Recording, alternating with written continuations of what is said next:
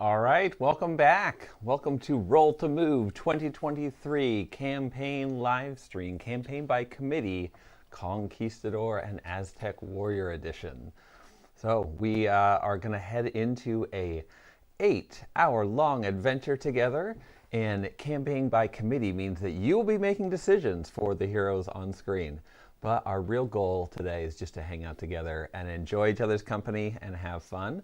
Lots of side conversations in the chat, and we'll throw a few fun things in here that you may not have seen with Shadows of Brimstone Adventures yet. So we'll be using mostly Valley of the Serpent Kings, just the adventure set, and then we're going to splash a few different things in that might be exciting and new that you haven't seen. So hopefully it'll be a good time. Andrea, you're back. Real Max G, you are back. And Restream.io. Nope. Yeah. That's just a robot. Yeah. Hi, robot. You can join too. Stefan Rosario, welcome back. Glad to have everybody here. I am excited. Okay. Let me get jumping in here. You guys are in a great position to let us know anything you need to see or can't see very well. Keep that up. Something we're going to do today is go through a campaign together, but we're going to fast forward for the Valley of the Serpent Kings campaign. It is just a fantastic 8-mission campaign. You can put it into campaign mode where if you play them all in order, it has a little campaign boxes you read from along the way, and you get this great narrative story arc of a whole entire story. You bring your conquistadors and Aztec heroes all the way from fledgling level 1 heroes. You build up your camp along the way so it gets bigger and better, and it's almost like a 5th player who's helping you. And then at the end there's a big climax, and then from there you take your heroes off into even more adventures. There is an amazing middle part of this that we're going to try and play through today. So we're going to skip over missions 1, 2, and 3 and head into missions 4, 5, and 6. Some of you have seen a little bit of this. We gave this to you as part of one part of this to you as part of the Kickstarter, updates to kind of let you know what was going on.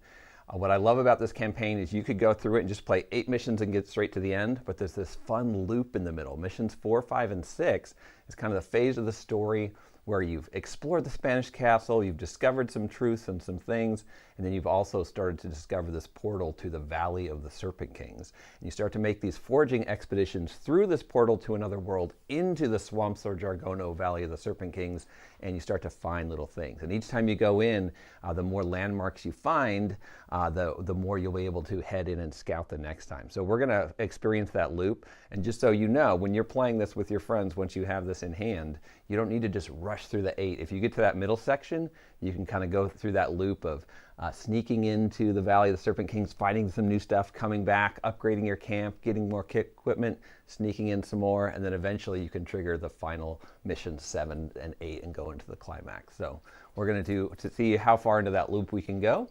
We've only got 8 hours, so 3 missions and a couple camp stays is a tall order, but like we said, the most important part is just to enjoy the fun along the way. Okay, we've got some fun comments coming in. Chatmaster Daniel is with us.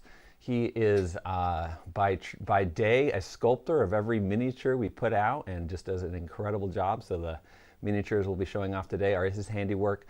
He's also a whiz at things like keeping me updated on what's going on in chat. So make all of your appeals to the Aztec deity Daniel Chatmaster, and he will try to help you. Hello.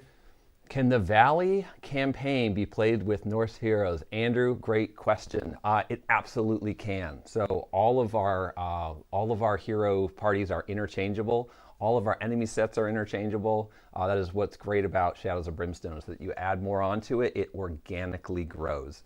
So what's even more fun is that there's synergies you don't notice in a campaign. As you're playing through with these conquistador heroes, you're going to be using their ambition and little tricks like that to solve problems. If you come in here with Norse heroes and try to go through the same mission, you're going to suddenly run into these moments where you didn't even think about it before because your conquistadors had natural ways to deal with, a temple guard, crocodile warrior, and then suddenly your Viking warriors are like, you know what, we don't have the same tricks, so we're going to have to come up with kind of our own strategies for dealing with these different enemies and these different moments in the campaign. So yeah, great question. All right. Missed the Kickstarter, but just pre-ordered the bundles on the Flying Frog Shop. Yeah, great. The July 20th is the street date for Gates of Valhalla, the Gates of Valhalla map pack, and the Frozen Gates terrain pack. And then August 17th, also a third Thursday of the month, just like July 20th, is when the Valley of the Serpent Kings will reach its street date, and you'll start to see it on there. And if you did pre-order that, when people come and purchase them through us, we've got a couple fun promo cards here. I'll put them over on the info cam. Yeah, there's a couple fun promo cards that we throw in. So the Golden Plume and the Fountain Water are fun little nods. The Fountain Water is a nod to the Cursed Eternal hero class that was part of the Kickstarter. So some exciting things there. We're gonna get everything set here. Okay, today we're just gonna jump straight into it. Shadows of Brimstone takes up more room in my game room than any other 3 to 5 player game, than any 3 to 5 other games I own. Yes, Shadows of Brimstone does take up some room in my shelves as well. I play so many games, but man, Brimstone just it's my favorite. So, okay, we're gonna jump into this. Let's see.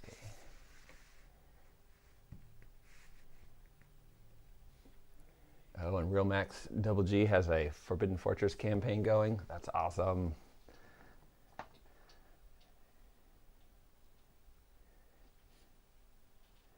And Sebastian Cador asks a question: what can I do to get reduced shipping to EU from the shop? We do not control the shipping prices, and we do not make a profit off of shipping. Some people think that we are somehow using that to our advantage. We try to get you things as cheaply as possible, but there are only so many solutions. So we do what we can, and man, we would love to hang out with our international community as much as possible and solve some of those things. But logistically, that's going to be there's a slow road to change on some of that. I am excited to be able to hang out with everyone today internationally. So part of the reason why we do Roll to Move is because we do want everybody to be able to enjoy this together. All right, it looks like we've got a slightly larger camera angle today. Somebody's over here.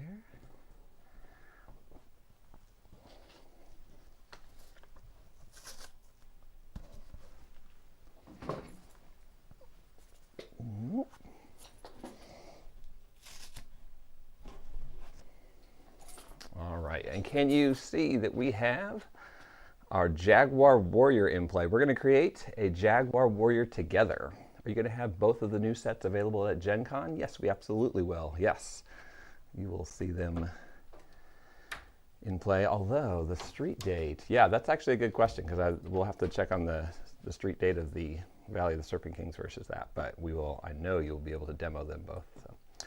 So. Okay, Jaguar Warrior.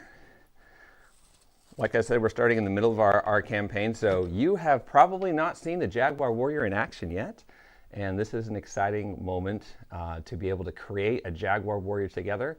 My goal is to get rolling dice within the next 15 minutes or so, so we're just going to get to it.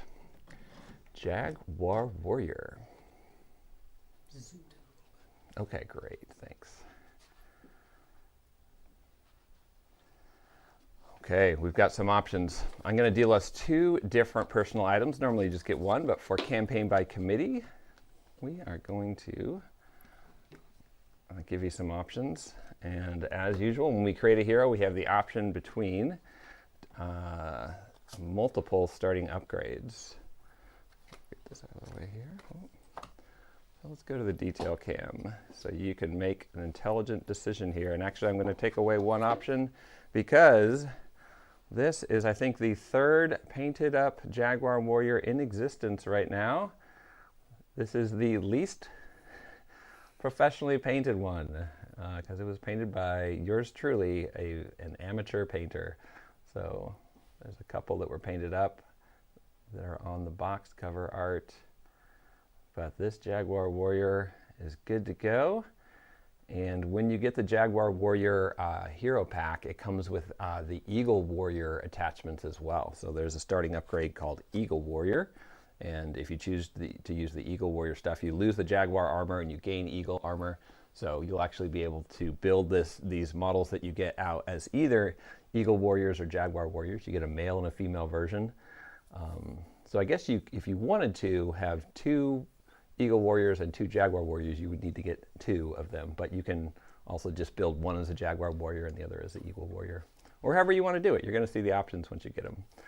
But this is what our Jaguar Warrior looks like. So we're going to need a name for our Jaguar Warrior. And then we're going to have to choose starting upgrades and personal item. Before we do that, I want you to know how the Jaguar Warrior works so you can make some intelligent strategy decisions on what we're doing. So the Jaguar Warrior has an initiative of 5. So we're going to try and take out some enemies before they even get in an attack. We're pretty even across the board. Our range to hit is 4, our melee to hit is 4, and our willpower is 4.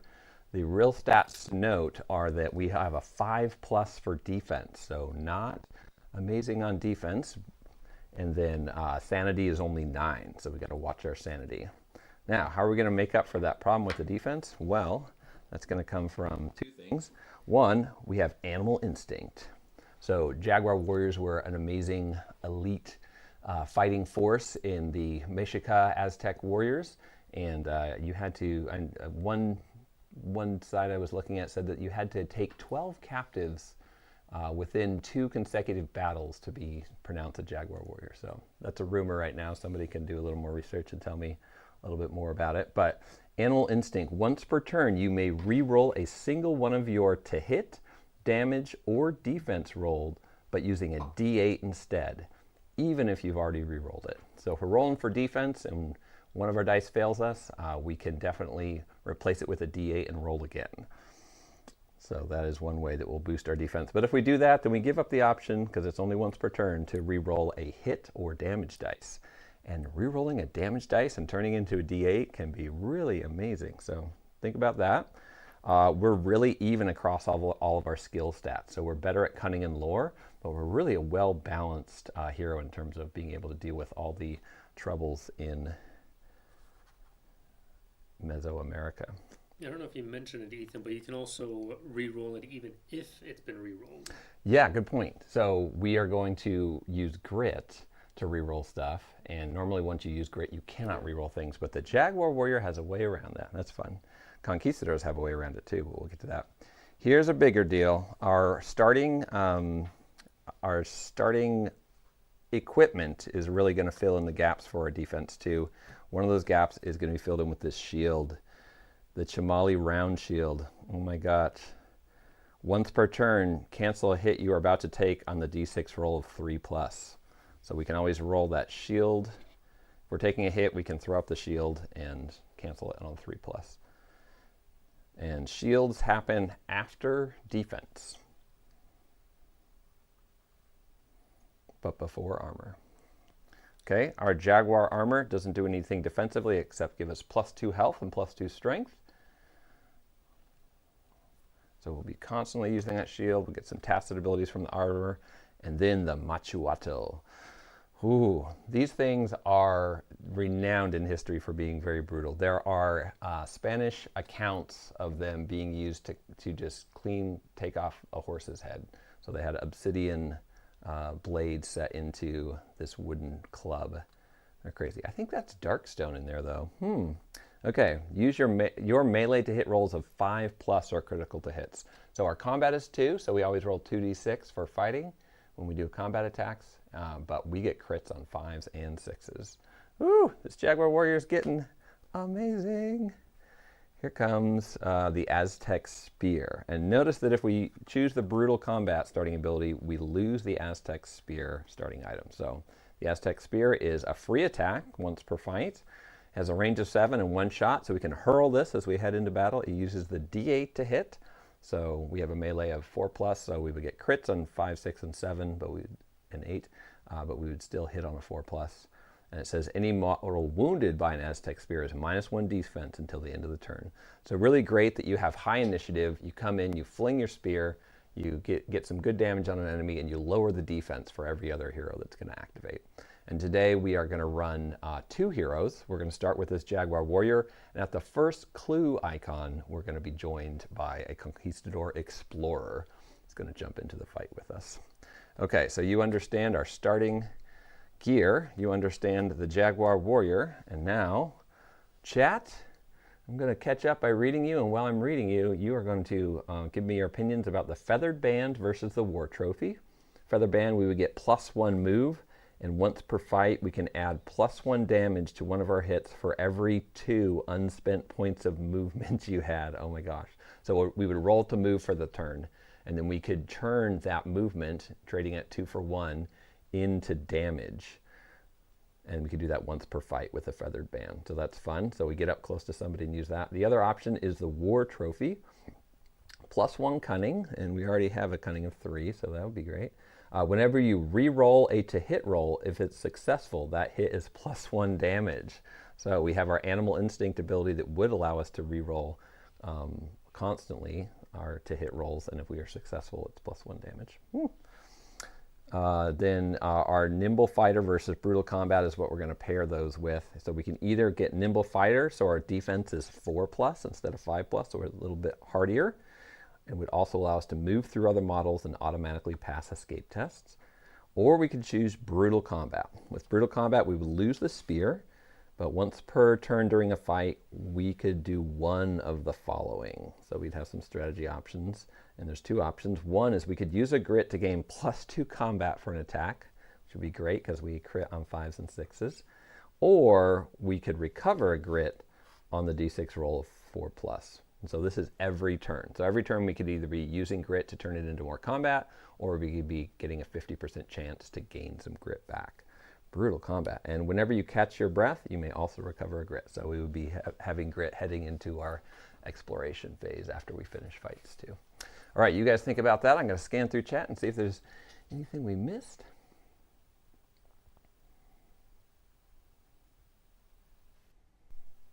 Oh, great. So there's always going to be some side conversations going on. This is just a place to hang out with the community, so feel free to have those side chats while this is going.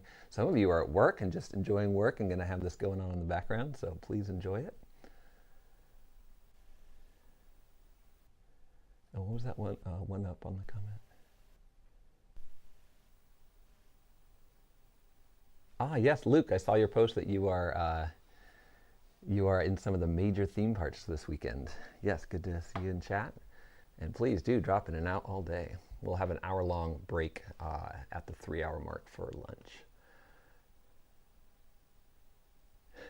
A wider camera angle, you get a better view of the stylish hat. Thanks. I'm trying to not scare anybody as my large head pops into frame.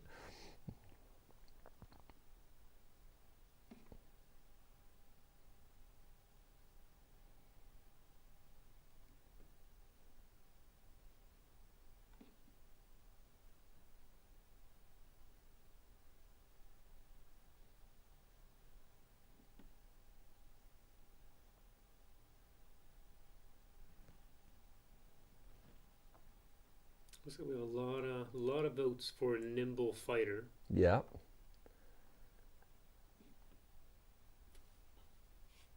Oh man, this is tricky because people are splitting. People are realizing that the War Trophy Nimble Fighter combo is great, and then the opposite, the Brutal Combat Feathered Band, is also great.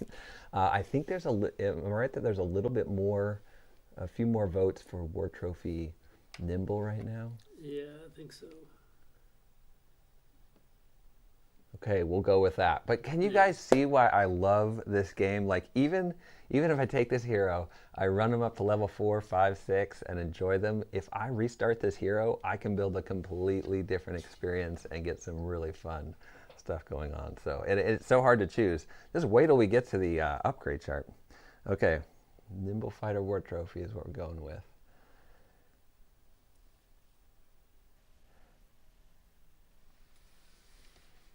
Okay, so you guys want him to survive longer and help and team up with the Conquistador and support the Conquistador with that spear. I like the way you guys think, And that's good because we are going to be, like I said, we're jumping into the middle of the missions, so our difficulty will be ramped up a little. And because of that, we are going to allow you to level up your Jaguar Warrior right away, because I know part of the fun here is to see some new stuff you haven't seen. So we have got a nimble fighting war trophy, so we'll be able to, whenever we re-roll to hit roll, we get +1 damage, and we get that defense. +1 cunning. Okay. Jaguar Warrior, we're going to go ahead and level you up, so we'll have a level 2 Jaguar Warrior, and we'll be joined by a level 2 Explorer, and we'll start on mission 4 of the campaign. Hey, Bill, good morning. Yes, one more format to enjoy Brimstone in. So many of you have gotten to play Brimstone in person at a normal table, in person at a 3D table, online Gen Con, online Dice Fest. Yeah, so one year we had online Gen Con during 2020, but now it's just online Dice Fest, online Roll to Move, and then in-person Dice Fest in October. Okay, we got a Jaguar Warrior. Let's go with this upgrade. Roll of 5. Okay, we're +1 Spirit or +1 Luck. So we're going to go Also D6 Health. Also D6 Health, thank you. Yeah, we're going to go +1 Spirit on that, so that our top stat row becomes 2 Agility, 3 Cunning, 3 Spirit, 4 Strength, 3 Lore, 2 Luck. So our 2s are on Agility and Luck. 3 for everything else and 4 for Strength. And then we're going to bump, only 1 extra health. Okay, remember that we have that 1 extra health. I'll make a note on the side pad. +1 health.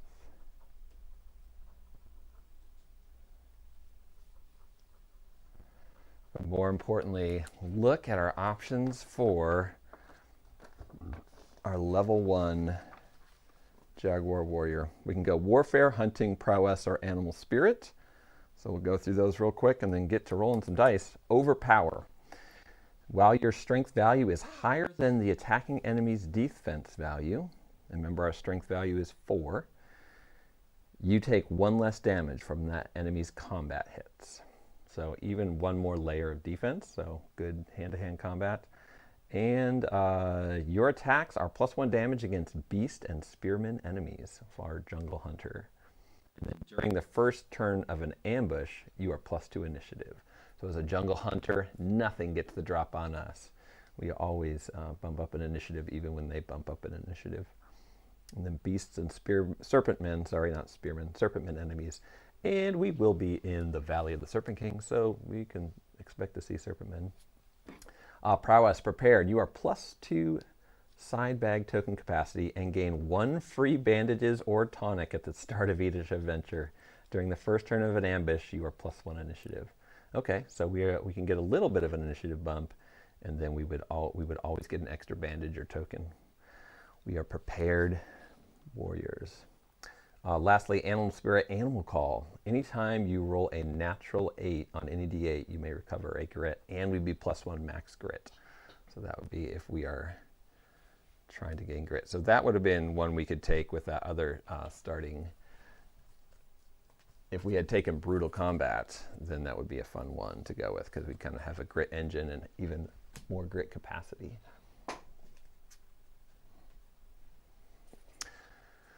Like Jungle Hunter, hunt those beasts and snakes. Animal Call would be good with the spear, but with Brutal Combat, the spear is lost. So there goes that D8. We didn't take Brutal Combat. We took Nimble Fighter, right? We took Nimble Fighter and War Trophy? Yeah. I didn't get confused. So we do still have that spear. Where can you get the upgrade cards? Oh, there are no upgrade cards. That is an upgrade, just the upgrade chart. Good question. Is this an upper level Jaguar Warrior? Yes, Stephen, we are starting with a level 2 Jaguar Warrior because we are going to start on mission 4. Another call for Animal Call because it goes good with the War Trophy. A lot of people saying Jungle Hunter. Oh, is that? Okay. Yeah. Yeah, no worries, Sharky. Okay, Jungle Hunter it is. We're going to be +1 damage against serpentmen and enemies, and no one, our beasts and serpentmen, and then no one is going to get the drop on us. So That is great. Okay, well done. I'm going to, just for now, as you are getting acquainted with this warrior, I'm going to leave all of our stuff up on the info cam. That'll start to replace that with enemy record sheets and other information. But we have +1 health and +1 damage against beasts and serpent men. And then I'm going to put Nimble Fighter and War Trophy over here so you can see that as well. And I'm going to put this on the big screen in what I believe is the corner.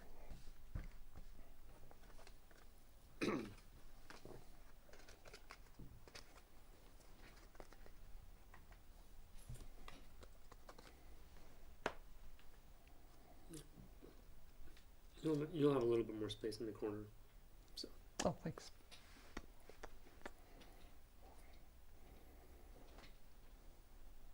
What would you guys like for a starting side bag token? I'm going to leave.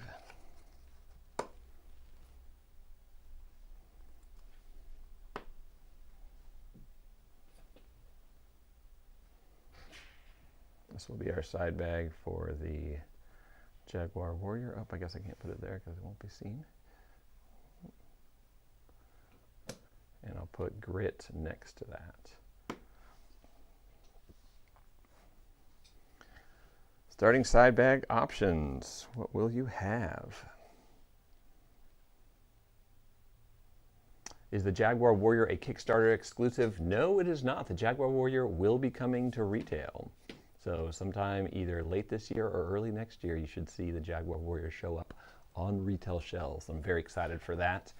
A little while later, you can also expect the Blood Priest. So if you want to run an entire group of 4 Aztecs, you can have the Blood Priest, you can have the Jaguar Warrior, you can make an Eagle Warrior, and then you can throw in one more Blood Priest of a different version, or the Darkstone Shaman will be coming very soon. It was announced a couple days ago that is going to be hitting retail in the near future as well. So you can get the new Darkstone Shaman with the cool mouth sculpt in there now, and new sculpts, and yeah, you would then have 4 keyword tribal characters. And you've got the Jargono native running around too, so if you want to make a whole tribal group, you can trigger off that. Or pure Aztec, you can definitely, you could run 4 Jaguar Warriors together too, elite fighting force. Whiskey or the equivalent, so we have some sanity and healing maybe. Yeah, what's that sanity healing? Rum. Good call. It is rum for the Conquistadors. I was listening to a book on Aztecs today, and they do not drink rum. They drink, is it puke? I think puke is the Aztec drink, the fermented Aztec drink. So we will give him a rum token, but he will be drinking puke. Well, the Conquistador can drink their rum, their Spanish rum they brought over on the ship. Okay, and we will carry the old lantern instead of a torch. And we'll just leave that off screen. Okay, let's get into it.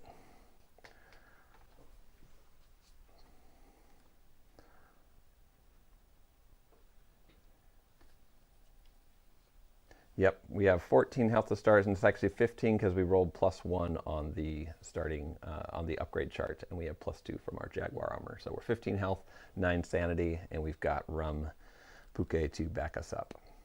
Also, we also haven't decided on a name. Oh yes, taking submissions for names. You guys can throw those in there while I read you where we're at in our story arc. So, into the Valley of the Serpent Kings, mission 4, and we'll be in campaign mode. So that means we'll add a few little rules. Following the blood-stained journal entries of the lost explorers from the fort, see first 3 missions for how you found out all that information.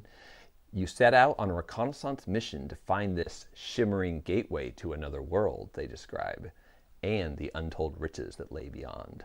This mission uses the standard setup, and all heroes start on the entrance map tile as normal. So we're going to start in the Spanish fort. We're going to follow the journey entries to find a portal to another world. And then there's some campaign-only rules here. If the heroes, quote, found a map of the area, and that is recorded in their campaign log, they have a map that leads them to a nearby gate.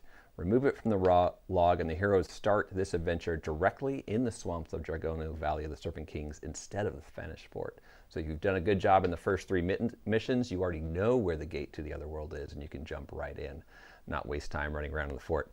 We didn't pay our due diligence. We didn't do that, so we are not going to get to jump straight in. We're going to have to find that gate by wandering through the fort.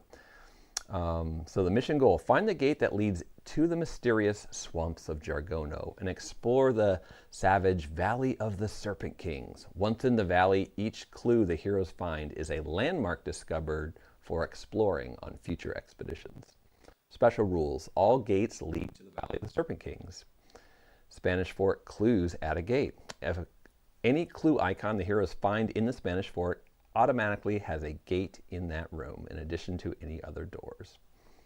And then the others, 2 other special rules. One is deep jungle. Once the heroes have found any clue icons in Jargono, they have ventured into the deep jungles of the valley. For the rest of the adventure, when rolling the Hold Back the Darkness, roll 1 extra die of a different color, no grit. This extra die does not count as part of the Hold Back the Darkness roll. However, if the extra die matches either of the other dice, it triggers a depth event. So as we sneak into the Valley of the Serpent Kings, the darkness doesn't get harder to hold back, but depth events get triggered a lot more. If all 3 dice show the same numbers, it triggers the depth event twice. I don't feel good about this. I feel like ambush attacks are coming. Okay, Uncertain Dread is the other special rule for this mission. Whenever a clue is discovered, roll a d6 for each Growing Dread card in the stack, and then the roll of 1 to 8 resolve the card immediately. So Growing Dread cards can pop every time we find a clue. 50% chance for each Growing Dread card. And then the objectives: finding landmarks. And I'm not going to read all of this because it'll get exciting once we find it, but I'll tell you when we find landmarks. So we're going to find a gate, head through it, look for a clue token, which will start the depth track spitting out bad things at us. But whenever the heroes find a clue icon in Jargono, in addition to anything else on the exploration token, they have discovered a landmark in the Valley of the Serpent Kings. You move the darkness marker D3 spaces forward on the depth track and roll a D6 to see what the landmark is, as well as the immediate effect it has, and any bonus reward gained at the end of the mission if successfully completed. Note, it is possible to find multiple of the same landmark. You'll see what that means once we start finding landmarks. And then the last rule is heading back. Whenever heroes have discovered a second or subsequent landmark in Jargono after resolving the exploration token and completing any fight, the heroes may decide to head back, successfully completing the mission. So the longer we stay out there looking around for stuff, the more landmarks we'll find. And in the next mission, we're going to have choices based on what landmarks we found this time. But once we've found 2 landmarks, we can call the mission good. Any questions before we hold back the darkness? No, but I think we have a name because we actually had 2 people suggest the same name. Oh, yes? Okay. Montezuma. Yeah. So we had, who's the name? Oh, yes, Real Max Double G and Mortagon. Both. Oh, Izel Montezuma. Okay, so you guys like this idea of Montezuma's revenge.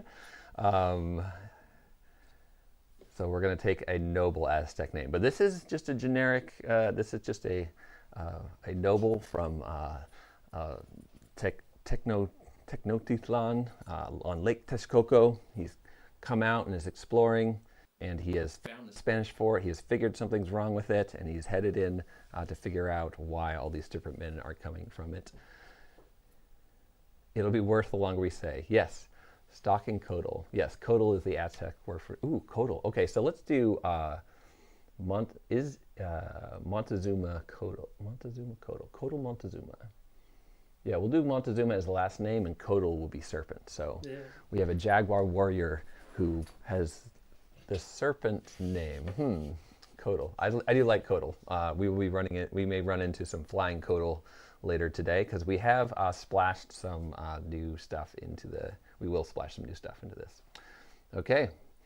All right, Codal, Montezuma, Mr. Montezuma. Let's head in, and we're going to hold back the darkness. Now, I feel like there's always one thing I forget.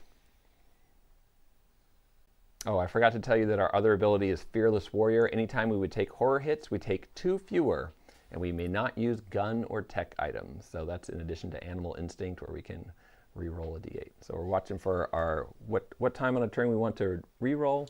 We're not worried about a escape test. We can move through people, and we remember that whenever we re-roll a to hit roll, it's +1 damage, and we're +1 damage against serpent and beast enemies. Okay, blow on the dice. Whew. Hold back the darkness. Okay, dice rolls will be done on the big cam here, and information will be on the side cam down here. And if you're not sure what's going on, just ask and we will hold it up for you. Hold back the darkness roll comes 8. And I'm not going to announce every single dice roll I make and every single thing that happens, because that would be exhausting to listen to. Would you guys like to be in scavenge mode or cautious mode? In scavenge mode, we will scavenge every opportunity we get. And in cautious mode, we will play expediently and move quickly and not try to find anything in the bushes and behind the stonework.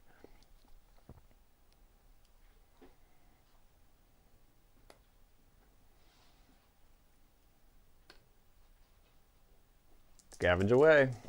All right. Oh, 2 6s. Here it comes. All right. And I think you'll be able to see scavenge cards as I throw them up here. Nothing to find. And loose stones. Somebody give me a D8 roll in the chat.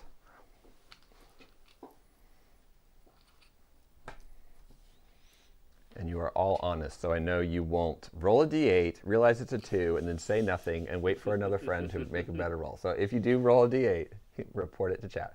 D8 equals 7. Thanks, Dverning. Welcome back. You were here yesterday. Respite. Heal D3 sanity any mix off these loose stones. So we walk in under the portcullis. It seems quiet. A little flag flaps in the breeze and some stones fall off the wall.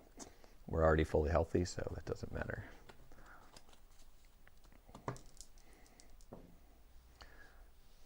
We'll move a little further into the fort. The armory. Okay, so it looks like whoever set up this fort put the armory right past the entrance. And we've got some beautiful artwork here. I guess you can't see it there. You can probably see it just fine on the big screen. We've got a cannon hanging from the ceiling, suspended via chain. Here's the bottom half of the cannon. Looks like they're putting it together. We've got a weapons rack over here. If you like the art on this, and if you played on our 3D Spanish fort board, Elian has painstakingly recreated this exact room in 3D. It's really fun to see. And move the board a little to the left and down. Thanks. Yeah. All right. Kotal Montezuma. I should also note, something else I didn't announce at the beginning was we are in the Spanish fort. It says Abandoned Fort. All heroes roll 1 extra die when scavenging. And then the Dark Within. Whenever the hero party marker crosses to a new stage of the depth track, draw a Growing Dread card and add it to the stack. So that's while we're in the Spanish fort. So if we're lucky, we'll get out of the Spanish fort before we cross into the next stage of the depth track. What rule do I always forget in Shadows of Brimstone? I forget to move the hero party marker forward when I place a map tile. And I'm getting better. And loot. And I do forget loot too. I'm just so excited to find them clue tokens. I'm just like, battle's done, let's keep rolling. Community was really good yesterday in keeping me on track with the loot. Exploration token. Oh, thank you. Oh, wow. Apparently I lied about being excited about the exploration. Okay, first exploration in the first room. We're looking for clues, and when we find our first clue token, we will be joined by the explorer. And, oh, it is, okay. Yesterday we struggled to find one, and today there are 2 exits. They are left and right exits. We always go from the top to the bottom when resolving an exploration token. Next comes a darkness card. First darkness card remains in play. Cold-blooded. All Serpentmen enemies do +1 damage on their attacks and are +2 health. Well, good thing we do +1 damage on our attacks against Serpent enemies, so it seems like a fair fight. And we're +2 health from a Jaguar armor. So how you like us now, Serpentmen? Yeah, we'll put that over there. All right, that's going to remain in play. And we will tidy up that whole area once we get into some fights. Okay, next is an encounter in the Spanish fort. Blind soldier. Oh, 5 XP for kicking down the door. Thank you. Blind. Sorry, we're also being reminded by chat that you apparently did a total party kill at the Dice Fest. Or no, that's Elian. Sorry, Elian did a total party kill. Yes. In the cannon room. With the yes, and the Crimson Hand Inquisitors are no joke. That is true. We will not be running into the Crimson Hand today, thankfully. But yes, watch out for them. The Crimson Hand mission pack has been out for a while, and there's the Dark Altar resin 3D piece that adds some fun missions, and then the Ancient one has some ties in with the Crimson Hand too. But now that Adventures is here, the Crimson Hand conspiracy is growing because the Dread Inquisitors and the Dark Acolytes, 2 different enemy packs, are showing up. So you thought the Vile Plagues in the Omarake Scourge Dead were fun. Wait till you get to the Vile Plagues that the new Crimson Hand are bringing. Okay, our current exploration, we have come into the armory, and there is a blind soldier slumped against one wall. A dead soldier? I thought it said blind. All right, slumped against one wall, a dead soldier rests. His eyes black and gory holes that have been gouged out by his own hand. Ew. As you draw close to inspect the body, he suddenly screams, drawing breath and staggering to his feet. I can still see it, he hisses. Don't look at it. I can still see it. Okay, this is not good. Cunning 6+ test, and our cunning is 3 or higher. Not passed, 4, 4, and 5. And our animal instinct does not allow us to reroll skill tests, so we would have to spend grit if we want to try and pass this. If failed, you recoil from the pitiful wretch, draw a growing dread card, and add it to the stack. I think we failed. 1 growing dread card added to the stack. Okay, that was creepy. Well, he slumps back against the wall, and it is a strange omen of what is to come. But lastly, on this here, we have a clue token. So we will be joined by an explorer. So the explorer climbs down from a ladder in the ceiling and nods at the Jaguar Warrior. Says, yeah, that happened to me too. It's super creepy. So here's our Conquistador Explorer. We need a name for our Conquistador Explorer. Kodal Montezuma is being joined by an ambitious explorer Conquistador. And this one I'm just going to show you on the big screen here and quickly go through. We've already created this character. Oh, we're actually being reminded we have +1 cunning. From the trophy. From okay. The trophy. Thank you. Who did that? Who said that? That was... Mortagon, you get 1 extra grit the next time you start a Shadows of Brimstone adventure. Thank you for keeping us truthful. I'm going to throw the extra dice, and if it's a 6, it's going to be amazing. It is a 3, sad times. Okay. Oh, but you bring up a good point. Now that we have 3 dice, using a grit to pass that might be worthwhile. Yeah. Let's see. If we were successful, we'd get 20 XP, and we'd steal our nerve, and if more than 1 6+ was rolled, we could recover a grit. It just seems like we would be getting some more experience points for that, so I think we might want to save our grit for Froppy the Conqueror. Diego Montoya. Ah, that is fun. My name is Diego Montoya. Oh, we're not doing Cortez. Well, no real Conquistador names. Is Diego Montoya a real Conquistador name? There's a, Don Diego Domingo Dante de la Vega. Whoa. Don Diego Domingo Dante de la Viejo. Is that a real Conquistador? It has to be something I can remember. Lope de Aguirre. I like it. Zorro for short.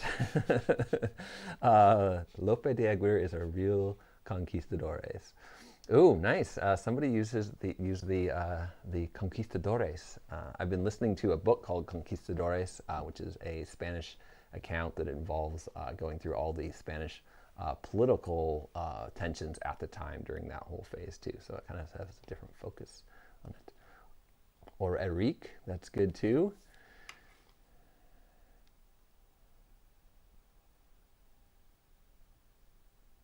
Oh, Veajo is wine. Excellency.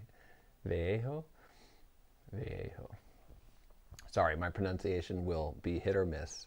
I've been trying to pick up the Barcelonan pronunciation of many things as I listen to those audiobooks, but oh, this is a hard choice. Don Diego, okay. Don Diego Montoya? That would be a combination of those two. Okay, I think we're going to go with Don Diego Domingo Dante. I don't know if I can remember any further past that, but Don Diego Domingo Dante. Don Diego Domingo Dante.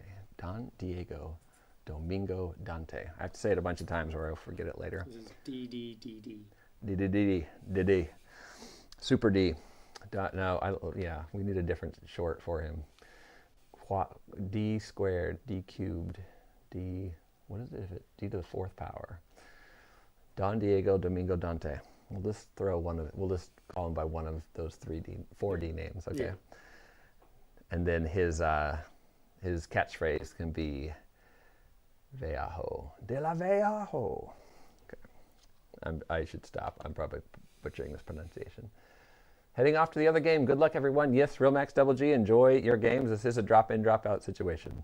Moving right along, let's look at what Don Diego de la Domingo, it's going to fall apart. What his abilities are. Okay, he has the heirloom coin, so he's +1 cunning, and once per adventure he can fully heal his health, and that's in combination with his starting ability, which is going to be insanely good for a 2-player game.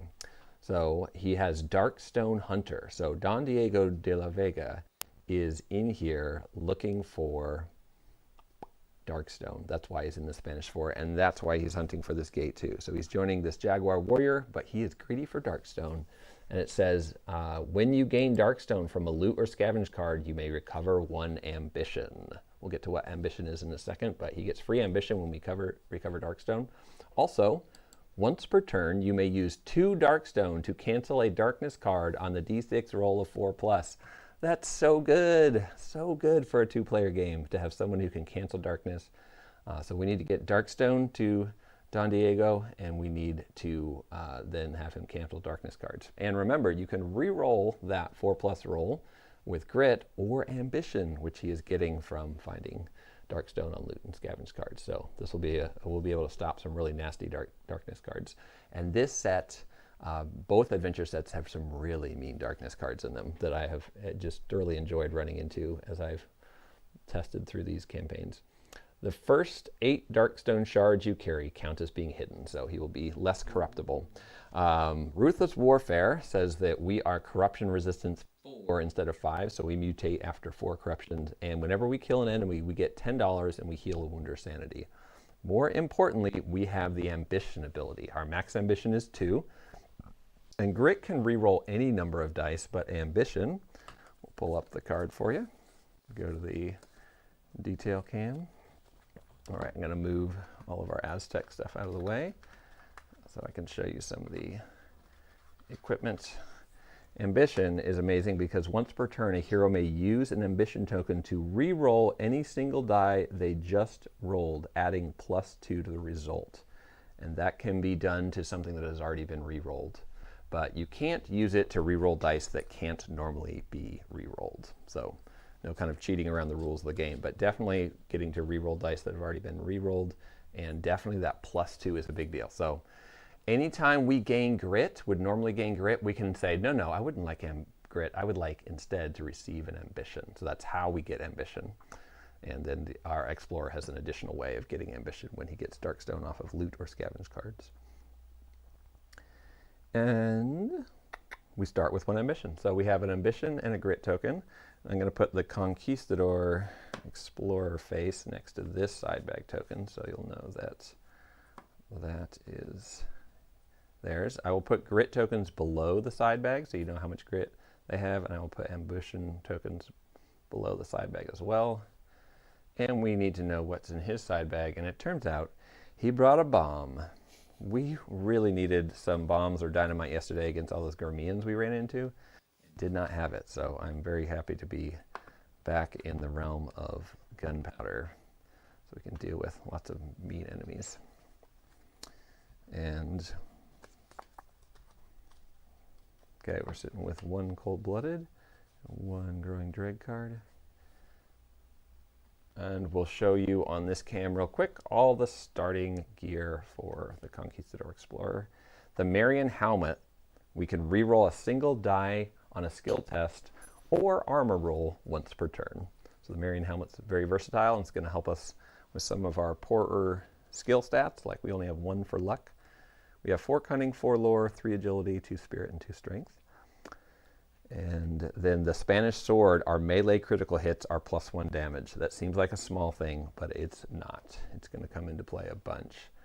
I love it. And then Explorer's armor, we have a armor 6+, and we get +1 health and +1 sanity. So our health is 13, and our sanity is 11. But we're going to open the adventure book to the center middle page. It's easy to find, and we are going to make a level 2 Conquistador. We're going to throw a 5 down, +1 strength or cunning. So we will bump up our strength to 3, so it's on par with our agility at 3 as well. And then we have D6 health or sanity, any mix, and the roll comes 4. So we'll go +2 health and +2 sanity. And more importantly, you all need to decide which ability they receive. And sorry, the last starting upgrade, oh yeah, we did that, the Explorer's armor. So which of these starting or second level 2 upgrades should we choose? Our choices are Into the Wild. Gain $10 for each Nothing Here scavenge card you find. And whenever a scavenge card you would draw, whenever a scavenge you would draw a Darkness or Growing Dread, roll a d6 on a 6. If a 6+ is rolled, cancel it. Note, each hero with Into the Wild may roll. Okay, so we can get more money for scavenging and be less susceptible to Darkness and Growing Dread cards, and increase our cunning along with our heirloom coin that would take our cunning up to 5. To glory! Once per adventure, you may exclaim, "To glory!" to recover 1 ambition. Any other heroes with "To glory" on your map tile may respond with "To glory" and also recover 1 ambition. So we won't have any other heroes with "To glory" because we are not playing with multiple Conquistadors. But that would be a way to get free ambition. Bravado. Your Ruthless Warfare ability now earns you $15. So whenever we kill an enemy, we get $15 instead of 10. And we can heal 1 wound and 1 sanity whenever we kill an enemy instead of or. But more importantly, we would be +1 max grit, which would be fun. And lastly, fencing for swordsmanship. While you have a blade equipped, and our Spanish sword is a blade, melee to hit rolls of 1 against you do 1 wound. Enemy melee to hit rolls of 1 against you do 1 wound to that enemy, ignoring defense before the rest of their hits are resolved. XP may be gained for this, and +1 initiative. So that would mean that when enemies attack us, every time they roll a 1, we sneak in there with our Spanish sword and do a quick stab with that Toledo steel. All right. A posse can cancel a Darkness card when every hero spends a grit. Almost correct. A posse can cancel a Growing Dread card when every hero spends a grit. So we can't cancel Darkness cards except through special abilities. But for Growing Dread cards, that's definitely a key thing. A key way thing when you're spending grit to think about whether or not to keep it or spend it is to think, if we all have grit, we can spend it to either cancel a Growing Dread card in the stack or one that has just been revealed and is about to be resolved. Fencing, Conquest. Okay, the votes are coming in. I have about a 45-second to 1 minute delay, so I have some time to killing time to make sure you get a chance to vote. Whoa. Adam Miller, welcome back. 3 votes for fencing. I think that's it. Okay. 5 votes for 5 votes for fencing. 5 votes for fencing. Okay, that gives us +1 initiative. So we are the same initiative as the Jaguar Warrior now. We're both at 5, and we will be, every time we roll a 1, we will be zinging. Or every time an enemy rolls a 1 to hit us, we will be zinging them. The initiative bonus is amazing. It is.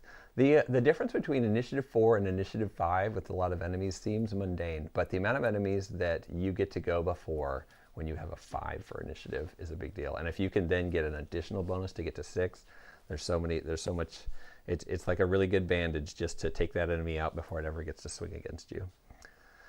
And lastly, we have play at the end of a fight. We have our Conquistador team ability, which will help all other Conquistadors or all other soldiers, or sometimes all other heroes. So in this case, we got lucky. We don't have another Conquistador with us. We have a Jaguar Warrior with us. But this card gives a help to all other heroes. So we can play it at the end of the fight, and each hero may roll a d6. And on the roll of 5 or 6, that hero may draw an extra loot card. You can only use 1 Spoils of War per fight. So if multiple Conquistadors drew this as their team ability card, you could only trigger 1 at the end of the fight. So you guys please remember to remind me to use this. And do we get an Aztec team card? No, Aztecs are not team heroes. So team heroes is a special format, and they are kind of tied to the exploration, the heroes who that are from the Adventures Explorer kind of setting. So the Viking explorers and the Spanish explorers both are team heroes, and the Aztec warriors are not. They don't have a team aspect. What that means is when you grab an Aztec warrior, you have 3 different starting upgrades to choose from. And when you're making team heroes only have 2 different starting upgrades to choose from for each of their subsets. So we are Conquistador, and then we're Explorer. And so there's 2 different types of explorers we can be, not 3. So there's just some minor differences. But because the Aztecs are not team heroes, they have a little bit more variety in how you can build out each hero. Yeah. All right. Okay, I think that's all the housekeeping, and we're at the hour mark. So good job, guys. We've got both players on the board. No, we don't. Where's my Explorer? Come here, Explorers.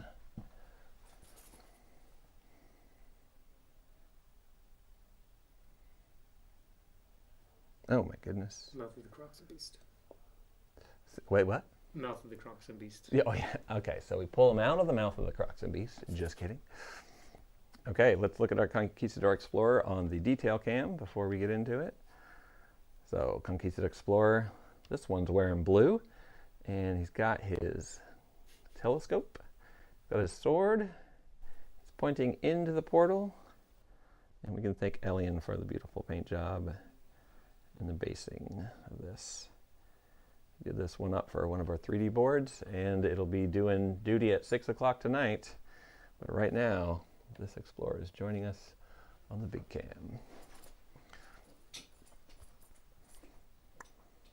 Okay, and one of these exits is actually a portal. That was in the rules, that when we find our first exploration 3, we have a portal to go through. Okay, so we set forth Codal Montezuma, Don Diego de la Vega. Somebody retype that name.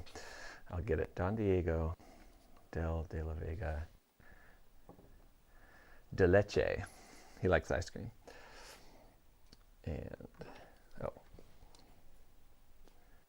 And we had rolled a couple of 2s for our Hold Back the Darkness roll when it was overzealously charging past the exploration.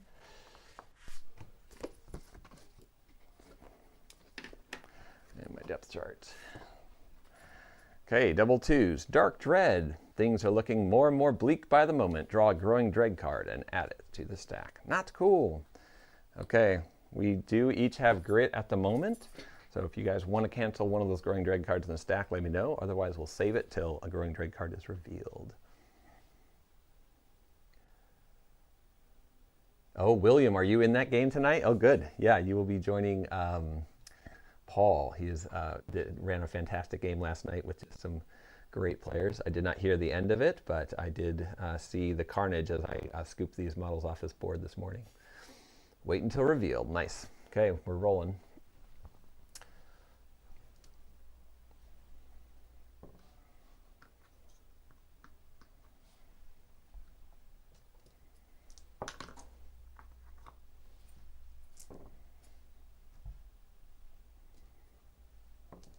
4 dice when scavenging. And like I said, I'm not going to announce every single thing that happens as it happens because that might get exhausting. But our explorer picks up 5 experience points. And I'm putting XP down the sides here, and then I'll put wounds up above them. I'll leave Spoils of War down here so people can remember to remind me of it. And actually, you know, I bet some of you have the ability to zoom in on your mobile phone, so I'm going to leave some of this information up here a little higher until we need more space. I was watching back our playback yesterday and I was surprised at the amount of detail, especially on this cam, that you can get when you just pinch zoom on your phone to look a little closer at some stuff. So,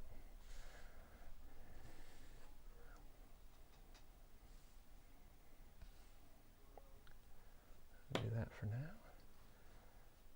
Yeah, and if you guys can't see anything, please let me know.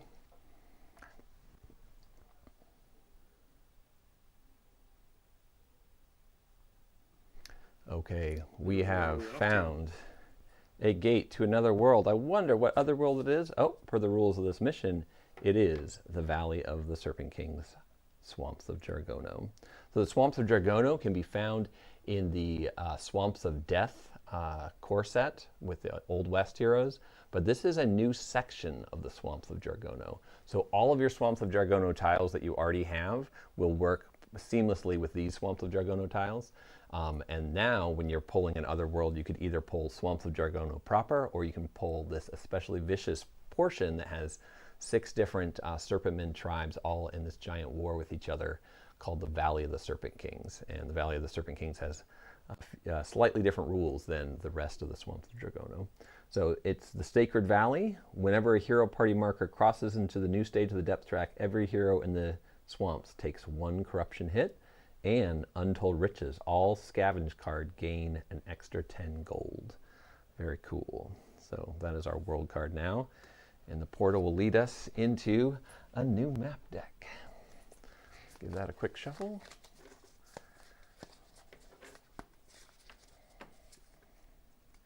And it looks like we found a temple courtyard.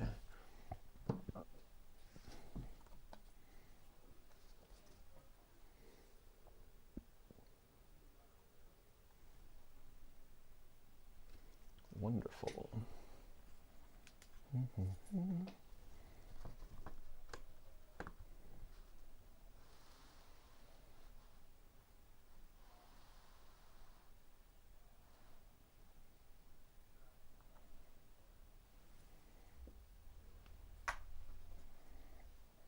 Okay, 5 XP for the Conquistador Explorer for doing that, and end of the turn we flip the, oh, we don't flip the exploration token because nobody is on that map tile yet.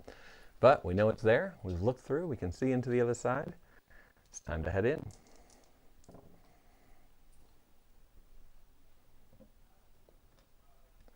So far no fails on the darkness rolls.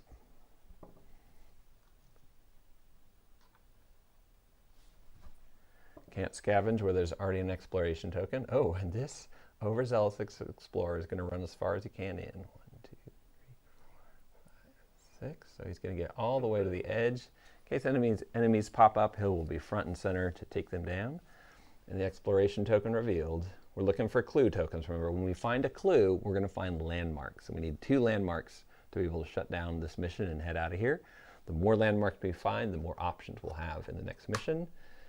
It is 1 exit, a depth event, and an encounter.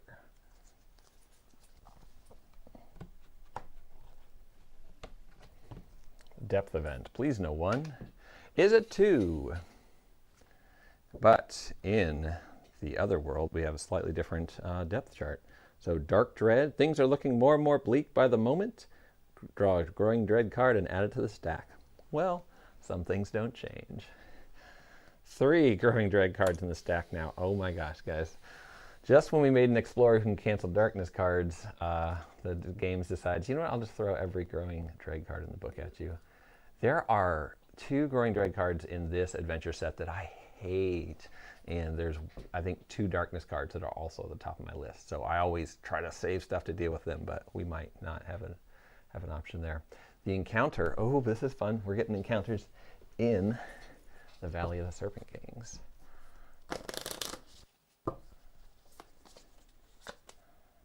Okay. Abandoned huts. Primitive thatch roof huts form a small village here, built on areas of moss-covered stone raised up out of the water. Though smoke still rises from the fire pits and there is a fresh meat hung out to dry in the spits, there doesn't seem to be anyone around. It's eerily silent. Even the birds and beasts in the wild beyond don't seem to be making any noise. Something's not right. Roll a d6 as you explore the village. Okay, first d6 roll to be entered.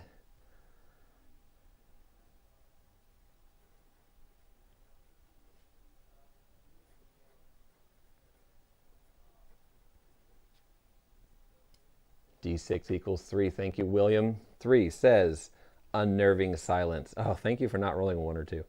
Unnerving silence. Each hero takes D6 horror hits. We can handle that. Conquistador ends up taking 2 sanity damage. Put that up top here so you can see it. And the Jaguar Warrior ends up taking 1 sanity damage. And we're going to leave the Spanish fort behind.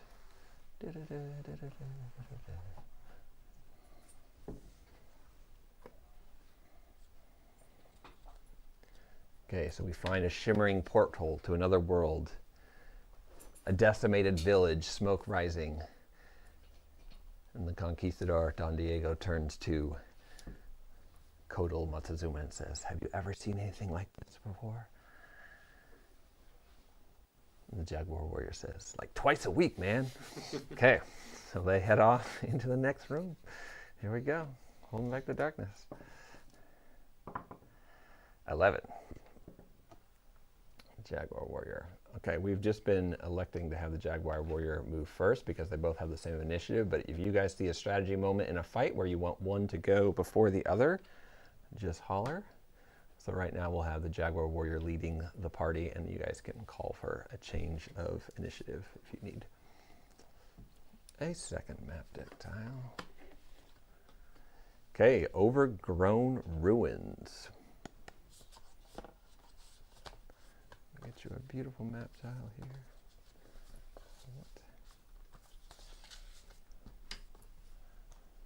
I wonder if I can show you the art on this by holding it up in the air like this. Will that get weird? A little forward. Like this? Yeah, there you go. All right, you can see some fallen pillars and a lot of overgrowth. So as advertised, Overgrown Ruins. Whoa.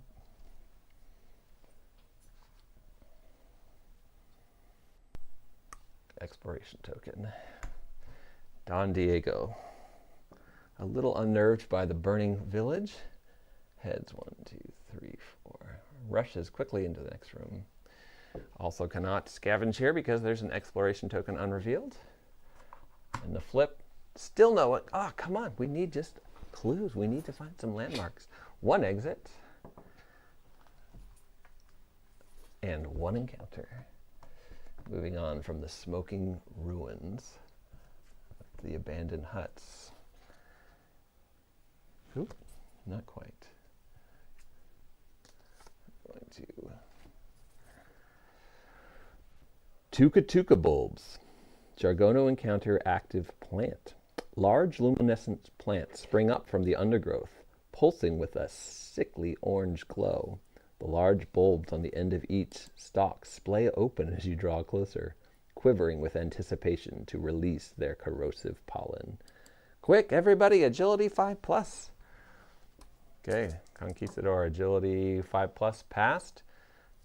Jaguar Warrior grabs the 6. Great, and the Conquistador didn't even need to use the Marion helmet to help him. If successful, gain 25 XP as you carefully pick your way through the swaying stalks. If failed, you are sprayed with the acidic tuca juice and gain D3 bleeding markers. Ooh, I don't want to deal with bleeding markers. I need my grit to cancel growing dread cards. Good, nobody got tuca juice on them. I didn't realize there was so much juice in Brimstone. Mummy juice, tuca juice. Yeah. rum? Is that sanity juice? Yeah. Yeah. And we are a little bit further in. Boop, boop. 1, 2, 3. 1, 2, 3. Oh, I'm cheating. Whoop.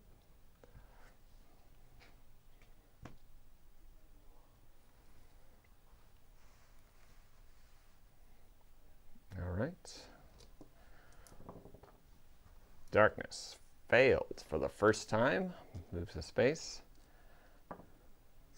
Grit gained by the Jaguar Warrior.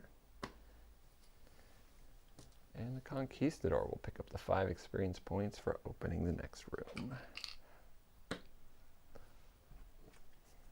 which is a tribal settlement. Wow, that's enormous. Which map tile is that? And why don't I recognize it?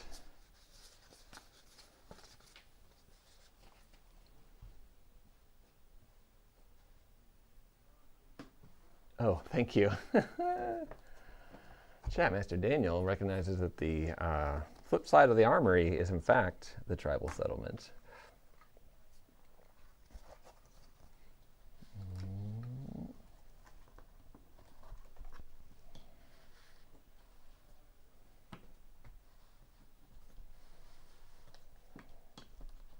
Okay. Now, that encounter card we read earlier with Smoking Ruined Huts strangely resembles this card we are now hitting. But this is the village that wasn't hit. And end of the turn, the exploration token reveals a portal and an encounter. So we will have a portal, but I don't think we want to leave. We're in the world we want to be in. We're also getting some notes here that you've been running ahead too fast to scavenge. You've just been moving. And part of that is that when you are on, if you have explored by opening a doorway, you don't get to scavenge. So every time a hero did that, they didn't get to scavenge. And every time you run onto a map tile that has an exploration token, you cannot scavenge until that exploration token is revealed. So if you were telling me that I should tiptoe a little slower towards the room so we can get extra scavenges, I will change our tactics. So I'm now changing to try and get maximum scavenges instead of blasting through. But I don't think, actually this one, yeah, I did miss a scavenge here because when I've only missed one legitimate scavenge, I believe, with the Jaguar Warrior. So I will stop for a hot second, scavenge, and unsuccessfully for the Jaguar Warrior. Yep. Thank you, team. Thanks for slowing me down. Oh, I need Darkstone. You're right. So William is saying we need Darkstone for the Explorer to be the Darkstone Hunter and get extra ambition and be able to cancel stuff, and I'm missing my ops for scavenging. So get on it. Okay, good news. We have an encounter and a clue token. So this mission doesn't automatically spit enemies at us. So we are doing a sweet, sweet job of moving silently through the jungle. Yeah. Daniel, I want to second clue as well. What? Oh, it is, but we need 2. So each clue in the Valley of the Serpent Kings will give us a landmark, and we need 2 landmarks. So our first clue got us into Jargono, and if we had done a good job in missions 1 through 3, we would have just straight started. Yeah, so if we had done a good job in missions 1 through 3, which we didn't play, we would be done right now. But so you can see why the campaign mode matters, because you can kind of earn some leg up in future missions if you do well in other missions. Okay, we only have 1 exit, but I believe all gates in this adventure lead to the Valley of the Serpent Kings. So even if we go out of that gate, which is our only option for this room, we will end up somewhere else in the Valley of the Serpent Kings, so it's okay. The clue means we get to see what all these landmarks are about. Oh, after we have an encounter, sorry. Yeah, we always go from top to bottom when resolving an exploration token. The stars align. Oh, can't do that one. I am being purposeful about not including our map pack and stone portal extra cards until the next mission. So we're playing this one with just the stuff that is in the Valley of the Serpent Kings plus the Jaguar Warrior set. And then in the next mission, we're going to shuffle some extra cards in there so we see new map tiles and some new darkness cards and new encounters. Sunken Tomb. Descending into a stone temple inserted into the muddy swamp floor, this chamber appears to be the tomb of a fallen serpentman, priest, or champion. The intricately carved stonework and snake sanctuary are breathtaking. As you approach the sarcophagus, the burning torches ensconced in the walls flicker with an unnatural breeze. You hear a whispering hiss in the air. You suddenly feel very uneasy about defiling the sacred place. Single hero, Spirit 6+ test. Oh boy. Okay. The Jaguar Warrior does has +1 spirit from when we upgraded. And so they have a spirit of 3. No one else has any bonuses to spirit. So the Jaguar Warrior, who has 2 grit, could take it with rolling 3 dice. Or the Conquistador Explorer, who has 2 spirit and 1 ambition and 1 grit, could take it. And the Marian Helmet could be used to re-roll a single die on a skill test once per turn. Okay, community, is Don Diego going to take this Sunken Tomb Spirit 6 test, or will it be Kotal Montezuma? Your choice.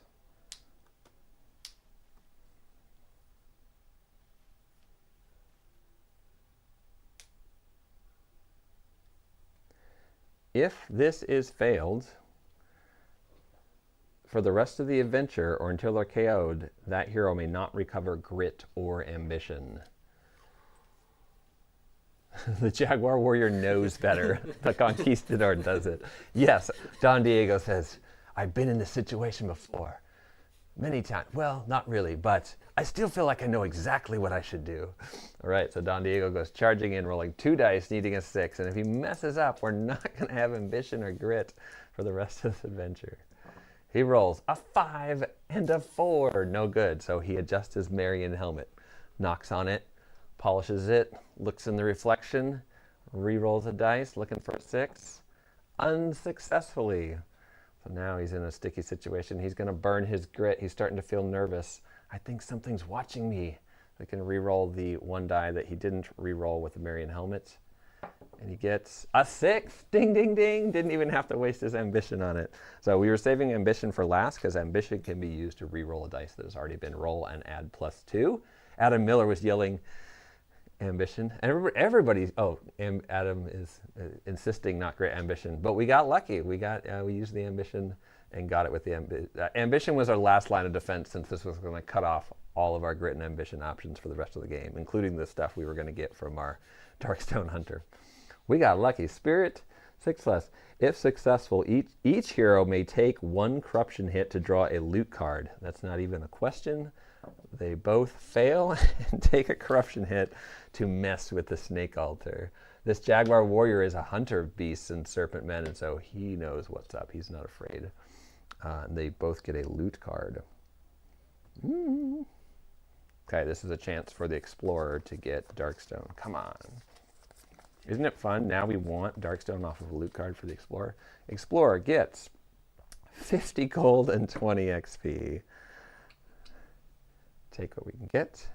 And then the Jaguar Warrior gets P times 50 gold and 20 XP. All right. Well, we're going to be persistent.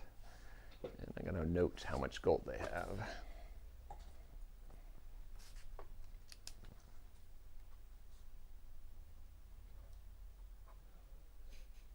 Oh, wait. Peril times 50 gold, right? So the peril die comes 150 gold for the Aztec Warrior and Explorer.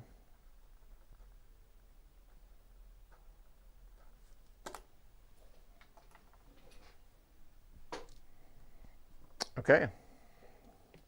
That was excellent. And now we can get to the exciting point of this adventure, which is landmarks. Okay, I need a D6 roll, community. Of course, no Darkstone. Yep, we got unlucky.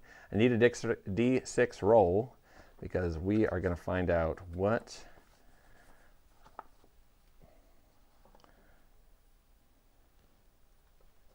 landmark we have found. Finding landmarks. We are going to have to move the darkness marker D3 spaces forward on the depth track. So that's not great. Got a 2. Pause you a little bit. Oh, please. Thank you. We forgot the corruption hits. Oh, no, I took them. I rolled them, and they both failed. Oh, and sorry, but I did put the corruption in a place where the community can't see it, so I will put the corruption. No willpower to prevent the corruption hit, though?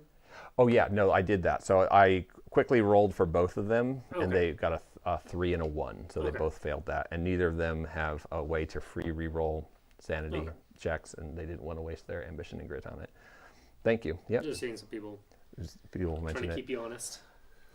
So let me ask community. When I listened back to the stream yesterday, I noticed that I commented on many things that I thought, I don't know if people wanted to hear the comments on every little dice roll. Do you guys want me to keep you informed of all the checks and each step along the way? Or do you how high of an altitude do you want me to be focusing from? Do you want me to kind of lower and deep in and give you all the gritty details? Or do you want me to stay at kind of a higher altitude and just hit the high points of what's going on?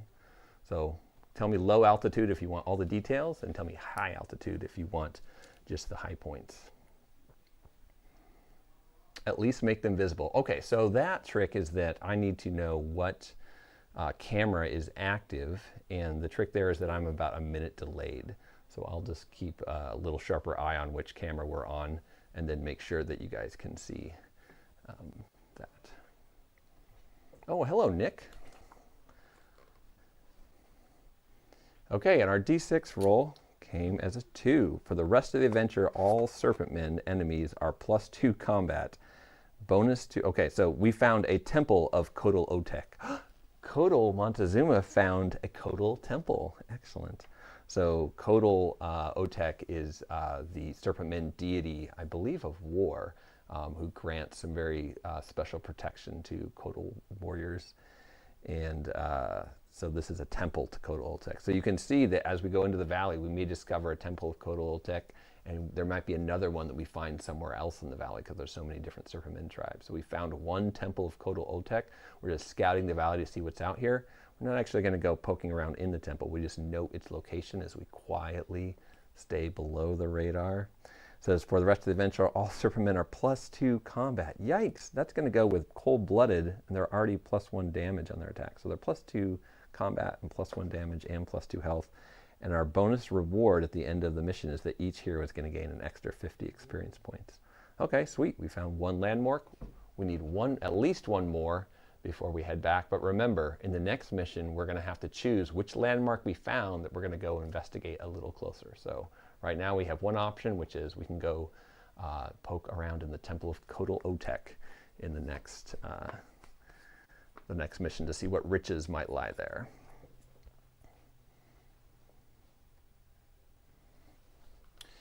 Yeah, I do like this comment. These comments.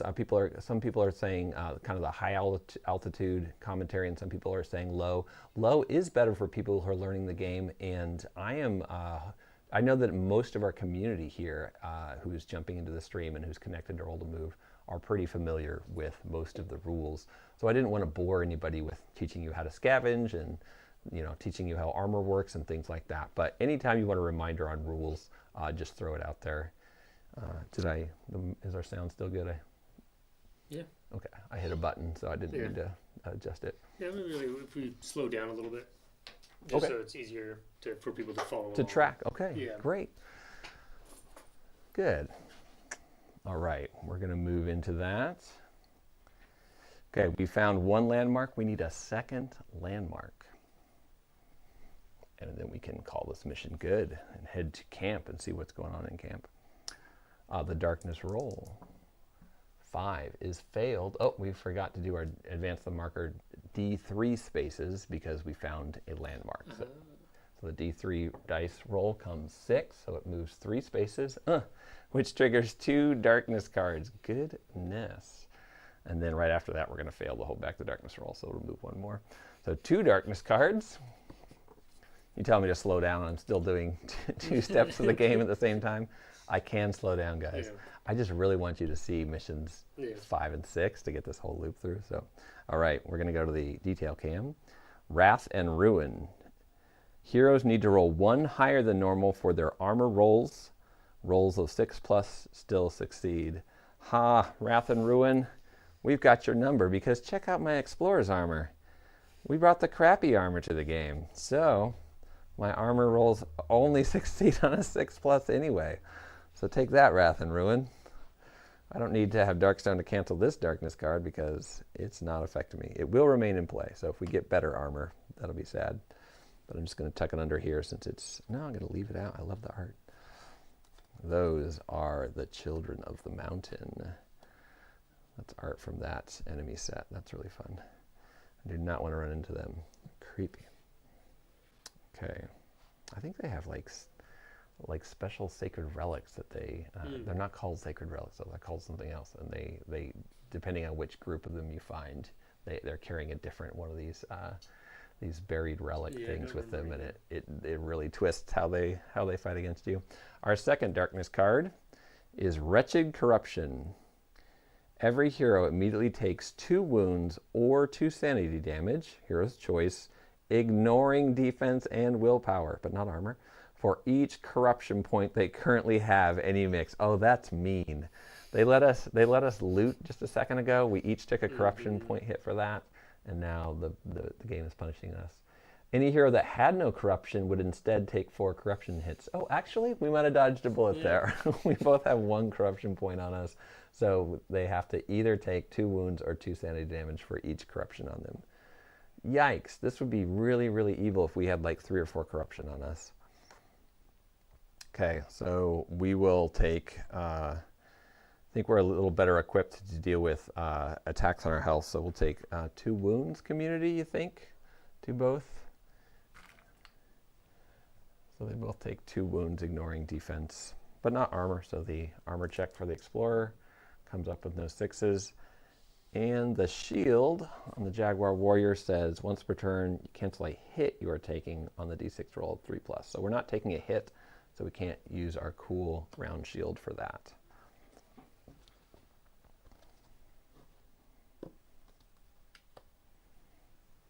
Okay, back to the big cam. And that was all off of our failed Hold Back the Darkness roll and the darkness moving from finding a landmark.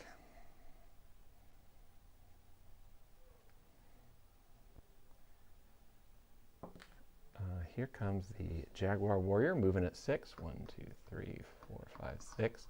We really want to scavenge to get Darkstone, as William pointed out.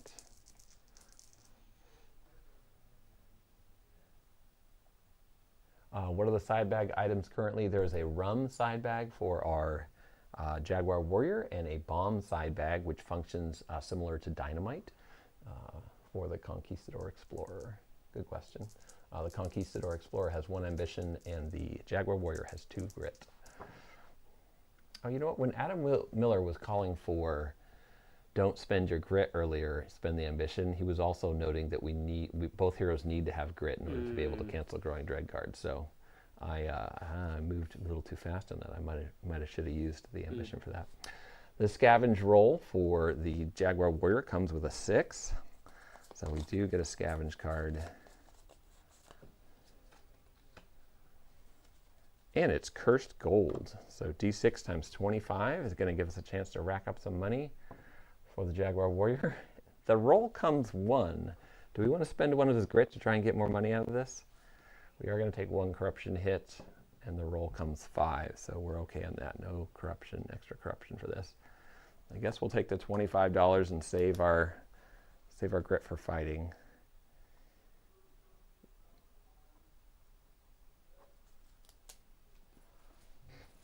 All right. Oh, plus $10 for the Valley effect. Thank you, Sharky.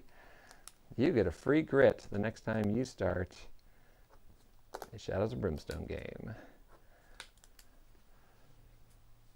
Oh, and William C., thank you as well.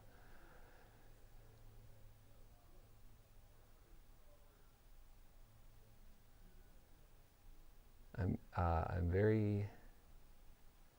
Oh, Andrew's commenting that he likes to scale his difficulty based on the amount of successful missions he's had in a row. So that's fun. And he's saying that he likes to get in a good 20 to 30 games before he really starts to mess with things on a game. So that is fun. Yeah, I love how complementary all the rules are in Shadows of Brimstone. It's nice that they're not tangled up and locked into each other, so that if you hit sliding scale move 1, the game doesn't fall apart. So you're really able to adjust things and tweak them if there's something that fits better for your play group or the session length or things like that. Actually, William, I think that would be perfectly fair. So I think you will have an extra grid in your game, and tell them we told you that. Oh, he has a game tonight. He has a game tonight. Okay, you can tell them that you earned it during the live stream. So this is Roll to Move is a big weekend convention. So this whole thing is one big giant event with multiple games in it. So you are allowed to, especially William, if it's with Paul, I may see him in passing and let him know that you get one. Elizabeth definitely earned an extra grit yesterday, and she'll be one of the first players into the Valhalla Vault Heist missions, and so her Viking team will be happy that she has just a little bit of a bump in grit at the beginning. You're welcome to play the veteran card and say, I don't need that extra grit if you don't want it, but you've earned it. You've earned it. This is my third Roll to Move Gen Con. Nice, William. You know what's up. Sorry, I don't mean to talk down to the class.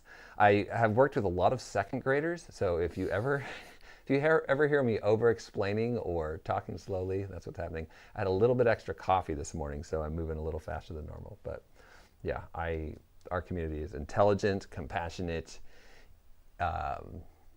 innovative. I love our group. So I think of that. I have high respect for them. 3. Yeah, there's a lot of great games out there, but communities rise up around games, and communities are the people you play with, and our community is just fantastic. The Explorer would love to roll extra scavenge dice, but we're no longer in the Spanish fort, so we'll just scavenge with 3 dice and get 2 scavenge cards. No such thing as extra coffee. Yeah. I go through these cycles of being reliant on coffee and then swearing it off, and I'll never use it again. Nothing here and cursed gold. Okay, the nothing here is triggering something in my head. You get the 10 gold. The 10 gold. Well, that's all scavenge cards. But I think it might have been, I think it was our alternate starting ability that we did not take, or our alternate starting item for the Conquistador. Where did I put those?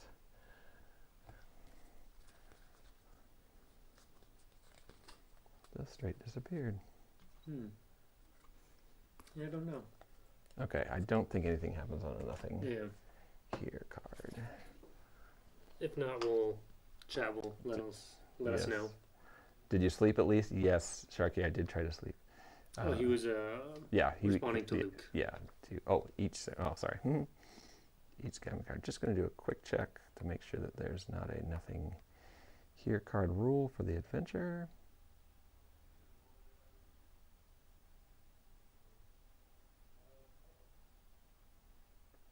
Oh, Uncertain Dread, we're going to do that. Yeah, great.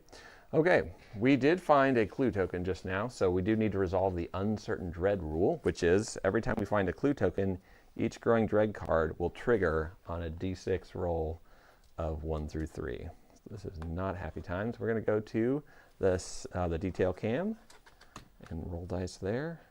Okay, Growing Dread card is not going to resolve yet. On 1 through 3 it will resolve. Not going to resolve yet. And not going to resolve. Woo! Cheated death again. All right, guys. We might be able to get away with it. So we find a second clue token, which will get us to our second landmark. And we don't have any fights.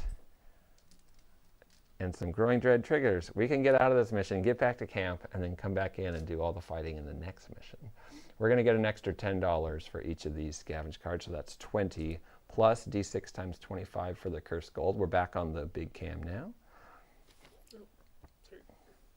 And the roll comes 6. Yes.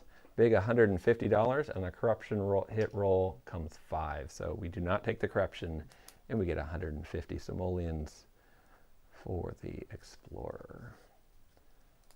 That's great. Oh, actually, give me $20 more. Yeah. 220. And you know what? Throw some XP. Sprinkle some XP on top of that. Excellent. Our Conquistador Explorer is weighing in at 75 XP at the moment. So I guess that's the trade-off to sneaking really well, is that you don't get a lot of XP. But, oh, and the exact same amount, our Jaguar Warrior is also at 25 XP. Interesting. Or 75 XP. Well done, guys. Way to be a team. Okay. I like this going slow. Slow and steady, nice and relaxed and casual.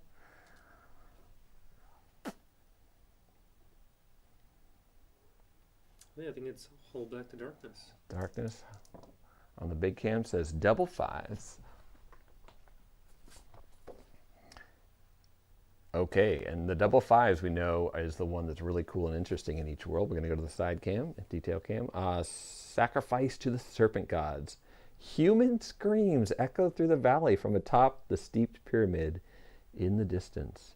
All heroes in the valley take D6 horror hits, and until the next depth event is triggered, all serpent enemies are +1 combat, +1 shot. Are you serious? They are already +1 damage from this, +2 combat from finding the temple to Kodal-Otek, and now on top of that they are +1 combat. Okay, D6 horror hits back to the big cam. Jaguar Warrior takes 5, needs 4s to save him, and comes up with only 1 success. Do you guys want to spend one of the grit to help keep our sanity in check, or do you just want to drink the rum?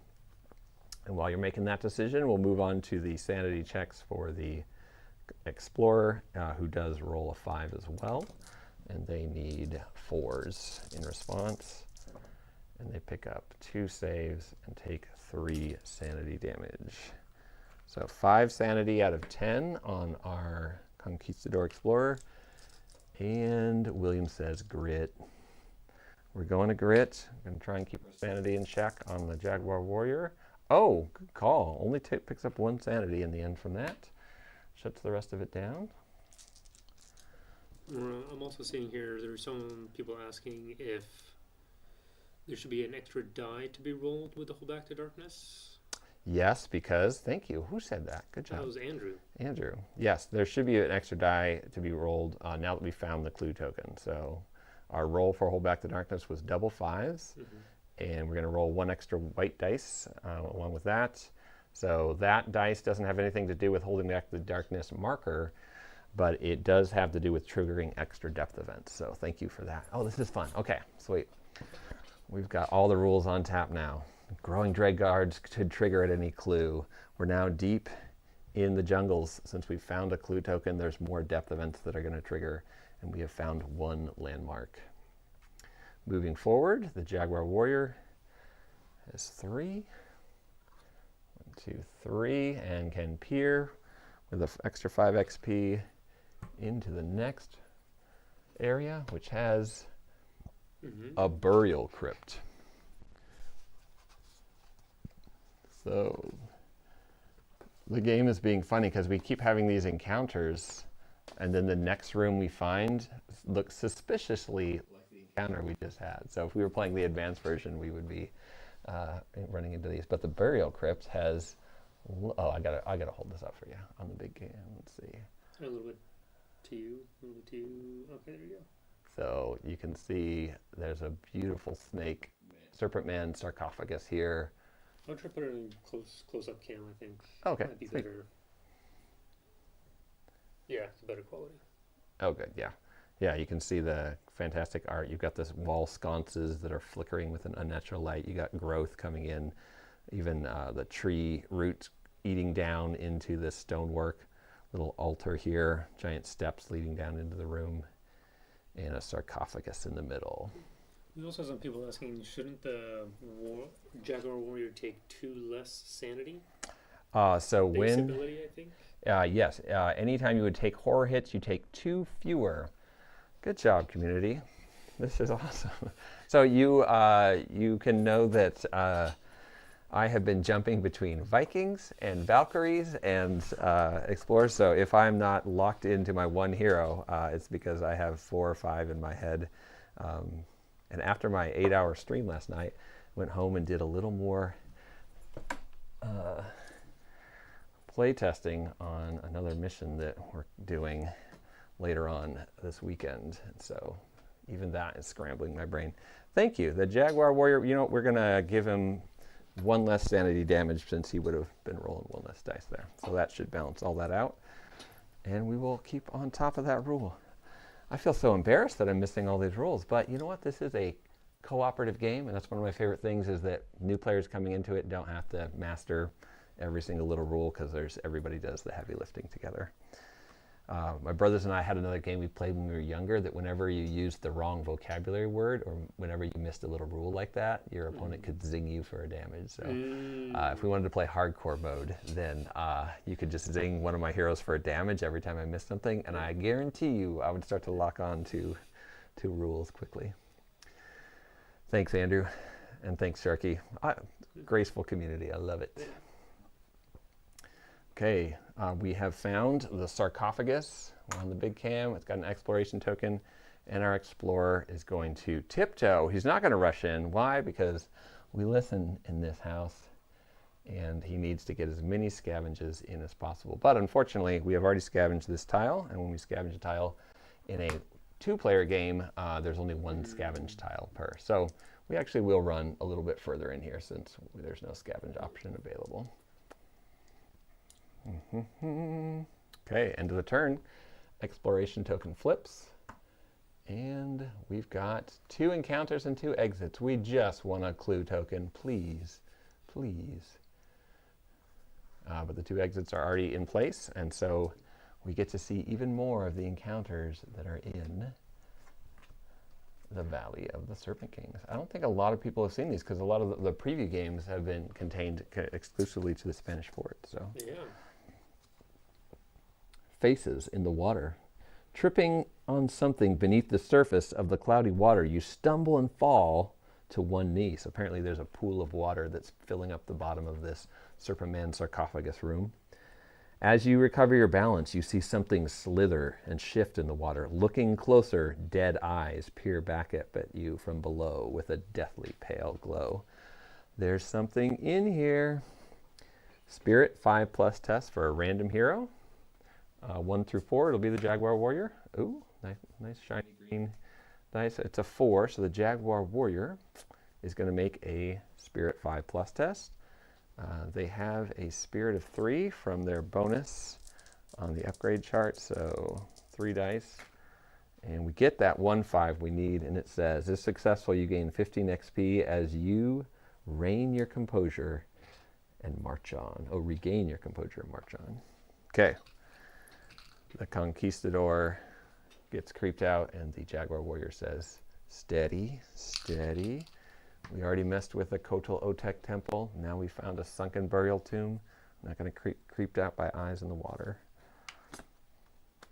Stone monolith also in this room. An ancient stone monolith rises up from the murky waters here. There's a lot of water in these. Towering over the surrounding foliage, wiping away some of the spongy moss that covers its carved surface, you can make out some form of glyphs chiseled into the stone's face. Choose a hero to make a lore 6+ test.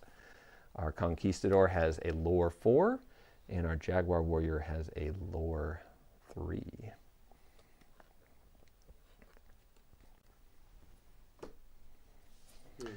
And our Conquistador has a Marion helmet, so it seems like. Dractacula, you're back. Hello. Yes, Adventures does look great, and we're in another world now. Okay, 4 dice looking for a lore 6+ test as we do some crayon rubbings of these glyphs to try and read what they say. Ooh, not good. All right, we're going to roll 1 dice to try and get a 6 with our Marion helmet. Marion helmet says once per turn you may re-roll a single die on a skill test or armor roll. And it comes 4, so no good. Come on. Okay. Well, we still have 3 dice we haven't re-rolled, and we have ambition. So community, should we use this ambition? If we succeed, we'll get 25 XP as we begin to decipher some of the glyphs, but more importantly, if failed, the glyphs begin to glow at your touch. As you stumble backwards, splashing down into the water, move the darkness markers D3 spaces forward on the depth track. And we are just about to hit a Growing Dread card, and there are 3 Growing Dread cards already in the stack. So do you feel like Ambition is worth using to stop a potential Growing Dread card? Or do you feel like we need to save that Ambition for a final fight in case we get attacked on our way to the final landmark? Yeah, we've not had a fight yet, have we? No. In the other mission, we couldn't take a step without Garmians or creepy hands clawing their ways up out of the ground and getting after us. But this is good. This, like thematically in the adventures, at this point, you just want to sneak into the world, identify as many landmarks as you can, and get back out. And that gives you one more chance to go through camp and get camp even more spooled up. So this is the adventure where you want to be in stealth mode. Use it. You vote grit. We have no grit, but there is a vote for the use of the Ambition. There's 2 votes for Ambition. Okay. Do you know how many quick song catchphrases pop into my mind? But yesterday you said I could not use copyrighted material, so Yeah. I just want to sing a little song about Ambition right now, but I can't. All right, we are going to Ambition this roll, so I'm going to use a red dice and replace this one. We're re-rolling it, and we're going to add 2 to it. Come on. No, we still fail. There goes Ambition. Okay, it failed. The glyphs begin to glow as you, at your touch. Stop rubbing it with the crayon. As you stumble backwards, splashing down into the water, move the darkness marker 2 spaces forward on the depth track because our D3 roll came 3. And we hit a Growing Dread card in that process, so it's drawn and added to our stack of 4. This is, there's a looming darkness. If there's a fight and we have to deal with 4 Growing Dread cards, and we, yeah. What was our Conquistador Explorer's upgrade ability? Fencing. Fencing, thank you. Good job. I'm going to write that down.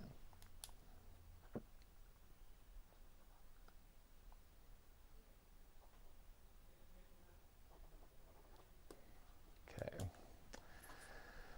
Well, on to the next one. That was our second encounter, the stone monolith. So a lot of water seems to be filling up in this chamber. So we're going to go to high ground. Our hold back the darkness roll will include an extra dice. Chatmaster Daniel, look at that. 2 6s. So while we can also trigger double 1s with this hold back the darkness roll, we can now get extra double 6s. What happens on a double 6 when you are in the Valley of the Serpent Kings? The war with the Serpent Men could be catastrophic if allowed to spill out into the world. Fighting for all mankind. Move the darkness marker 1 space back on the depth track. Ignore any special space moved onto. So we will move it back onto a Growing Dread spot. And we ignore that. It does not trigger it. Haha! And each hero may heal D6 wound sanity any mix and recover grit. Oh, and recover a grit. It's not either or. This world is nice. Oh, and we missed our movement of the hero party marker. Oh, it's correct. Oh, it's you. Yeah. Got me covered, thanks. And then if we were KO'd, we could recover. So we get to heal and recover grit. And anytime we recover a grit, we can recover an ambition instead. So if you guys want me to, I think we're recovering grit so that we can cancel Growing Dread cards, but we could take a ambition card there if we were lucky, or if we wanted to be risky, ambitious even. Okay, we're going to heal them. D6, any mix. So our Jaguar Warrior is fully healthy, and our Conquistador Explorer rolled a 1. Sorry, we're back on the big cam. Rolled a 1, so he's just going to heal 1 sanity and have 4 sanity wounds instead of 5. So, ironically, if he had taken ambition, he could re-roll that and get +2 to it and have been fully healed. C'est la vie. We'd rather cancel some especially mean Growing Dread cards. Okay, the darkness was held and even pushed back, and we will continue our run. 1, 2, 3, 4, 5, 6. flip it around to the left.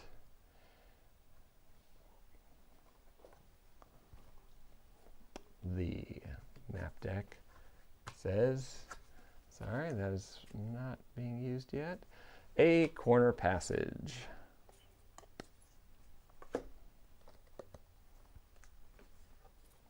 And we will roll that corner passage as a left-hand corner passage, circling back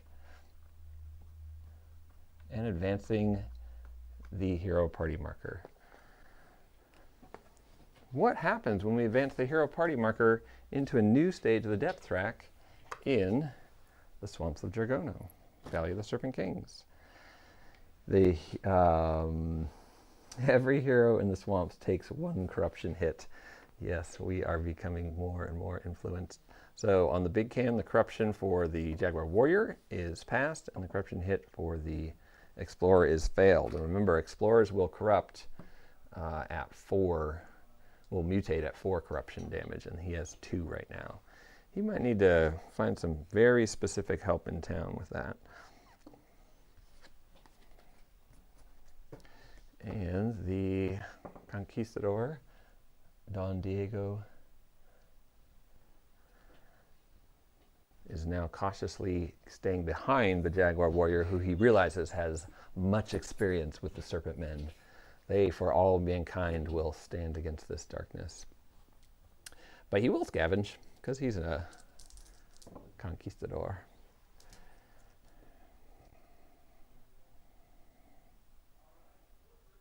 Holding back the darkness. Extra die for a depth event possibility. Nope, but we passed the hold back the darkness roll. And the Jaguar Warrior. 1, 2, 3. Can't quite get there, so he will scavenge. And we will mark this. Oh, that didn't get successfully scavenged. And the Conquistador.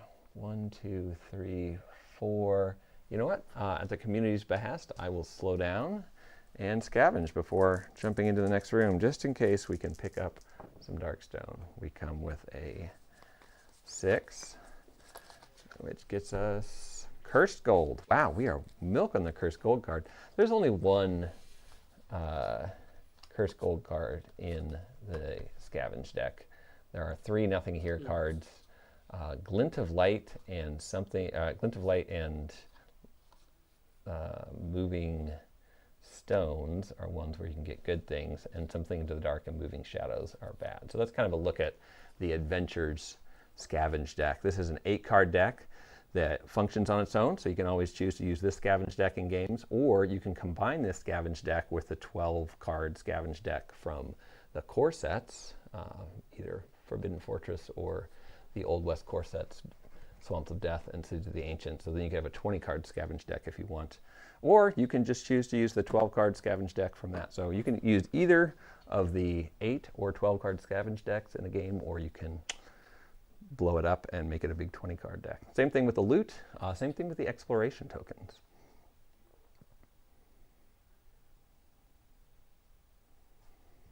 D6 times 25 gold. He picks up 75 gold plus 10 for the Valley of the Serpent Kings, so 85 gold for the Explorer, bringing him up to 305 gold so far in the mission, and he gets 10 XP for that. And then he takes a corruption hit, which he fails. Oh no, okay, we're milking it, but the Spanish Explorer is 1 corruption away from mutating. We did not get a mutation yesterday, so this will be fun. Of course, we didn't have any Conquistadors running around either, so the Hold Back the Darkness roll is failed, but no depth events. Yeah.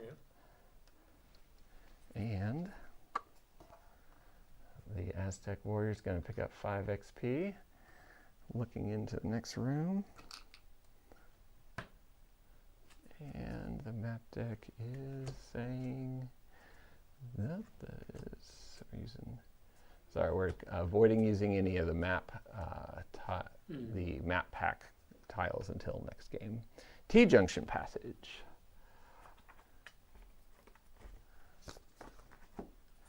And the new T-junction passages in Brimstone Adventures can orient different ways depending on what role is played when they come out. So this T-junction passage can let us go straight or pop off to the right.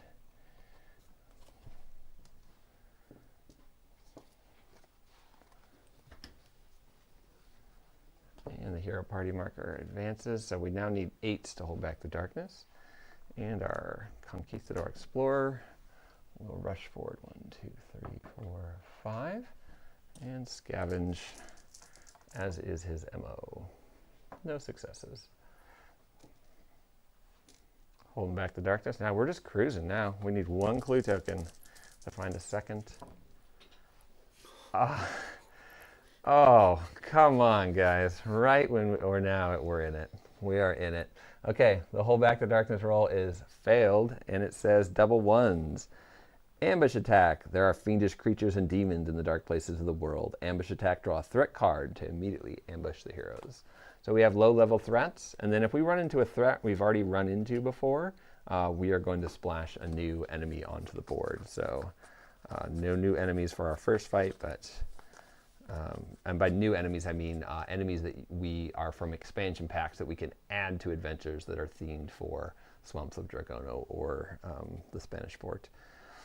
But all enemy packs mix and match, but we're going to keep it to those, keep it in theme today.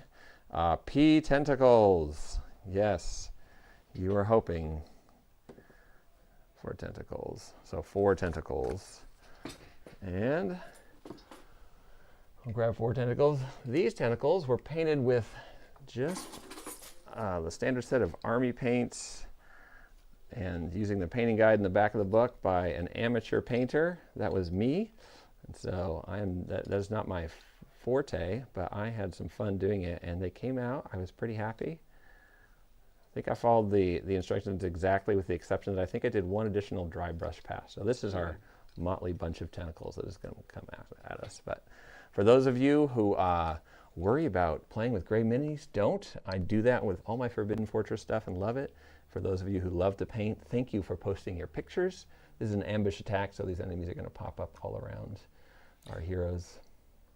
Oh, we're actually playing. You should draw from the Dragono deck of enemies. Oh, you're my favorite. You are my favorite. Thank you, Andrew. I was in Viking mode from yesterday, where we were in the Norselands. Thank you. Yeah, this actually is also a chance to see some non-tentacle enemies. So, yeah, that seems more appropriate for roll to move. Let's get into it. So I'm going to mix up all these other world Andrew, if you're playing in a game, you're going to get another grit at the start. No double grit. No, well, I'm giving double grits. Oh, you're giving double. Okay, so Andrew, first you have to pick a hero that has a starting item that personal item that gives them +1 max grit. Then you can claim Daniel's extra grit. Then you could actually start with 3 grit. But most heroes, and I do say most, only have 3 grit to start. Or 2 max grit to start. Okay, Serpentmen Archers, yes. Peril dice, Serpentmen Archers, so we'll keep that roll of 4 for the Peril dice, but it's Serpentmen Archers instead of tentacles. And that is delightful. Do a big reach here, apologize. Okay, the Serpentmen Archers, look at their enemy record sheet, because that's going to determine something nifty and fun, which is they are in shootout. So enemies that ambush and shootout, pick a random hero. It is the Jaguar Warrior. Oh, yeah, let's show them off as well. Oh, yes. And then they're going to start as far away from, they're going to pick a tile that warrior is on, that hero is on, and then start on that tile as far away from that warrior as possible and pick targets. Look at these guys. You know what? It's very hard to show off 4 at a time. Let's show off 2 at a time. Okay. Again, Elian did a great job of painting these up. And he painted them up as Yellowtail. So, if you are already a fan of Serpentmen and have the Serpentmen Deluxe Enemy Pack that is already on retail shelves right now, you know that it comes with 6 Serpentmen Tribe cards. So all the enemies that we will face are Yellowtail today, but if you own that expansion pack, you'll notice that the Serpentmen Archers do have the keyword Serpentmen Tribe. So if you have the Serpentmen Tribe cards, you can shuffle them and they will get the special tribe bonus, like the Moccasin Tribe or some of the others. Yeah, also have Adam Miller asking, are we going to draw a Serpentmen Tribe card for them? Do you want to walk over to the side deck there? Yeah. You guys, I like it. You want to go? You want to get deep? we can get deep. We'll do a deep dive. So this is not part of the adventure set, but if you do own, like I said, if you own that set, then you have the ability. And these guys are going to be in shootout mode. So for a reminder on the shootout rules, it says enemies with shootout prefer ranged attacks over melee, and they move and target it using shootout. So when ambushing, they place all the shootout enemies on a random hero's map tile as far from the heroes as possible. So I rolled, that Jaguar Warrior was on 2 different map tiles that we rolled randomly. I picked the corner passage, so they got onto that. And they are starting on that map tile as far away from any heroes as possible. So they'll actually be around the corner, which you will see once we go back to the big camp. And then if they're adjacent to the hero at the start of their activation, they'll roll a d6, and on a 4+, they'll make a free move along the shortest distance to no longer be adjacent. And otherwise, they'll make a melee attack. So basically, they'd love to, on a 4, 5, or 6, run away from being in close combat and use their ranged attacks. But if they get tangled up and can't get away, they will make melee attacks instead. And the shootout thing is that they target a random hero without a shootout marker on them, and they move the shortest distance to be able to see that person and put that shootout marker on them. And then they can move through enemy models to do that. And if they can't quite get far enough, they will just target a random hero that they could get to. They could with a shootout marker.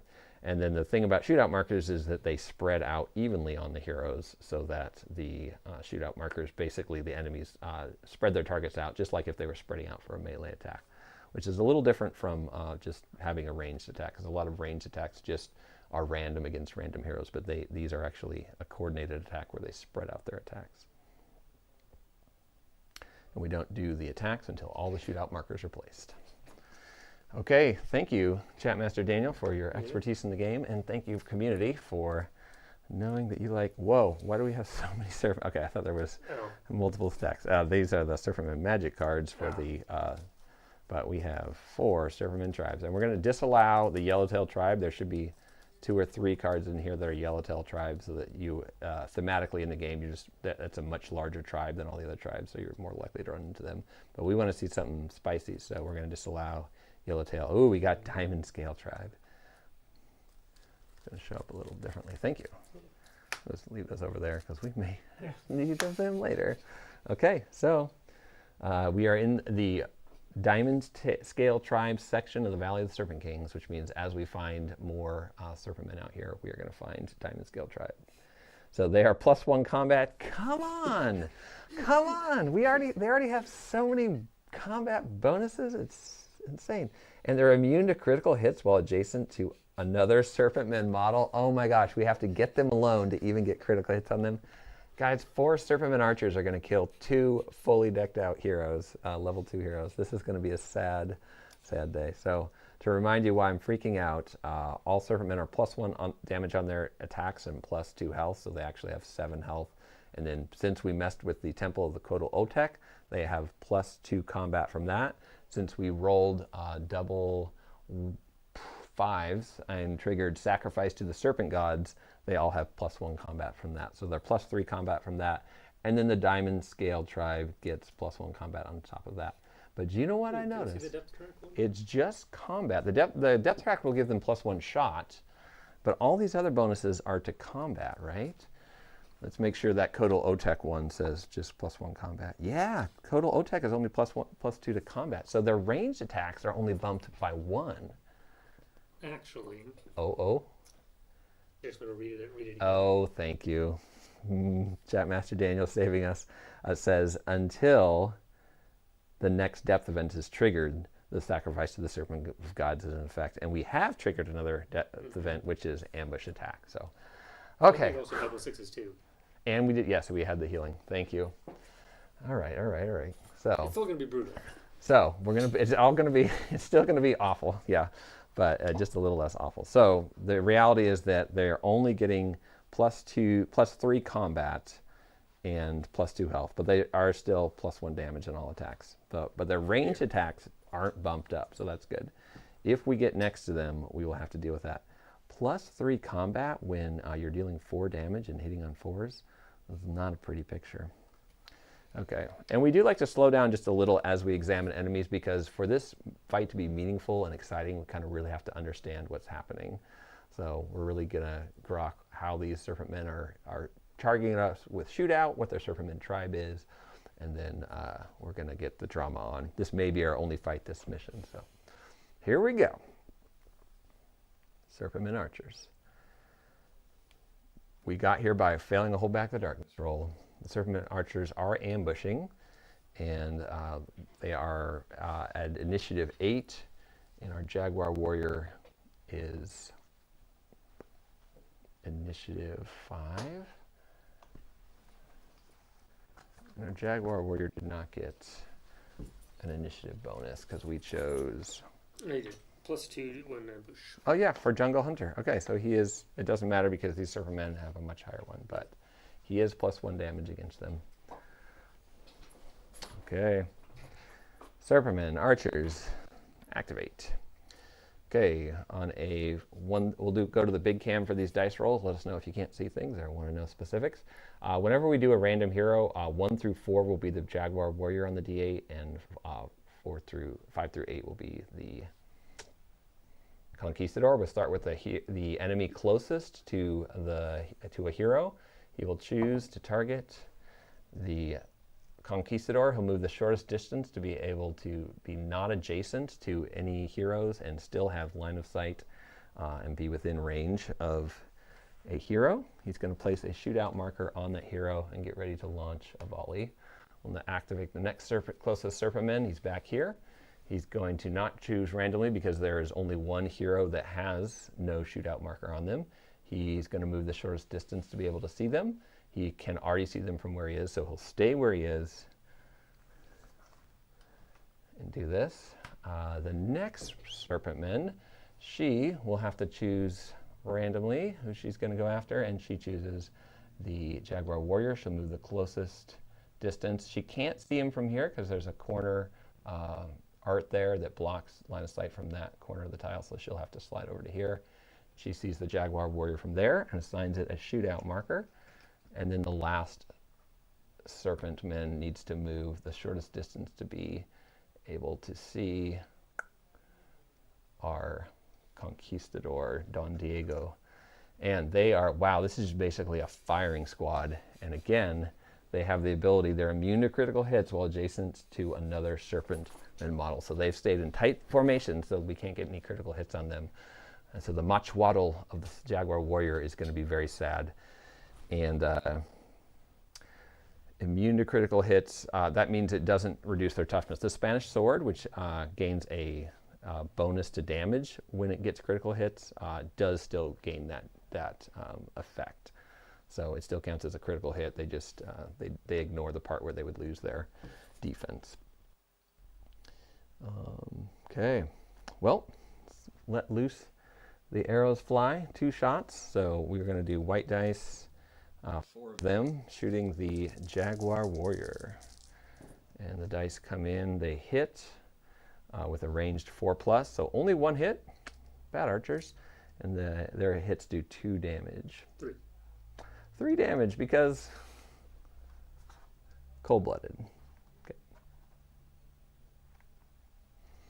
Okay, so 3 damage, and the Jaguar Warrior, this is the only time they'll be attacked this turn, so they do have the Chamali round shield, which can be used after defense. So we'll first use our defense to try and stop it. Rolls a 2, on the big screen. Fails the defense roll. We succeed on 4s up because we're a nimble fighter. But the Chamali round shield, once per turn, we can cancel a hit we are about to take on the d6 roll of a 3+. So we will just save our Animal Instinct reroll for attack or damage and reroll, and get a 2 on the Chamali round shield. So we do take 3 damage. Ouch! Just when we thought we were making a smart play. Well, we saved our Animal Instinct to try and get some of these guys off the board. That is a nasty den of vipers to jump into, because if we run up and get adjacent to more than one of them, and then they can't get away when they go into shootout mode, they will be +3 combat, so they will roll 4 combat dice against us. So, 5 damage. And be 5 damage? We really don't want to get more adjacent to more than one at a time. I think the ranged hits we have a slightly better chance at dealing with. So we're going to have to slowly advance into these guys. We'll use 4 red dice over by the Conquistador. These are going to hit on 4 ups and do 3 damage each. And only one of them hits. Fantastic. This Conquistador will roll for defense on a 4+. It succeeds, so just fine. A glancing arrow knocks out of the way. They ambush, but our fast and instinctive Jaguar Warrior calls out to Don Diego, "Duck left, other left," and he gets out of the way. Okay. Jaguar Warrior will activate next. They're going to roll for movement, sliding up into position to be adjacent to just one of these Serpent Men Archers. And does fencing only work with melee? Fencing. Oh yeah. Yeah. It's anytime an enemy. Oh, that I believe it's an adjacent enemy. Yeah, while you have a blade equipped, melee to hit rolls of 1 against you do 1 wound that ignore an enemy's defense. But it damage is dealt before they resolve their hit. So you can be in a situation where the enemy has 1 health left. You get in there, they roll a 1, and you get them before they even resolve their hits against you. Are you entering the roll to move painting contest? No, I think that would be yeah. Oh, somebody else. Never mind. Okay. Yeah, great. Keep chatting.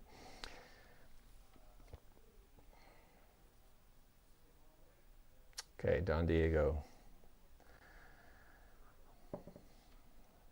Kotal, I'm coming. Rolls a 2 for movement. He has no... Oh, sorry, I'm going to back up 1 hot second.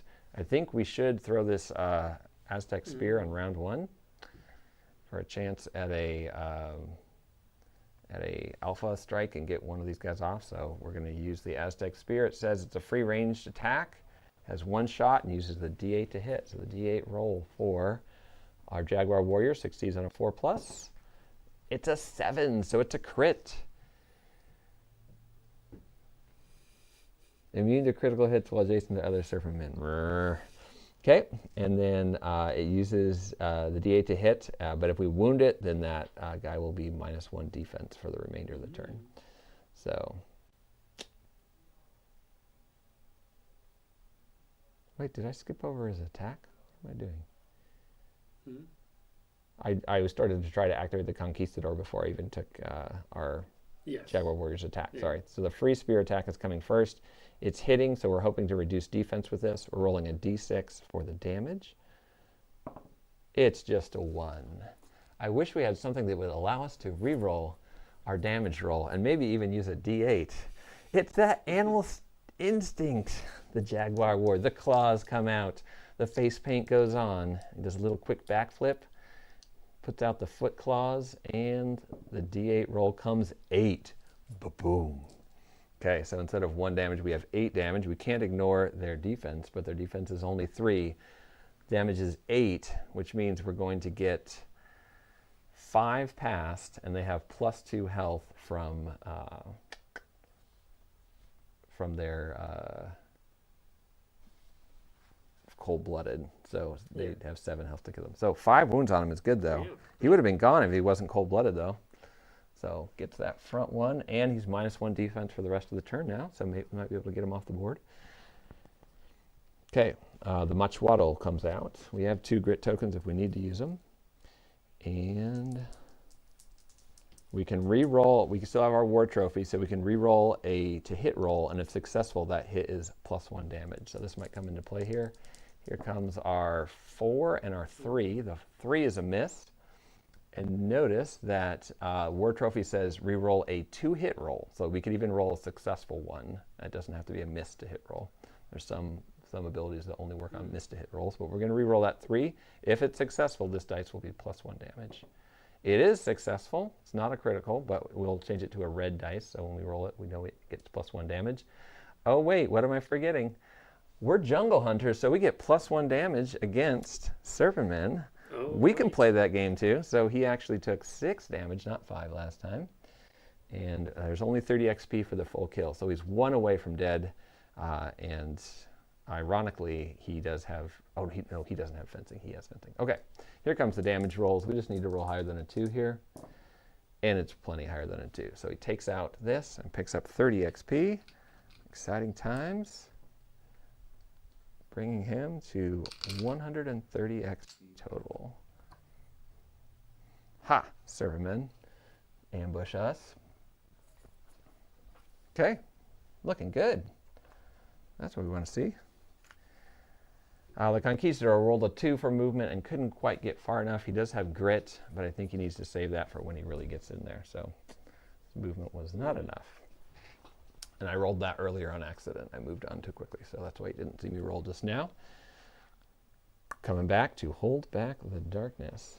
Okay, Servermen archers are no longer ambushing. They're now initiative 6, but they still go before both of our other heroes. The hold back the darkness roll says 3, 4, so 7. That's not enough.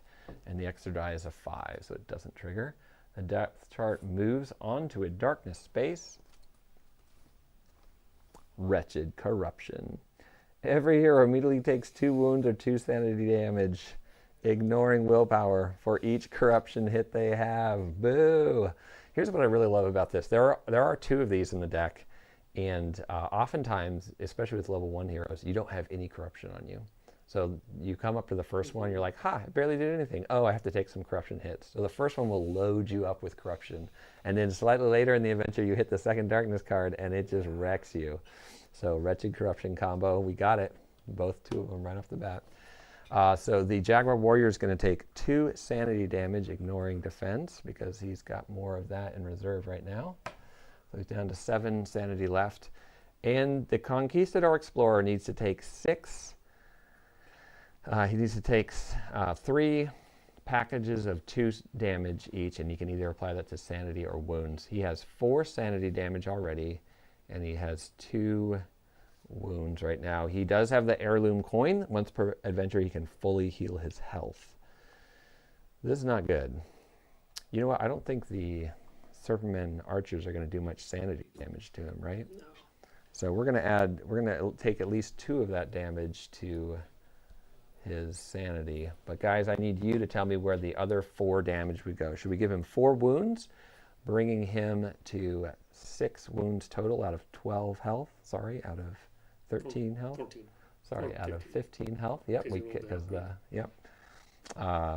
He also has +2 sanity as well. Yes, he does. Oh, so we could take a little bit more sanity. Does he get the armor save on those wounds? No. Wretched Corruption says, oh, actually, yep, it ignores defense and willpower. So yes, he will get an armor save on those wounds. Good call. So we'll put those 4 wounds onto his health. So he comes up to 6. But before we do that, we'll check his armor to see if they can stop some of that. And nope, none of them do. So he's got 6 wounds on him. He does get to heal a wound or sanity every time he kills an enemy. So that would be helpful. Okay, 6 wounds, 6 sanity.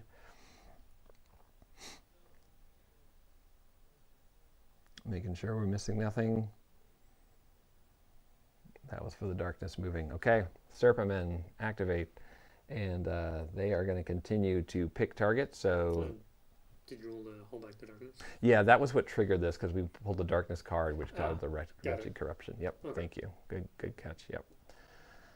So the Serpermen archers going to go first. The one closest will activate, and it's going to pick a target. It's going to pick the Conquistador. It can see him, so doesn't need to run away. So we're going to throw down our shootout marker there. The second one, the closest, will activate and pick a shootout marker against that. And the third one will need to pick randomly between the 2. It chooses the Conquistador, which it currently cannot see.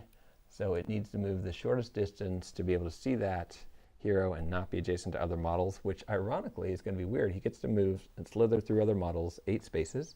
So 1, 2, 3, 4, 5, 6. So he actually slides all the way over to the other side, so that because as soon as he moved forward and got in line of sight, he was then adjacent to the Jaguar Warrior. He doesn't want that. So he Snakeman slipping through the grass, popping up behind you just when you thought you had him. But he now can be hit by critical hits because he's alone. That's how you get the Diamond Scale tribe. They're really, really ferocious when together, but you get them in packs. All right, Diamond Scale archers, see what you can do against the Conquistador. You hit on 4s, And you do 3 damage each. No hit on the Conquistador. And the Jaguar Warrior takes 1 hit, which they do not defend against. And their Chamali Round Shield fails. Unbelievable. Okay, 3 more damage for our Jaguar Warrior. Okay, 6 damage out of 13 health. Sorry, 15 health because +2 from the Jaguar armor. And you get the +1 for the upgrade. Yeah. Okay. All right, so the shootout is over. Okay, Surfermen Archers doing what Surfermen do, and we are taking care not to get caught in their +3 combat situation. The Jaguar Warrior. It's going to roll for movement. Get to 4. Okay, I think it's time to go after this guy can take critical hits, so we'll drop back. And we no longer have our Aztec Spear. We used it. So we'll just swing with the clubs. We have 2 grit tokens. We have rum if we need it. And we've got a 4 and a 2. So currently we only have 1 hit. We can use the War Trophy to re-roll this hit. And then we can use Animal Instincts to roll dice that's already been re-rolled. So we will re-roll this with the War Trophy. If it hits, we're +1 damage with it. It does. So we're going to mark that as red. Not because it is a critical, but just because it has +1 damage. And we're going to roll this damage on this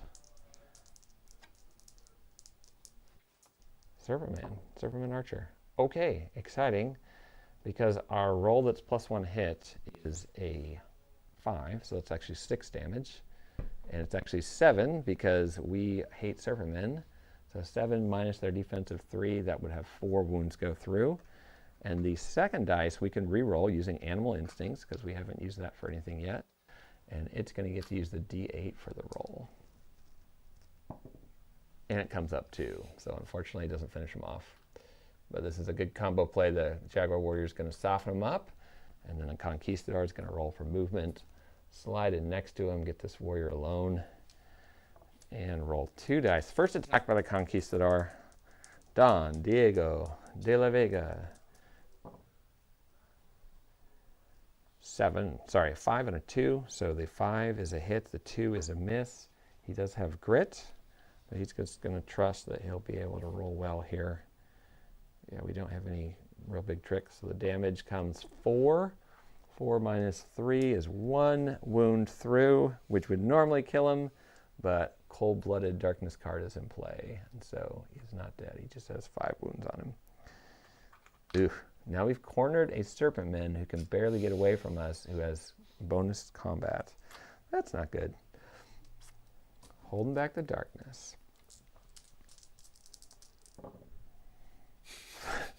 2 4s and a bonus 4. So the darkness marker isn't moving, but the 4 result is going to happen twice. Okay. It's twice, right? Not 3 times? Oh, I actually don't know. Yeah, it's just for the mission. So it says, notice possible. Deep in the jungle, if all 3 dice show the same number, it triggers the depth event twice. So, stinging gorch flies. Buzzing through the valley in swarms, the tiny gorch flies sting with a deadly venom. No, we're going to get poisoned. All heroes in the valley must make 1 defense roll, and if failed, you gain D3 + 1 poison markers. Good glory. All right, we're going to go to the side cam just so you can understand what we're up against here. This is going to trigger twice. This is going to be, like I say, a good story isn't about a great victory. A great death can also be a good story. And we're all about good stories here. Poison markers. So this is what we're about to have to deal with. We're going to get D3 + 1 poison marker for each failed defense roll we make. And each hero has to make 2. Once you have poison on you, at the beginning of each turn, you roll a d6 for each poison marker. And if you get a 6, it goes away as the effects wear off. But if you get a 1 or 2, you get 1 wound that ignores defense and armor. So you slowly die in front of your enemies. And we're not good. Both heroes only have about 9 health left. And so a bunch of poison markers would eat through that pretty well. Well, we have 1 revive token, right? We do. Thank you. Did somebody call for that? No. Okay, it was you. In a 2-player game, you do have 1 revive token. So we'll stick that down there on the data cam. Okay, Simon, enjoy it. Yep, we'll take a break here in 30 minutes and then be back in an hour after that. So please do drop in and drop out. To death for the lost gold. Okay, here we go. We're going to go back to the big cam and see how much poison markers we're picking up. So our defense, 2 hits, 2 defense rolls here, needing 4s for the Conquistador. Picks up a 5 and a 3. So he does fail 1, and he's going to pick up some poison markers here. The poison marker is a 2, D3 plus 1, so picks up 2 poison markers for that. Okay, that seems breathable. Not great. We'll put him over here on our Conquistador, put him on the side there. And then 2 defense rolls for the Jaguar Warrior. And fortunately, the Jaguar Warrior has not used Animal Instincts yet. So it can use Animal Instincts this turn because it's a new turn. Rolls a 6 and a 2, so the 6 is successful. The 2 is failed. Should we use Animal Instinct to avoid being poisoned? I think so. Our defense is, yeah. Animal Instinct comes into play, gets the 5, does not get poisoned, so he's very used to these buzzing gorge flies. Okay. Moving in to the activation, this Serpentman wants to break away. It'll break away on a 4, 5, or 6.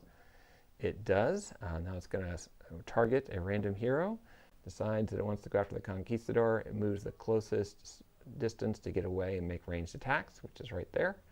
So it still has 5 wounds on it. And it places a shootout marker. The next closest Serpentman places a shootout marker on the Jaguar Warrior, and then the final one doesn't need to move to place its shootout marker on the, looks like Jaguar Warrior. Okay, so the Jaguar Warrior is getting picked on right now. I had no luck getting through to wounds on him. The Jaguar Warrior takes 4 hits. They hit on 4s up. There's 2 of them that succeed, and each of these is going to do 3 damage. So it's going to roll for his defense.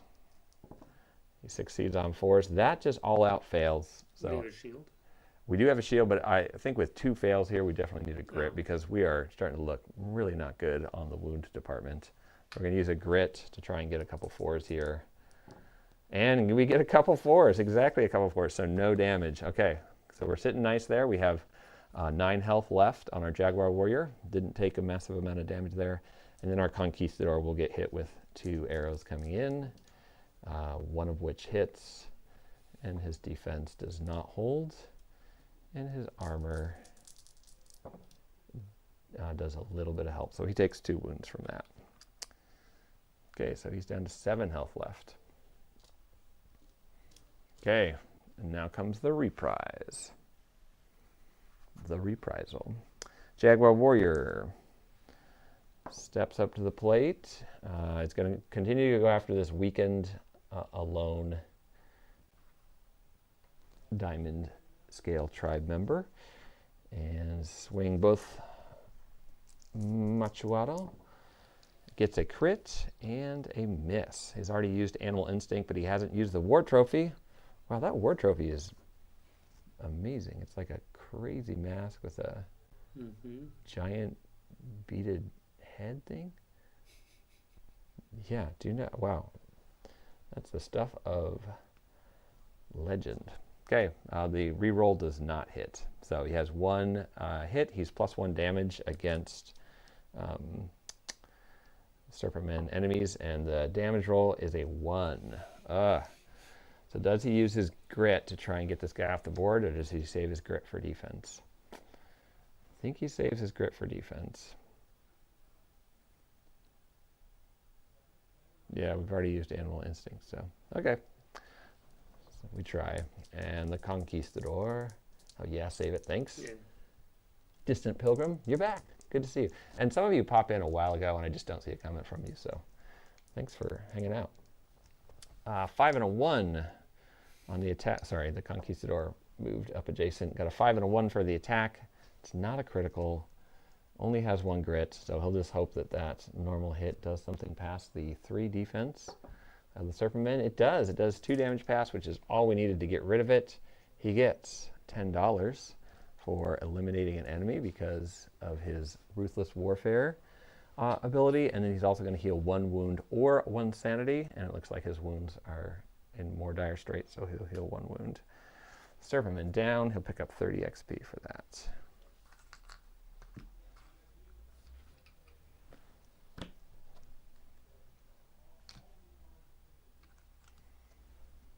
I'm bringing him to 115 XP, slightly behind the Jaguar Warrior. And get you your $10.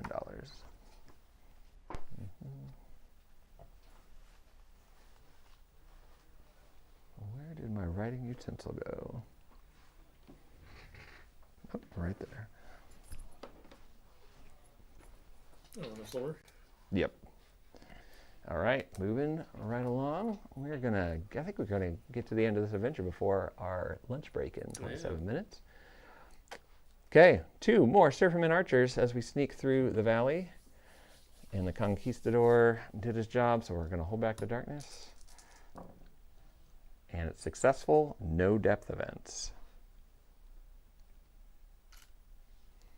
The Surferman archers, the closest one activates, looking for the Conquistador. The closest he's going to be able to still line of sight is this spot here, so he will slide up and mark him with a shootout marker. And then the second one will move. Wow, has to come all the way to here. Okay, but fortunately they get to stay together, so their defense is still on. Depending on which side you're rooting for. And they're going to throw... Oh, I know which side I'm rooting for. Yeah. I like Superman. Oh, okay, excellent. We're in agreement then. The first one gets 2 hits on the Jaguar Warrior, who needs 4s to save. Saves 1, can use his Chamali Round Shield against the second. And the Chamali Round Shield finally does its job. Good job. So no damage to the Jaguar Warrior. The Conquistador takes 1 hit that they save against. So we're good. Okay, guys. Time to clean up house. Jaguar Warrior he'll step adjacent to both. Nope. He'll step adjacent to 1. He's not an idiot. We're not getting rash just because there's only 2 on the board. That's how we lose heroes. And he will roll 2 dice to attack. Gets a nice 6 there and a miss. On the miss, he'll use War Trophy to reroll and gets a hit. So this is not only a critical, but it's also +1 damage because the War Trophy was successful. So we're going to reroll. We are going to roll both of these for damage and see if we can get this guy off the board. He has 3 defense. Got a 1 and a 2, but we can reroll that 1 with Animal Instincts and replace it with a D8. This will be +2 damage, 1 from the War Trophy and 1 because we are Jungle Hunters. So our Jungle Hunter ability pays off. We got 9 for damage. They got 3 for defense, so they take... we got 10 for damage. They have 3 for defense, 7. Wow, that is... You one-offed a diamond-scaled tribe Superman in defense mode. Whomp. That's why we play the game. Moments like that.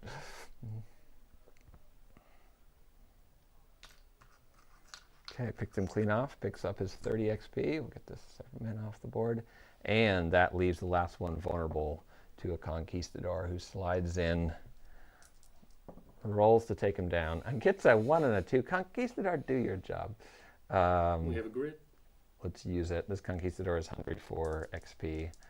Uses the grit, picks up a 6 and a 2. The 6 is a crit, which does matter. Its Spanish Sword is +1 damage on crit, so this is going to go right through his defense, and we just need to roll a 6 to get him off in 1 blow. A 1. Come on. Okay. Well, it's 2 at least, 2 damage. So... Oh, that was rash. I shouldn't have charged in there. I should have saved that grit for later when we have all these growing dreg cards to deal with. Sorry, Distant Pilgrim. You've been keeping me honest and smart, and I just ran past our chance to conserve grit. Okay. Let's get to the next round. Please don't be an ambush attack. I just need 1 more clue token to get out of this. 2 5s and a 3. So 2 5s, sacrifice to the serpent gods.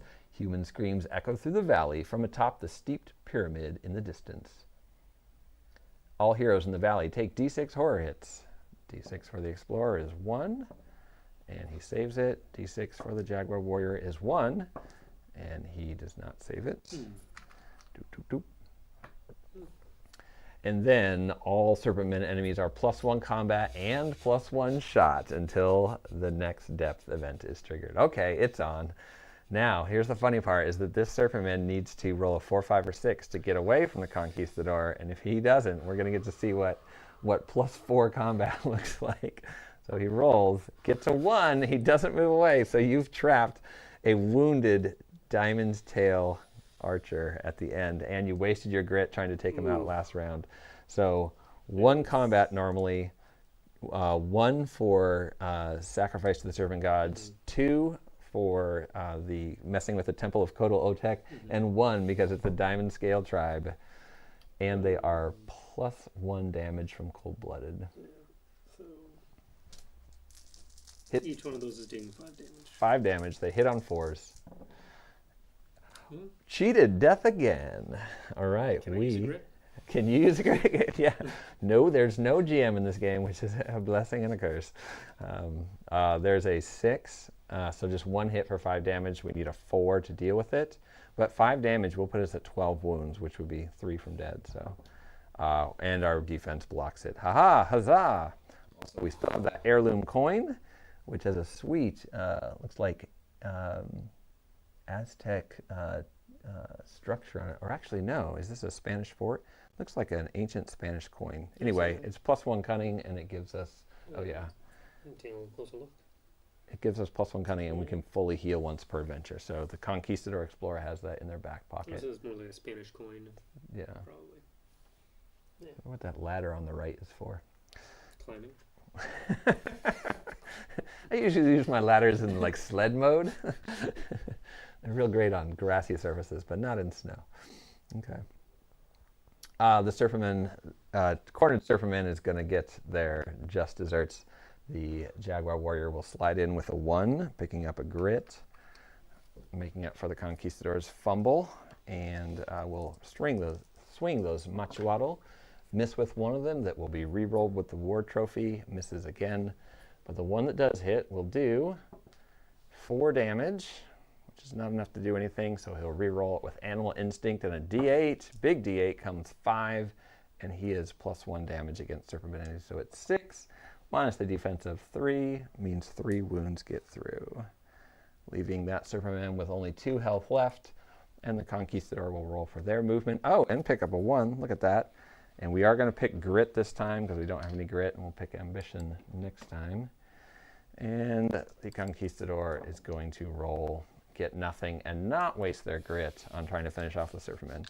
What I really like about ambition is that these Spanish swords that do +1 damage on critical hits, you roll ambition, you have a very high chance of getting a critical hit, which not only turns off their defense, but it also turns on your Spanish sword. So ambition, it is so hard for me as a Conquistador to not choose ambition. I just always want to push the boundaries, and or you know, when I get cursed gold, I like to re-roll that cursed gold roll with a d6 +2 and just get a little bit more, pile it on. But then I don't have that ambition when I'm facing the greed of the Conquistadors is real.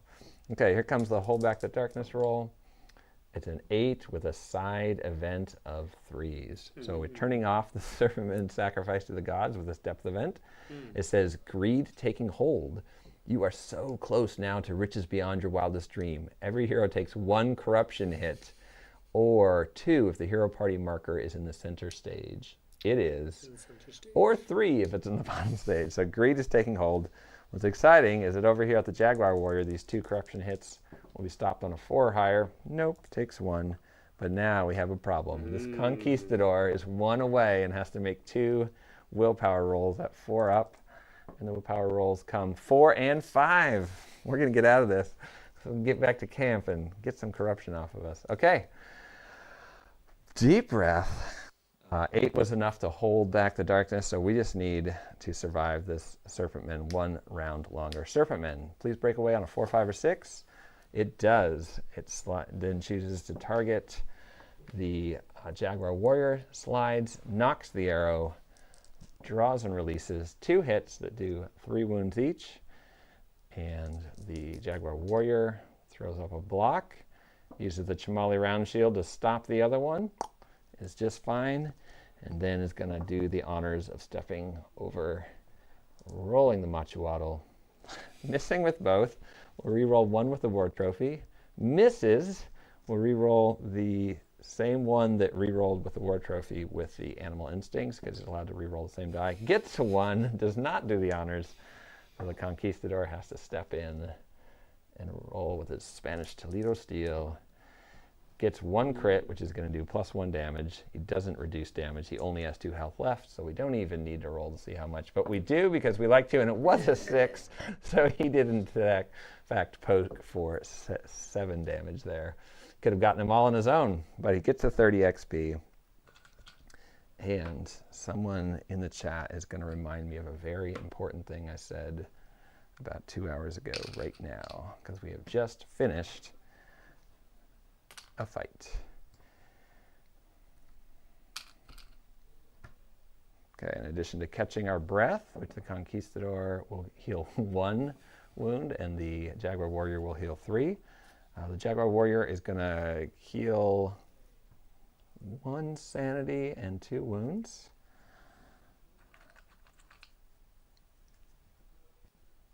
So he has 4 wounds and 2 sanity damage on him, and 2 corruption. And then the Conquistador is going to heal 1 wound, so he has 6 sanity and 6 wounds on him. Yep. And the thing that we get at the end of an adventure is loot. Well, the thing that we're very excited for is we did have a fight in this adventure, and we do have a team ability card for the Spanish Conquistadors, since we have Spanish Conquistadors in play. And that is Spoils of War. Each hero may roll a d6, and on the roll of 5 or 6, that hero may draw an extra loot card. So this is where Ambition gets great. If I had Ambition as the Conquistador right now, I could make sure that this hit. So Conquistador roll, we'll go to the detail cam. The Conquistador does get an extra loot card, and the Jaguar Warrior does not. So, but he does have a grit.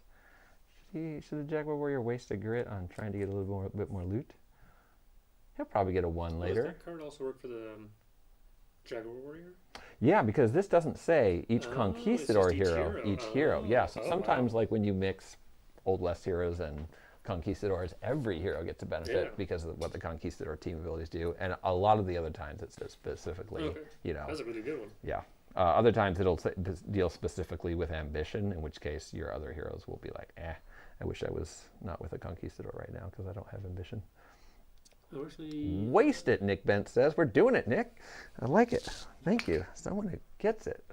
And we got a 6. Thanks, Nick. Okay. Also got Andrew here saying Conquistadors heals from killing enemies, right? Thank you so much. We're going to take 1 extra heal off of that, so we only have 5 wounds. Good catch. Do the team cards usually discard after use? This one seems to stick around. No. All Conquistador, all team ability cards, once you play them, they go away. Unless there's specifically something in their text that says stick around, like Pillage for the Vikings does stick around. But anytime you, basically these are in a team ability pool. So each hero is dealt 1 and it's tied to that hero, but they're in the big pool. So everybody can read them. But the ultimate decision whether or not to play is tied to the hero that drew it at the beginning of the game. So other players can see what you have and say, hey, can you play that now? But you're the one who, even rashly, can just be, I'm playing it, I don't care, it's happening right now. So there's some team aspect, but then there's a little bit of a Conquistador greed sometime involved too. So that was played and helped everyone and is gone now. And we get 2 loot cards for the Conquistador. We'll start with those. And it looks like we're picking up Darkstone finally. Whenever we get Darkstone from a loot or scavenge card, we also get an Ambition. We're going to pick up 50 XP for that too. And so we'll get our Darkstone to our Conquistador friend. What? And maybe I missed something. Why 50 XP? So it's 20 XP per loot card, but there was an adjustment between the original editions and the revised. We realized when you just get 1 Darkstone, you're kind of like, 1 Darkstone for a loot card? So the nice benefit is that you always get 30 XP on those little weak ones. So my new least favorite loot card is 50 gold, which is still 20 XP. 2d6 times 20 for gold here. It's woo! 200 gold for our Conquistador. And they don't get any other extra bonuses. Oh, but they did get $10 extra for that kill there. Yeah. Thank you. So $525 for our Conquistador. Way better. Our Vikings and our Valkyrie couldn't get a dime to her name yesterday, but it was fun to see her go into divine defense mode and just stand against the darkness. That was fun. Our Aztec Warrior here is going to draw 2 cards. Oh, also gets 50 XP. Speaking of $50 and 20 XP, so 50 XP, he's going to get his $50.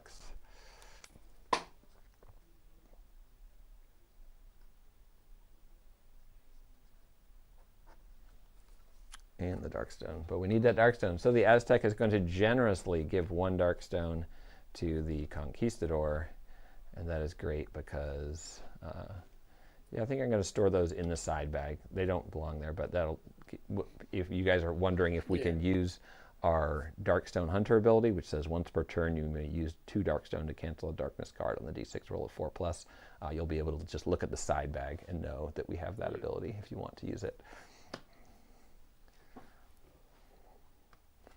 Okay, that's a lot of loot for 1 small fight and a good amount of XP.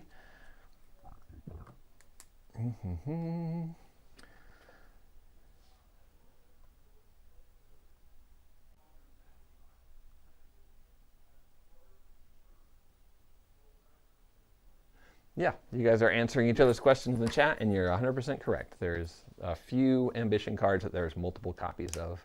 Sorry, a few team ability cards that are multiple copies of, and then some that there are only 1. Okay, get this Serpent Man out of here. Breathe a sigh of relief, and we just need 1 more clue token. We found several encounters with no clue on them, and 50% of these encounter tokens do have a clue on them, so we're due for a clue. We'll hold back the darkness, come on. A 5, 6, and a 1. 5 and 6 say we pass, and the 1 doesn't pair with anything. Jaguar Warrior moves along. We're still in scavenge mode, team. Do we want to hold back since things are getting dicey, or should we continue to scavenge? I'm going to keep doing it till you tell me to turn it off. Okay. And the Conquistador steps up and also would like to scavenge. Gets it. So there's down a scavenge token. Scavenge card has an extra 10 gold on it. Yeah, why stop scavenging when you get extra money? So 10 XP and 10 gold. And on top of that, we need a D8 from the community. So go ahead and roll me a D8. What's the card name?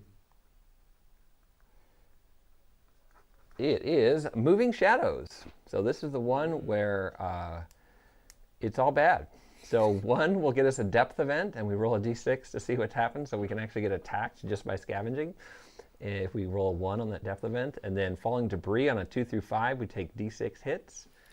Thanks, Sharky. It was 2 through 5. We got a 4, so we're going to take D6 hits to our Conquistador Explorer. It's 5 hits. Leave me alone. And 3 of those actually hit us, and then our armor will save of the 3, 1, and then our Marion helmet can be used once per turn to re-roll a roll, and it does not come up with anything. So we will take 2 wounds from that. Sad. And then on 6 through 8 on Moving Shadows, you draw a darkness card. So thank you for keeping that for just low enough. Good. But we did get $10 and 10 XP out of it, so we'll keep trucking. That was our scavenge roll. We're going to hold back the darkness. Oh, I've got to stay consistent on my colors. Failed on the darkness roll, so we're up. The darkness has met the hero party marker, but there's nothing special on that space, and no depth event was triggered. Please find me a room. Don't find me a passageway. It's a mid-passage. This game hates us. Wow. Mid-passage. All right, Conquistador, will you please roll high enough to knock down another door? We'll get our 5 XP over to the Jaguar Warrior. And the Conquistador rolls. Oh, the Conquistador can't reach that exit, but he could reach this one. So we're just going to do that. Pop to here, slide to there. And he will knock down a different door. And this is one of those fun games where we are super deep. And we have found a treasure chamber. Come over to here, show off the treasure chamber. Fun little vault of some sort that's been busted open. You can see there's a blocking wall here. There's a blocking wall here, but there's an opening here. So this is a very bummer of a tile to fight Serpentman archers on, because they keep like snaking in and out of all these blocking line of sight things, or you accidentally trap them against the wall and they get all their combat. So we got lucky, we did not have to fight them here. And we do come in on this edge of that. So let's see if I can keep everybody in frame here. Maybe not.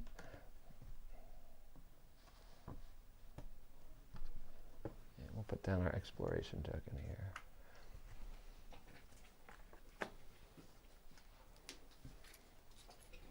One of the fun things about the Explorer is some of the fun Explorer abilities have to do with how many cards are in the map discard pile when you start to get into the some of the items or things in camp. And so the further you go in on an adventure, the Explorer has all these things that start to trigger. There's also a bunch of Explorer cards that you can start to mess with scavenging. And so you have this fun ability to really make scavenging this fun side game where you're getting massive benefits from all the stuff. So the Explorer has a really cool, really cool subtext to playing them that feels fun as a player, to have this little side game that you're playing while everybody else is focused on the big picture. Our flip, oh, he gets 5 XP for that, and he was forgetting something. And we'll adjust that. Oh, we need to move the posse marker. Oh, thank you, thank you. Did I not? You moved it for the... Oh, yes, for the first one, yep. Come on. I have an extra token in there to kind of help show up, make it appear better on screen, so that's why it's hard to move. And the exploration token comes. Our second clue, we found it. There's 2 exits, which there already are, and unfortunately before we can resolve that second clue, we're going to have to deal with an attack. And actually, I'm going to make sure that's true. Sometimes they say you have to deal with everything on the exploration token first, and sometimes it can be either. So I love that all the rules are just on one page typically, so it's very easy to just know. Whenever the heroes find a clue icon in Jargono, in addition to anything else on the exploration token, they have discovered a landmark in the Valley of the Serpent Kings. Okay, so it happens right away. So we're going to move the marker D3 spaces forward on the depth track and roll a D6 to see what landmark, in addition to the immediate effect, any bonus. And then whenever the heroes discover the second or subsequent landmark in Jargono after resolving the exploration token and completing any fight, the heroes may decide to head back and successfully complete the mission. So we really just need to finish this fight and we can head back, or we can press on to find other worlds. So let's other landmarks. Yep. So let's go to the detail cam, and we're gonna move the depth tracker D3 spaces forward. It's 3. Not cool. And we've got 1, 2, 3. So we're going to trigger a darkness card and then a growing dread card. Oh my gosh! And all these growing dread cards are going to get to go off on a D6 roll of 4+. Card, should we get them to roll for the location, right? Oh yeah. Please give me a D6 roll so we can know once we're done with this darkness card what landmark we've got going. Thanks. Good call. And the darkness card is Fight for Survival. Each hero must make a Cunning 6+ test. Our Conquistador's Cunning is 4, and our Jaguar Warrior's Cunning is 3. And it says, if successful, you get 20 XP and may recover a Grit or Ambition. If failed, all enemies do +1 damage on all their attacks against you until the end of the adventure. Okay, not cool. Here comes the Conquistador's 4-dice test, looking for a 6. Oh, successful, 20 XP, and he will recover an ambition. So now he has 2 ambition. His max ambition right now is 2. So he's going to be set for this final fight, and he's going to love having a little bit more XP. And then the Jaguar Warrior is going to roll 3 dice. Needs a 6. Does not get it. So, unfortunately, +1 damage on all attacks against them until the end of the adventure. Okay, hopefully don't run into more Serpentman junk. And which... Oh, we got a... You got a 6. Andrew, thank you for rolling a 6. So, not all landmarks are created equal, and we found the fabled City of Gold. Legend. In the distance, well guarded but gleaming in the sun, a Serpentman City of Gold shimmers on the horizon. All heroes may recover D3 grit. Oh my gosh. And then the bonus to reward at the end is each hero gains D6 times 100 trinkets gathered out on the outskirts of the city. And next mission, we're going to either be able to come after the Temple of Kodal-Otak or go after the City of Gold, now that we've established where they are in the valley. Oh my gosh. Okay, so D3 grit and ambition. Let's go for D3 grit for the Jaguar Warrior. He gets 1. This is great, and we're going to need this because we need to cancel some Growing Dread cards, and then the Conquistador gets D3 grit and ambition, which is also a 1. Should the Conquistador use an ambition to re-roll the D3? What? How many grit can they just 2. So, right, because he's not plus, oh, I see what you're saying. Yeah. I know you want to roll. No, yeah. More, I was just can't thinking. Get any more grit. No, you are wise beyond your years. Yeah. That's the ambition talking. Yes. Oh my gosh, and it is 11:59 a.m. So we are going to break for lunch here. But when we come back, let's see what threat we will be facing. Yeah. We'll have it set up and ready to go when you come back, and we'll get into a final fight before we go to camp and see what happens. Definitely got to do the City of Gold on the next one. No, please no. It is a Serpentman hunting party, so D3+1 Serpent Archers and a Temple Guard. So the last thing I'll leave you with is I want you to look at what the Temple Guard does, and I want you to think about the fact that we are still in Diamond Scale Tribe territory. So this guy, as long as he's next to another one, is not able to take critical hits, and he is +1 combat. So I think we should roll to see how many we're going to have as well, and just kind of do a a setup. D3+1 Serpentman Archers. So just 2. Hey. The Kodal-Otak is not the Kodal-Otak deity is not paying attention, and these Serpentmen are. Oh, do you know what we said though? We said that if we run into the same enemies, we would do a different set. We'll do something new. So we are going to. You can also have them vote. That's true. All right. Would you rather fight exactly what you're seeing here, which is 2 Serpentman Archers and a Temple card, or would you rather fight the Winged Serpents? And if we don't fight the Winged Serpents now, we can fight them in a future mission. This will be the final vote before we break for lunch.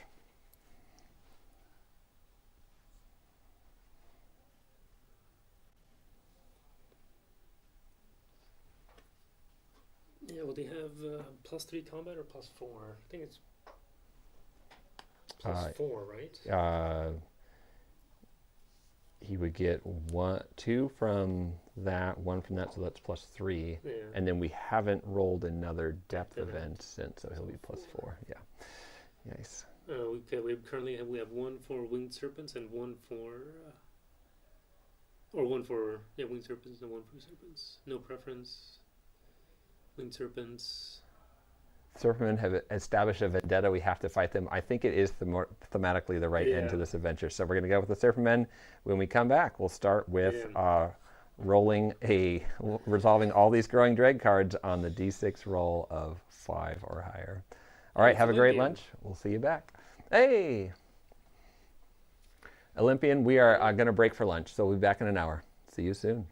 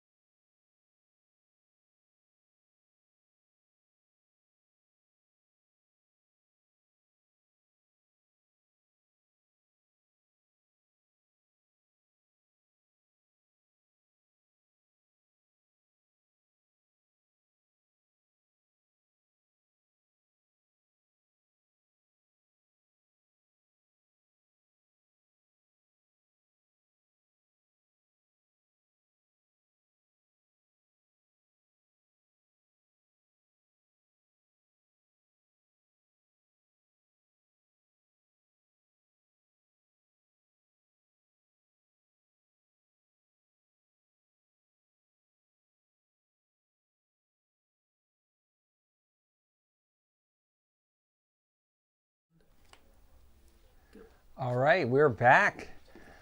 We are excited to get into this fight here. Thanks for everybody for joining us after lunch. You'll notice we have prominently now featured the Qatari beast with Serpent King in the foreground of the background, here, so that because we're getting into some Serpentmen territory, and if I move my head just right, I can be Thunderforge Ethan. Even your critical hits hurt you when you hit me. Okay, we're going to get back into it. We are joined once again by Chatmaster Valkyrie Ida. Chatmaster Dan will be roving around the building doing other duties, and that means that all that knowledge that Dan was storing and keeping me in check with, that the community has been keeping track of, that's on you now, because Valkyrie Ida does not know everywhere we've been. I don't have that knowledge. You do not have that knowledge. That's okay. The community has been amazing today at keeping me on point with everything. And they're even doing the pronunciation of Thunderforge Ethan correctly. Good job. All right. Well, it's not about my headdress right now. We're going to get back into the game here. Let's take a quick look at our battle map, and then we'll go after that to the detail cam. So our battle map, we can see that our Jaguar Warrior is trailing behind here because our Conquistador found his way into the treasure chamber where there is an honor guard, temple guard, and 2 Serpentmen archers in position. So these Serpentmen archers are going to stay in shootout mode. Just when I was complaining about this map being really bad for us with Serpentmen archers, here it comes. And they are, again, Diamond Tail tribe, so they will have +1 combat. We'll get an extra 5 XP for taking care of them. Oh, which means our heroes should have extra XP from those last ones that they eliminated. And then the Temple Guard, and any of them will be immune to critical hits as long as they're adjacent to another Serpentman model. And they are all keyword Serpentman, so we got problems. Okay, the least of which, come on over to the detail cam here, we are going to have to deal with these growing dread cards. And we have a darkness rule in play from the mission that says anytime we find a clue token, darkness is revealed on the roll of 5 up, or 1, 2, and 3 for each of these. So we're going to roll for each of these growing dread cards. Fortunately, our heroes each have grit. And the rule in the game is you can spend 1 grit per hero. So if each hero spends a grit, so each hero has to spend a grit, then you can cancel a growing dread card that was just revealed. So we are going to need you to, in real time, be responding to the situation, because we may have some huge strategy moments here. First die roll comes a 1, so we in fact do have to resolve this growing dread card. And it says, for the rest of this adventure, whenever the darkness moves forward a space on the depth track, every hero takes 2 sanity damage, ignoring willpower. And the theme here is Time's End. Foretold by the ancient calendars and prophecies, the spiraling galactic cycle of the stars is nearing its end of its journey across the heavens. This seems devastating, guys. We have 6 sanity damage on the Conquistador, so he is 5 away from being done. Nope, he has +2 sanity from his upgrade, so his total sanity would be 13, and he has 6 on him, so 7 sanity damage left for the Explorer. The Jaguar Warrior does have rum. So do we need to spend grit to get rid of Time's End? This is the first of 4 that we may have to resolve. Holler if you want me to cancel it. Otherwise, we're going to be on a serious clock to take down 2 Serpentmen and a Temple Guard, neither of which have any fear or terror effects. So we won't be taking horror hits from them. We'll just be taking horror hits from the darkness marker moving forward on the depth track. The darkness marker can move 1, 2, 3 more spaces. And on the 4th space, we will lose the game. So we are already on a tight clock. Okay, save the grit. I like it, guys. Okay, we'll keep that in play there. The next one, the roll comes 5, so we do not have to resolve that growing dread card. And the next one comes 5, so we do not have to resolve that growing dread card. Come on, a 1. Okay, this one we do have to resolve. And it says, dread knowledge. As you look out into the darkness rising around you, you begin to understand that no amount of soldiers or firearms could hope to hold back this evil for long. What about Jaguar and Eagle warriors? The darkness marker moves 1 space forward on the depth track. If this moves it onto a blood splatter, which it would, every hero also takes d6 sanity damage, ignoring willpower. Can we afford... Okay, Distant Pilgrim is saying it's time. Okay, we're not going to let the darkness move. We're going to use a grit from each hero to get that out of here. Whoop. Good choice. Good choice. And save our sanity. And Andrew agrees with the cancel call. And a 5 on the last one. Wow, we cheated death. We get out of that with a little bit of ambition yet. Minor round of applause from Valkyrie Ida on the side. Let's see. They can visually see me do small claps, but they can't see you do them. No. If I clap loud enough, they could hear me. Yes, that's true. Or you can just vocally voice what you're saying. Face of astonishment, nod of approval. Yeah. Gasp of horror. Okay, we've got rid of all the darkness cards. You are going to recall we've already fought the Serpentmen Archers, so I'm going to leave the Temple Guard on the side cam here. And I'm going to leave them over there. And then I'm going to leave the Serpentmen Archers up here. So we're going to go to the big cam up top. But hopefully between those two, you should remember some of the Serpentmen Archer stats from our earlier fight.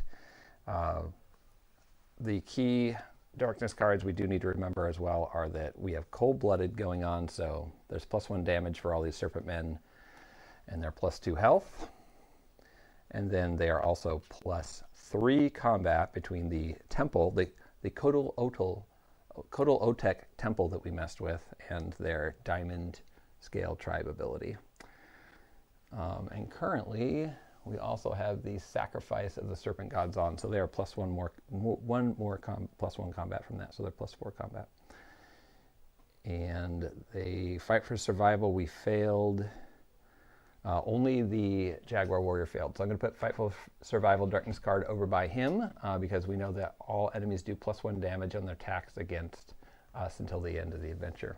Now, we could turn off Cold-Blooded. This is a Remains in Play Darkness card. And it says, once per turn, you may use 2 Darkstone to cancel a Darkness card on the D6 roll of 4+, and our Conquistador Explorer has 2 Darkstone. So do we need to save this Darkstone for going to camp, or do we need to deal a mighty blow? This would get 6 health off the board. Olympian says, yeah, let's get rid of that. Okay. I like it. Any fans of the film Lucky Logan out there? There's a great redneck business meeting that happens at a fair, which the 2 villain heroes step to the side and say, what do you think? Yeah, that's the whole meeting right there. So good job, Olympian. We'll get rid of it, but we need a D6 roll of 4+. We'll go to the big cam for this. And if it's a 4 or higher, no more cold-blooded. 6, yes, shut down. Okay, we're turning Cold-Blooded off. Why didn't we do that earlier? Because Ethan wouldn't slow down and scavenge and get the Darkstone we needed. That is correct. Okay, so we've already made a little bit of progress forward. Here comes the Hold Back the Darkness roll. And chat, this is where you have to... I love that movie, but no one seemed to have seen it. Thank you, Distant Pilgrim. I tried. That's like my sleeper hit that I recommend to everybody, and it's super quotable, so... Okay, we're going to, chat, you have to slow me down because there's probably some triggers I might miss in this. So if there's something that you see that's wrong or we're not doing right, I'm going to hold back the darkness. I know that's the first thing that happens every round, so we'll go there. 9. That's held, but we do have that sneaky extra ability to trigger a depth event this deep into the Valley of Serpent Kings, so we triggered double 4s. Double 4s, Stinging Gorge Flies. Man, we already had 2 Stinging Gorge Flies attacks. Yeah. Valkyrie Ida, this is what has happened so far. We do need to catch you up so you can make sense of it. We headed into the Spanish fort knowing that there was a portal to the Valley of the Serpent Kings. At the same time that our Jaguar Warrior Coatl Montezuma, so Coatl means snake in Aztec, Coatl Montezuma was joined by Don Diego de Luis de la leche. Nope, that's ice cream. The Spanish word for wine, which I have wrong. So he has an amazing name that we only... Both names are great. Both names are great. They were joined, and they realized that the Serpent Men have been coming in through this, and they decided it's time for us to go into the Valley of the Serpent Kings. We're going to scout out some landmarks, and then we're going to get back. And then the next mission, we actually get to go in, and whatever landmarks we've found, we can go check them out a little closer. So far, we found a Temple of Kodal Otek, which is going to give us an extra 50 XP at the end of the adventure when we win, which we will. Yeah. But we all the Serpent Men are ticked off that we're messing with their temple, so they're all +2 combat from that. And then we also found the City of Gold, the famed El Dorado. We can see it in the distance. So we're going to sneak in and get a little bit of trinkets from the edges of the city and then come back later and probably explore it. Yeah. Yeah, so, and we got a nice grit and ambition bonus from that too. So those are the 2 landmarks we've identified, and that's all we need to do before we leave. But before we can leave, there have to be no enemies on the board. So we've accomplished our mission, and these Serpent Men are like, you don't get to go home. And gorching stinging flies are happening now. So we avoided too much poison before. Our Conquistador actually needs to roll for poison at the start of their adventure. So Conquistador, will you pick up more gorching buzzfly poison? Rolls and gets a 4, defends against it. And then Jaguar Warrior, you make a defense roll of 2 and fail. Jaguar Warrior is going to use Animal Instincts to re-roll that and pick up a 5, which is success. So our Jaguar Warrior can go into Jaguar mode with Animal Instincts, and that means he can re-roll almost any dice, damage, hit, or defense, and replace that re-roll with a D8 instead of a normal die. So Jaguar training coming in. Elite Battle School online. Okay.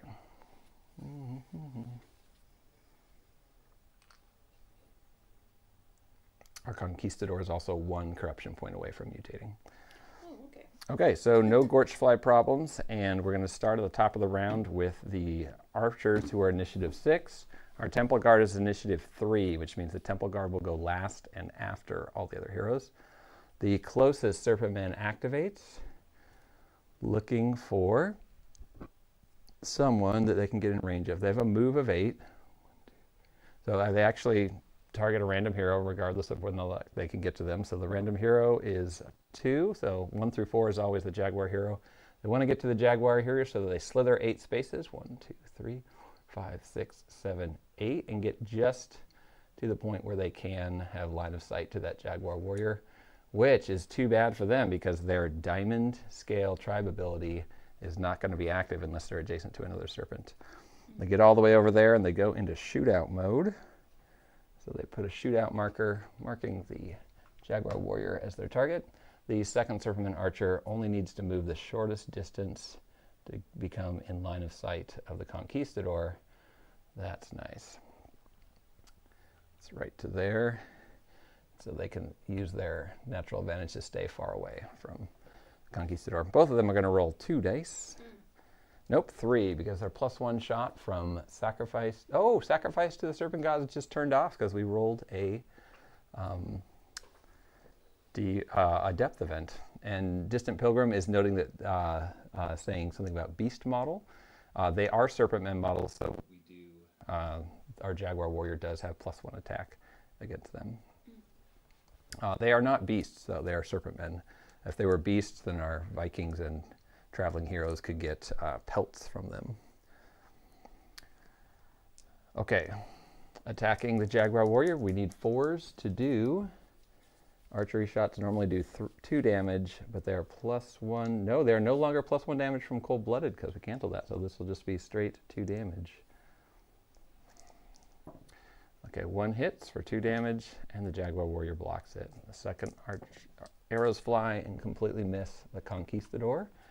It's now time for our Jaguar Warrior. The Jaguar Warrior turns on beast mode. Oh yes, yes, he goes into beast mode. Jaguar Warrior is going to take their move of 4. They can get adjacent 1, 2. They'll try to go a little bit further and make a breakaway tip. Yep. To get to there so they can be next to the Conquistador in case they need to pass the rum around, which actually they'll do right now. The Jaguar Warrior is next to the Conquistador. It's in battle, so you have to be adjacent to give away items, but they are adjacent. He'll pass on the rum now in case he gets into sanity trouble because our Jaguar Warrior is just fine on sanity right now.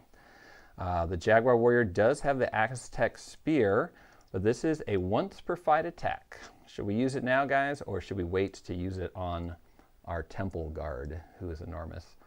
Let's fly over to the Temple Guard on the close-up cam, or the detail cam real quick, because we did not talk about exactly what we're going to have to deal with there. First thing we have to deal with is 15 health. Its combat has been pumped by 3, so that's actually a 6 combat there. And then one of the big deals is it has armor 5+. Even a bigger deal is that its melee to hits of 6 ignore defense. And the enemy can re-roll its melee to hit rolls of 1. So our Conquistador picked an ability called Fencing when they leveled up. And Fencing, if someone tries to melee attack against you and they roll a 1, you're like, you jump out of the way, stab them real quick, and they take a damage. But notice that the Temple Guard laughs at the Fencing Conquistador because he's never going to roll 1s. Anytime he rolls a 1, he re-rolls it and gets something else. So you can't use Fencing on the Honor Guard, Temple Guard. Okay, this spear, maybe save it for the Temple Guard. He's going to be nasty with those extra combat dice. Okay, we're saving the Aztec's once per fight free attack spear, and we're just going to swing with the Machuatl. And 2 and 2, that's no good. So we'll use War Trophy to re-roll one of them. It's now a success, which means it's going to be +1 damage. That's nice. And we probably need to use the Animal Instinct to re-roll the other one. Those 2 2s missed. The Animal Instinct lets us re-roll the other one with a D8, and it is a 5. So we have a normal hit, and then we have another normal hit that's +1 damage. And we are already +1 damage from our Jungle Hunter ability upgrade that we took. So here we go. So that is a 6. 6 minus their 3 defense. 3 of that gets through. 1, 2, 3. And then the 2 just bounces, nothing happens. So softened them up for the Conquistador. The Conquistador does go next. Someone asked, how often can you use Animal Instinct? Oh, thank you. Distant Pilgrim, we used it to stop the Gorch Flies. So we, in fact, do not get that fancy second roll. It turns out the second roll didn't do any damage, so didn't accidentally cheat. But you're right, they should have not been able to re-roll the second dice, because Animal Instinct is once per turn, and we already used it on a defense roll. Good call. Gorch Flies, they're the worst. The Conquistador's turn, he does have 2 poison on him, so we check for poison at the start of his turn. Rolling dice, on a 1 or 2, we get poisoned, and we just rolled 2 2s. So the poison leaches past the armor into our bones, and we take 2 wounds. So we have now 9 wounds out of our total 15 health.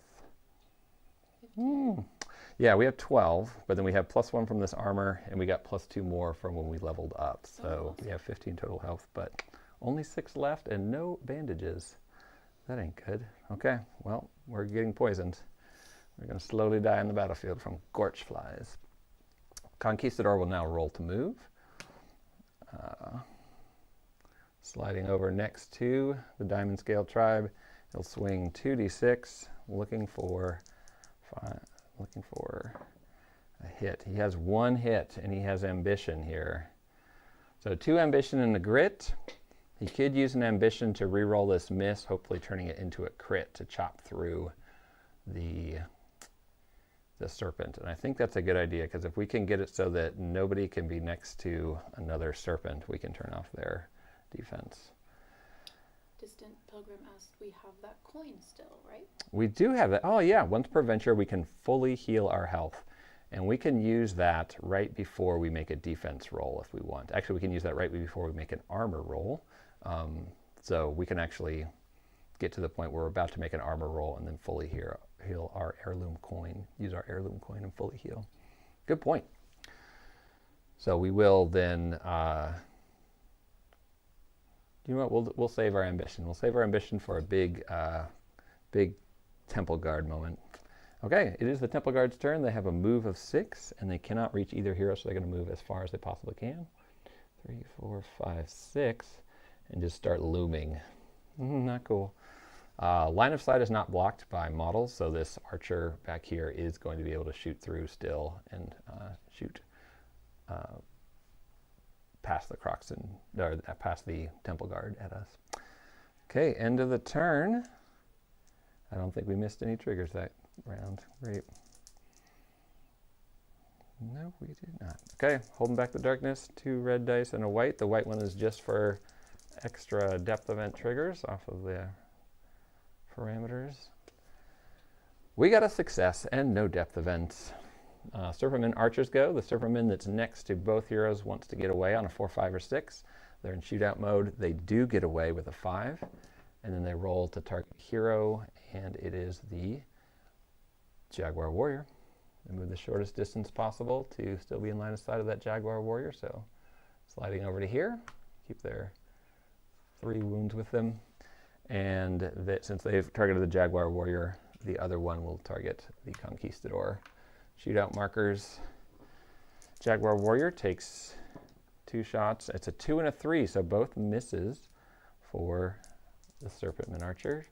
And then the other archer shoots at the Explorer, gets 1 hit, that's going to do 2 damage. And the Explorer's defense is a 6, so it saves on 4 up, so no damage there. Okay, these archers are not nearly as nasty as they were last time. And let's move into the Jaguar Warrior's turn.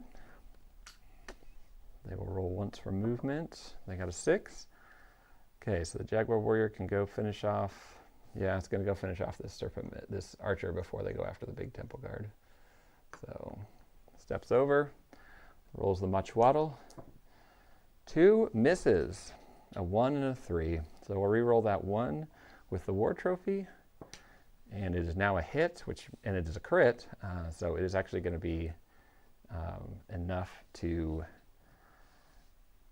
do in this guy, because he's going to roll a crit and do +2 damage, 1 for being a jungle hunter and 1 for the War Trophy. And we only need 2 more damage to kill this Serpentman. So the roll comes 1, ends up 3 damage. That's enough. Takes down the Serpentman archer, and he picks up 35 XP. Nice. Yeah, especially since he's at 260 XP now. Someone mentioned there's also a revive token in the bank. Do we have that still? We do. We still have 1 revive token in the bank. Yep. Perfect. Yeah, these are fresh heroes. Should we use the spear on this turn since it's a free attack? I'm going to advise against, because on the turn that the spear lands on somebody, there's an added benefit. So I would be totally with you. Let's go to the detail cam. Except for that bottom part. Any model wounded by an Aztec spear is -1 defense until the end of the turn. Limit once per turn.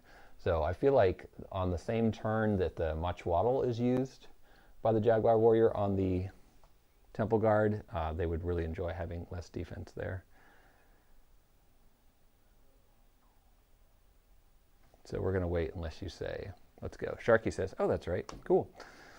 Conquistador Explorer, your turn. Now the Conquistador Explorer actually is blocked. Look at the map tile here.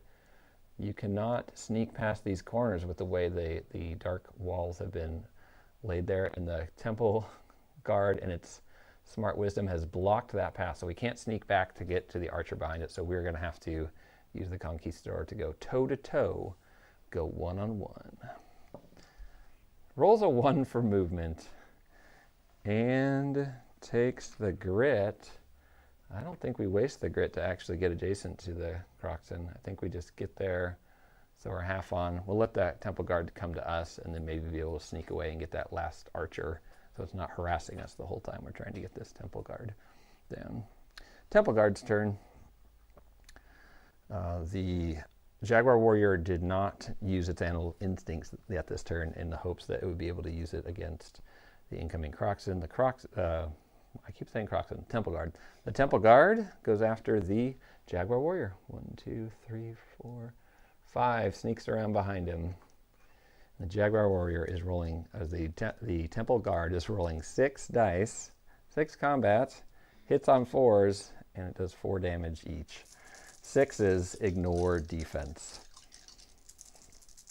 Okay, and we're doing all the rolls up here. Yeah. Yeah, and then when we come down to here, Trying to make sure all the rolls are always in front of people in case they want to see the excitement. 1, 6, 2 5s, 3, 2, and a 1. Get those out of here.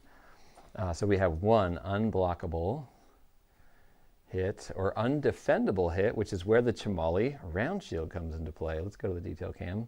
Once per turn, cancel a hit you are taking on the d6 roll of 3+.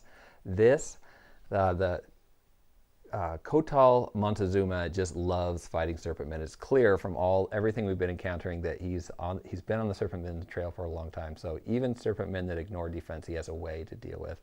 So on a 3+, he's going to be able to cancel this incoming 4 damage. They're reminding you the ones we rolled. Oh, thank you. Yes, it is. So the 1 is re-rolled and comes up at 2. Okay, so still a miss there. So back to the big cam.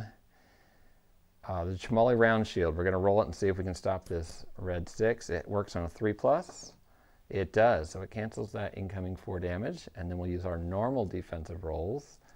And I'll try to roll it by the character so we know who's doing the defending. Our normal defense rolls succeed on a 4+ because we are a nimble fighter. 2 2s. Doesn't seem good, and we only have 1 grit left. We have 4 wounds on us, and we have 15 health total. We could take a little bit of a... Really? Can we take 8 damage right now? That doesn't seem good. 8 damage. We could re-roll 1 of these with our Animal Instinct. Let's do that because we're not going to use Animal Instinct on anything else. So re-rolling 1 with Animal Instinct, it comes up with an 8. Okay, so now we're only taking 4 damage, and we can save our grit for a future moment. 4 damage is still a lot. Okay, 8 wounds out of 15 total health. Wow. Temple Guard, no joke, and is unscathed. Has 15 health right now. Okay, that opens up a new turn. Whew. Save the grit. Okay, Sharky's on it. 8. The darkness is held, which is good because we can only take 3 more fails before a 4th would kill us. We did get 2 5s, which means, you knew it, sacrifice to the serpent gods. Do you know how many human screams we've heard during this game? Human screams echo through the valley up from the top the steep pyramid in the distance. All heroes in the valley take d6 horror hits. Conquistador Explorer takes 2 that they save, and the Jaguar Warrior takes 5, and they need 4s or higher to stop these. The Jaguar Warrior gets a 4 and a 5 to stop them, but the 1, 1, 3 don't. So 3 more sanity damage, bringing it to 5 sanity damage out of a total of 9 sanity. That is not good for our hero. Oh, and he gave the rum away to the Conquistador, who's no longer adjacent with him. Man. Okay. That depth event does get +1 shot and +1 combat to... Oh, sorry, that's the other half of it. In addition to d6 horror hits, until the next depth event is triggered, all Serpentman enemies are +1 combat and +1 shot. So the game is doing one last final push to try and get our heroes off the board, or at least steal our revive token. Not going to happen. Serpentman Archer randomly selects a target. And it is the Conquistador, which they can already see. Marks it with a shootout token. Launches 3 shots that are going to do 2 damage each. And one of them hits on a 6. And then the Conquistador needs a 4 and gets a 6. So they save. Still fencing off arrows, knocking them out of the air. Okay, it's Aztec Spear time. Jaguar Warrior rolls for movement, gets a 3. Stays right where it is because it's got the Temple Guard in its sights. The Aztec Spear is a D8 to hit. And they have 1 grit if they need to use it. No, they got a 5. So the range hits on a 4 or higher for the Jaguar Warrior. So 5 is a hit.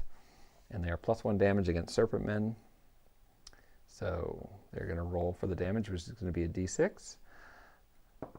And it comes up 5, so it's actually 6 because they're +1 from the serpent, from their jungle hunter ability.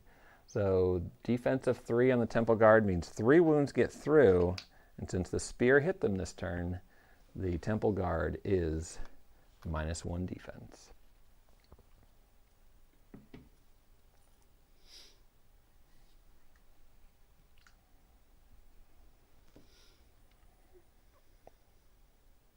Okay, good. I'm doing some little pauses in here in case somebody is noticing something I didn't, but it looks like we're good. Here comes the Conquistador, taking their turn and realizing, no, the Muchwaddle now swings from the Jaguar, who has not used Animal Instinct yet. Muchwaddle comes 6 and 6, so 2 critical hits. The Temple Guard is not next to another Serpentman, so they don't get to stop critical hits. So these are going to be damage dice that are +1 damage. And Miller mentioned the Temple Guard has armor +5+. Thank you. I knew there was something. Okay, so Temple Guard, we will roll for their armor over here. And oh my gosh, all 3 of those hit. All 3 armor saves succeeded, which means the Temple Guard is not wounded by the spear attack, which means their defense is not lowered. Unbelievable. Thank you, Adam Miller. You too get +1 grit in your next game of Shadows of Brimstone at the start. All right. Well, it's a good thing we rolled 2 critical hits with our Jaguar Warrior, so we don't care about your defense there, Temple Guard. We do care that you didn't take any damage from that, though. And we do care that the Conquistador isn't going to benefit from that spear. We saved that spear. We're going to do such good things with it. Okay, we will use Animal Instinct to re-roll the damage dice that came up 1 and replace it with a D8. Beast mode. 5. Okay, so that 5 becomes a 6, and that 5 becomes a 6. So we are dealing 12 damage to the Temple Guard, and it will get 12 armor saves. So let's see. There's 6, 7, 8, 9, 10, 11, 12. 5s and 6s will shut down the wounds coming in. So instead of 12 wounds going through, 3 of them are stopped and only 9 wounds go through.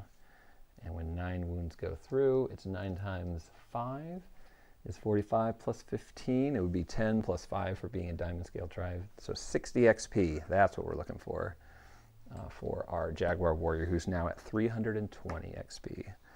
We'll put 9 wounds on the Temple Guard, who is now 6 wounds from dead. Whew, that's what we want to get him in a corner. No more free attacks for our Jaguar Warrior, and our Conquistador needs to make the most of this, and the Conquistador has 2 grit, 2 ambition, and knows that this is the final fight of the game, but does like to save ambition for those loot rolls. Rolls 1 dice, gets another grit, which will immediately spend on movement to be able to get next to the Temple Guard. Cornering the Temple Guard, will roll 2 dice, looking for 6s hopefully. He only needs 4s though. He gets a 1 and a 5. So he is going to use a grit to re-roll. Nope, he's going to use an ambition to re-roll that missed 1. So with a 5 and a 1 and 2 grit tokens, you could use a grit to re-roll the 1 and hopefully get a hit. But if you use ambition to re-roll, we can get that critical, because the ambition tokens give us a +2 to that re-roll. So we will use an ambition token to re-roll this, hopefully get a 4 or higher. It comes up 6, so that counts as an 8. But 6 or higher is a critical. So now we have 1 critical hit, which is going to be +1 damage from our Spanish sword. And the ambition is used. And this hopefully will give us what we need. We roll the damage, a 6 and a 5. So the 5 is reduced by its defensive 3, so only 2 of that gets through. But that 6 is actually a 7 with the Spanish sword. So 7, 8, 9 damage coming through. And unless the armor can save more than 3 of these, we have only a Serpentman Archer left. Olympian had 2 questions there. Isn't it a chart roll? Yeah, if it's a chart on the card, then yes. I'm speaking more if I roll a peril dice, for like P times 50. That's not a chart roll. That is just a single dice roll. Or if I'm just rolling to see how much how much gold I'm getting, say from cursed gold, where it's a d6 times 25. So those aren't charts; those are just you're making a roll with the dice. So this is where the Conquistador greed comes to get you. You could get just a little bit more to spend in town, get those fancy new gloves or that frilled collar, and you waste your ambition on the finer things in life, so that when a serpentman is staring you in the face at moments like these, you don't have it. Okay, and the armor rolls come, and there's only 2 5s or greater, which means there's only that 7 damage gets through, and 6 damage will finish off our Temple Guard. So 6 times 5 is 30, plus 20, oh sorry, plus 15 is 45. So we're going to pick up, whoa.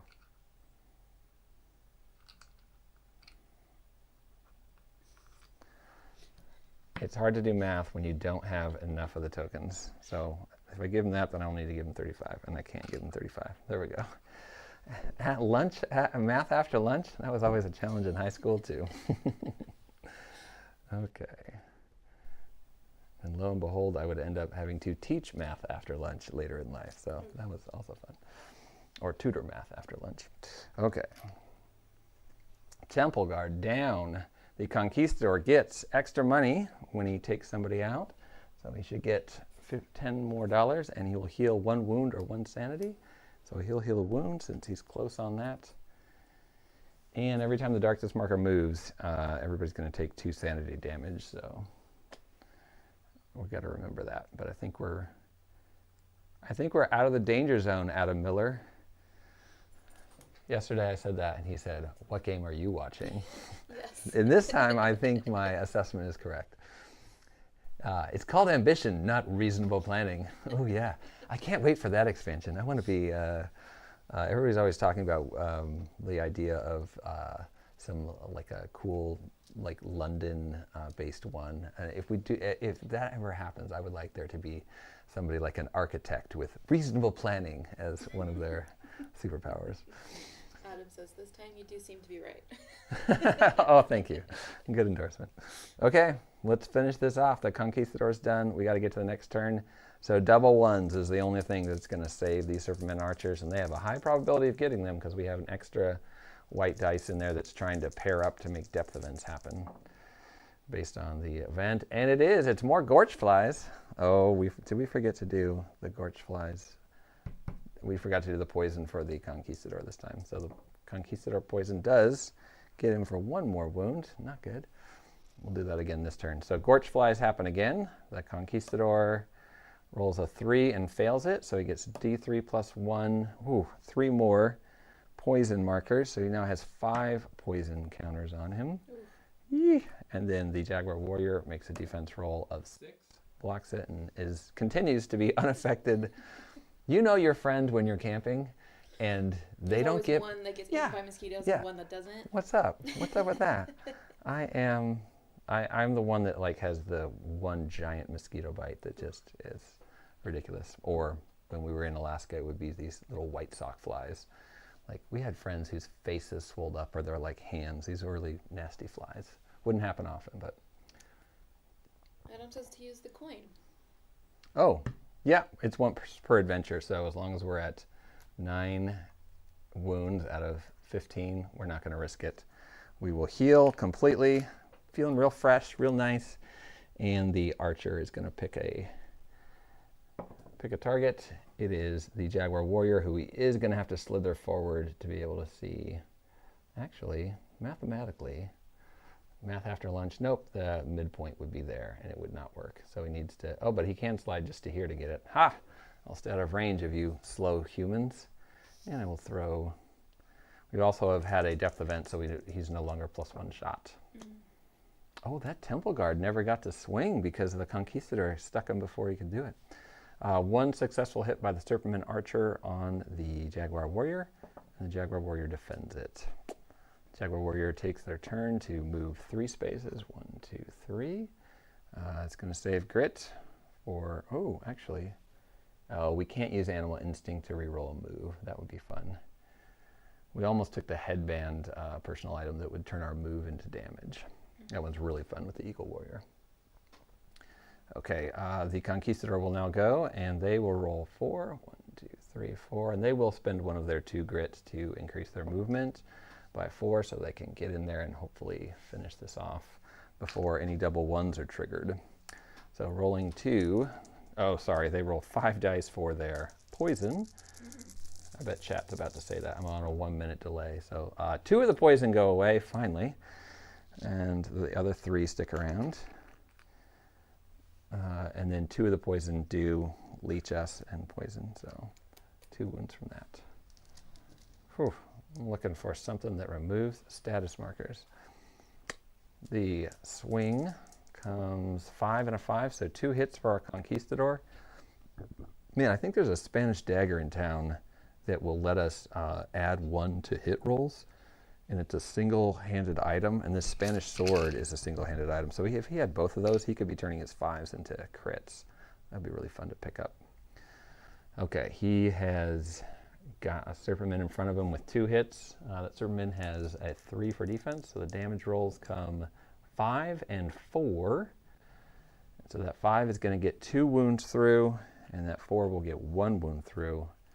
He could use an ambition to tip the scales, but he's going to save that ambition to try and work on some good rolls for looting later.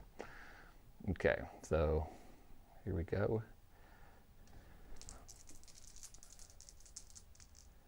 Oni Tooth will remove status marker. Granted, it might be a bit of a trip to get that one. You are correct. But you know these adventuring heroes are going to end up, the Vikings are going to be in that Spanish fort in a heartbeat after they get done with the Norse lands and the Targa library. And that is going to be a fun romp. Beasts versus Vikings. Okay, 9 means the darkness is held, and double 6s means a lot of fun things happen, including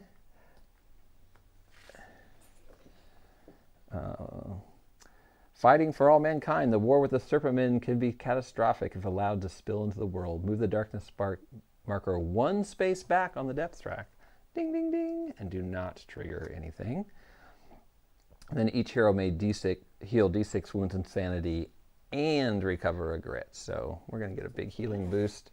The Jaguar Warrior, who had 8 wounds on them, back to the big cam, is going to heal 6. So they are out of any kind of problems. The Conquistador will get rid of 3 of its sanity damage. And the Conquistador will pick up another ambition, because anytime we gain ambition grit, we can gain ambition. And the Jaguar Warrior will take a 2nd grit. There's what we want. And then the Serpentmen will try to slither away on a 5, 4, 5, or 6. It does not. So stays close and gets +3 combat. So 4 dice against the Conquistador. Trying to see if it can sneak through a final killing blow. 4 dice looking for 4s to do 4 damage each. It only rolls a 5, a 3, a 3, and a 1. So 1 hit, which the Conquistador needs a 4 to stop. He does not. So the 4 damage is going to get through unless these armor rolls of 6. Nope. Reroll 1 with the Marion helmet. Yes. Ha. 3 wounds sneak through to hit the Conquistador. So he's now at 5 wounds total. Okay. Kodal Montezuma rolls a 1 for movement, gets a grit, spends the grit since he's at max to close the gap. And with 3 wounds on the Serpent, these Muchwaddle should do the trick. They got a 2 and a 3 and they missed. So the War Trophy will re-roll the 2 and pick up a 1, not good. And we'll re-roll that again with Animal Instinct and pick up a 3. So no successes there. Might as well, since it's the end, spend 1 grit to re-roll the other miss to hit roll that we haven't re-rolled yet. And we got a 4 on that, so that is a hit. And finally, that will do D6 plus 1 damage, which is 6, minus the 3 defense is 3. That is enough to kill our last Serpent Warrior and award 35 XP. Nice. Dun, dun, dun, dun. Success! Finally, finally, finally. Okay, and what we have hoped for at the end of this adventure, we got a lot of rewards. First, we're going to take care of our loot, because we do get to loot at the end of this fight, and then we have a steady stream of rewards. that is going to come from having found 2 different landmarks. And the biggest reward is we get to go back to town and then use a camp and use those landmarks in our next adventure. Okay, 2 loot. Why are you saying 2 loot? Okay, we had 1 card that added 2 enemies. So because it was 1 threat card that added enemies, it's only 1 loot card. And then yes, if we had the team ability card that we used earlier, the Conquistador's play at the end of a fight, spoils of war card, we already used that in the last fight. And once you use a team ability card, it goes away unless there's something that says it remains in play. Okay, so the loot card for the Conquistador is Jewels.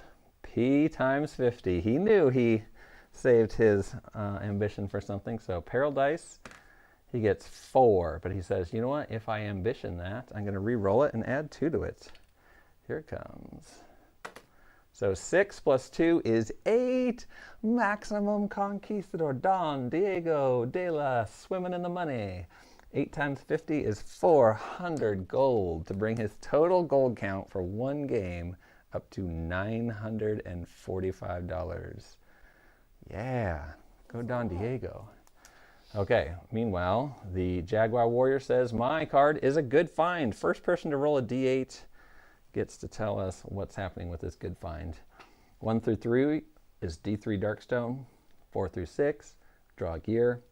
Oh, sorry, 4 through 6 is draw a gear, but an artifact card if you're in another world, and we are. So lastly, 7 through 8 is draw an artifact card, but if we're in another world, it's a gear card. Distant Pilgrim rolling in with a 5. That's right in the middle where we normally draw a gear card, but if we're in another world, we get an artifact. So we're going to get our first artifact. I don't even think we got an artifact. Did we get an artifact yesterday? Not in the last half. No. Okay. So our first artifact is going to be an otherworld artifact from the Valley of the Serpent King, Swamps of Dragono. And what's really exciting is that these artifact cards, we'll go to the side cam, work with all of Dragono. So your Dragono decks just got bigger, and there are even more Dragono artifacts coming than these. Temple Stone Relic. This is perfect because we did mess with the Temple of Kotal Otek. Says, break and discard this relic to make all enemies on your map tile need to roll 1 higher than normal on their to hit rolls until the end of the turn. Natural rolls of 6+ still trigger special effects. So Temple Stone Relic, that's a nice little extra layer of defense for our Jaguar Warrior who likes that type of stuff. Only $150, so it's barely worth it to sell it in town. We will hang on to it. And okay, they both get 20 experience points from those loot cards.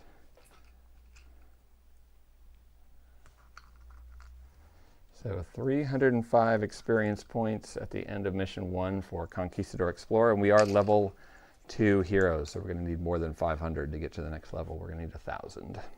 And then 375 for our Jaguar Warrior, so a little head there.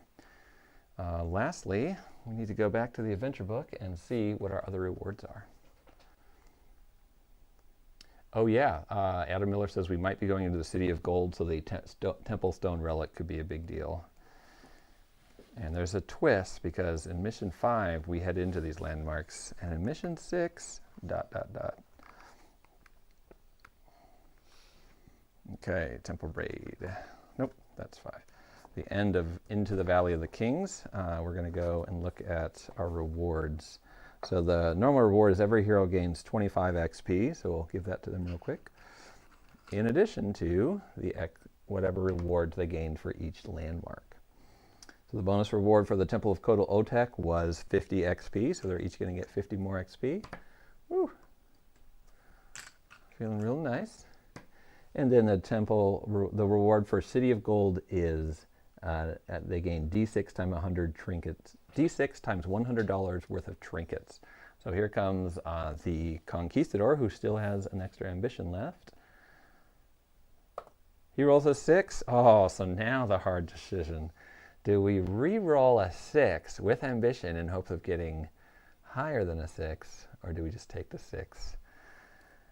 some point we have to say, don't be an idiot and take the money. So we'll take $600 and bring our total up to $1,545 for one nice Into the Valley of the Serpent Kings mission. That's what happens when you find the Temple of Gold and have a little bit of ambition along the way. The Jaguar Warrior is going to get a 5, and so that's $500 for the Jaguar Warrior. So their total is $735 for the adventure. And we do have tokens that represent coins that are fun to use, but at some point on screen you would have so many tokens to look at. I figured I'd just keep that noted off screen. Okay, we're going to fully heal our heroes, get rid of these poison status effects that we're trying to kill our Conquistador.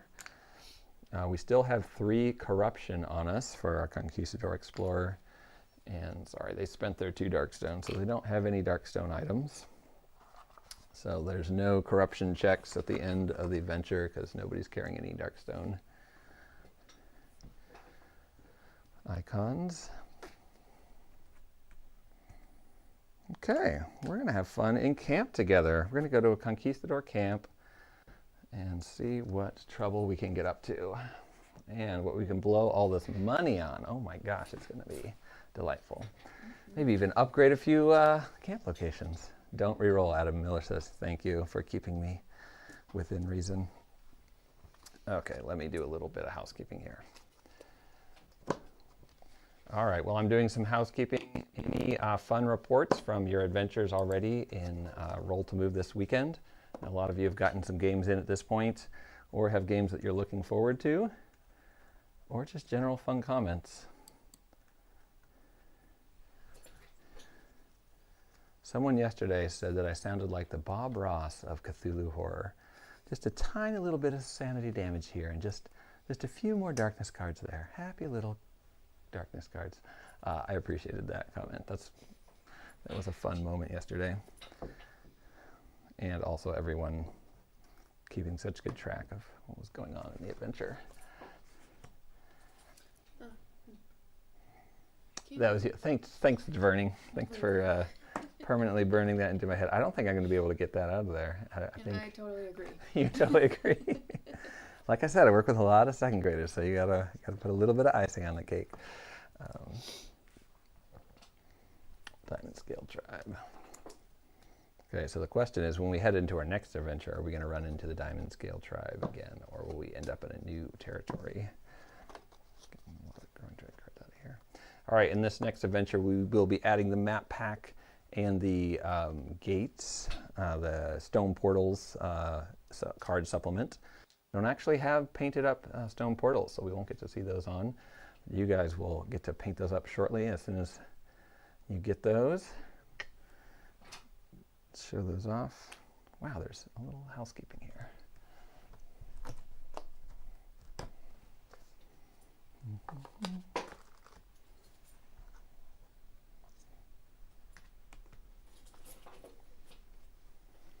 All right, looks like everybody's real comfortable and happy. Let's go to camp. So on the back of the depth event chart, you just simply flip it over. So that chart that you've already got handy instantly becomes camp. And then there's another chart called the Conquistador Camp that you put beside it. And we mentioned this briefly. Ooh, I'm going to run out of visual space. I'm going to collapse. You're going to lose sight of our heroes for a minute so that we can easily see everything in camp.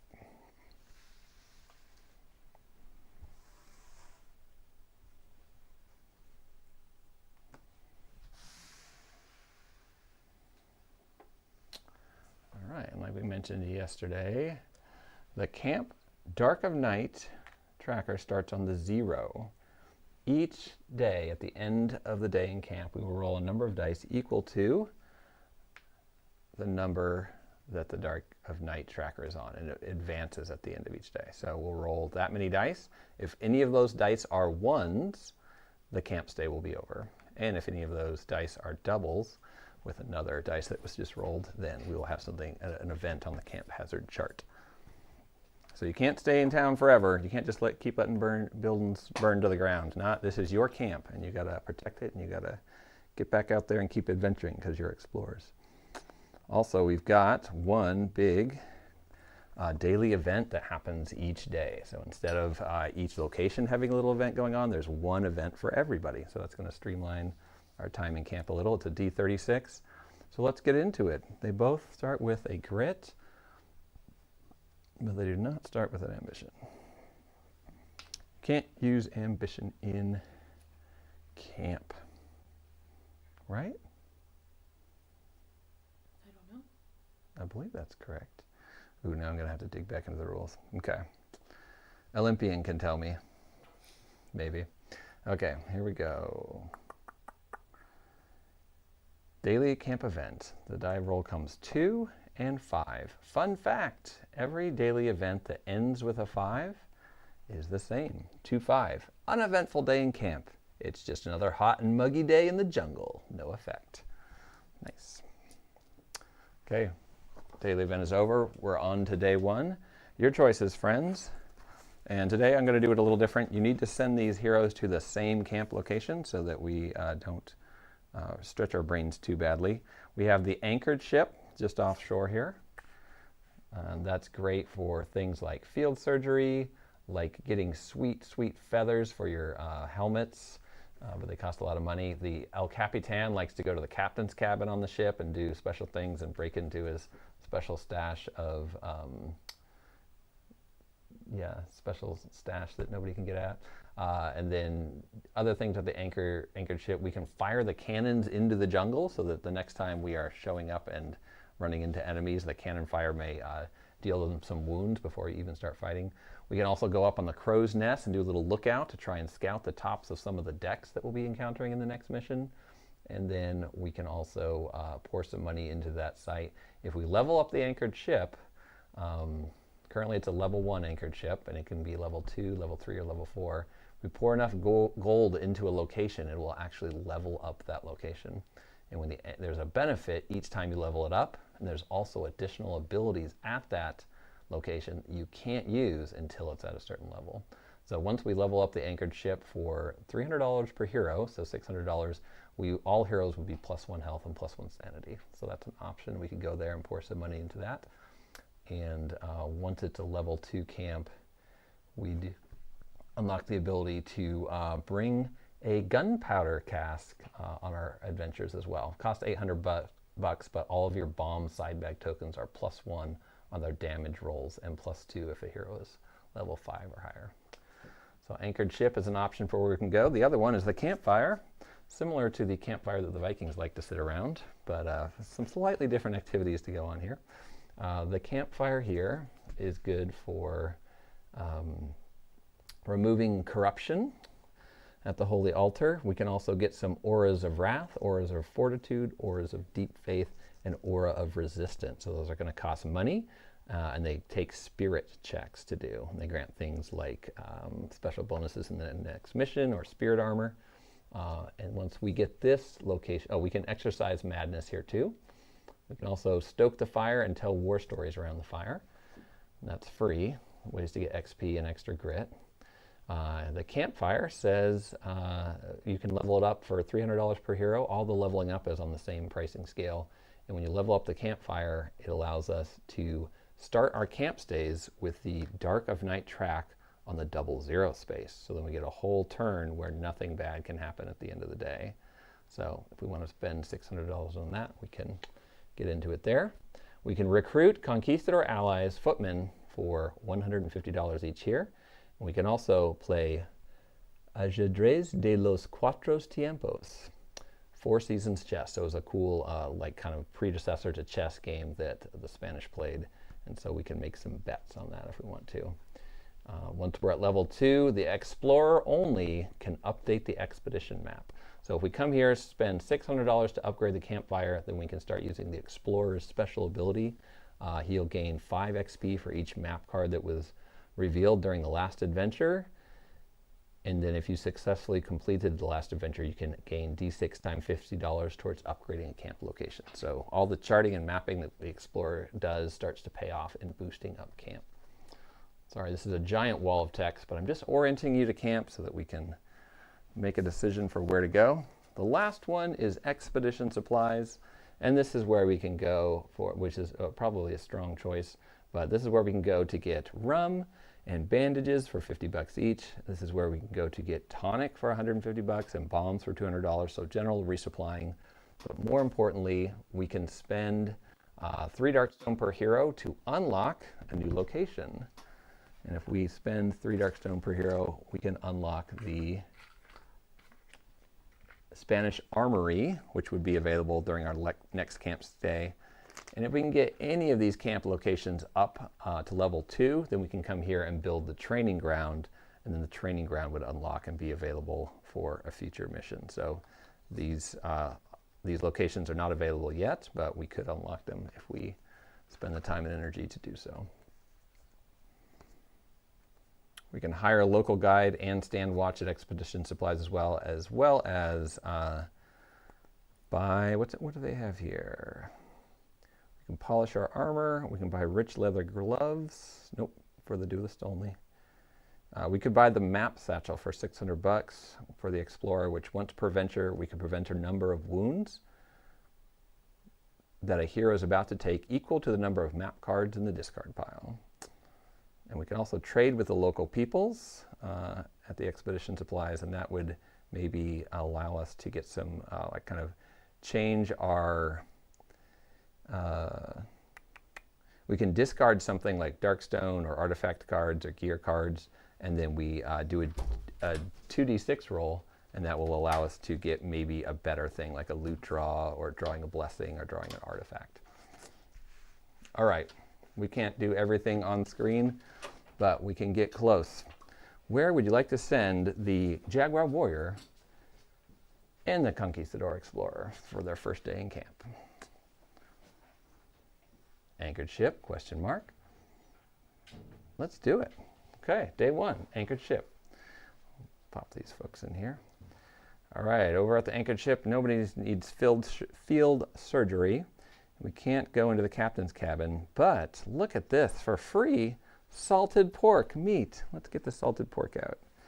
Okay, so the ship has a limited amount of salted pork on it that you can never replenish. So there are 10 available for all heroes for the entire duration of the campaign, and everybody who comes to the anchored ship can take one. When you discard them, you heal 2 wounds and 2 sanity, and you recover a grit on the d6 roll of 4+. So salted pork.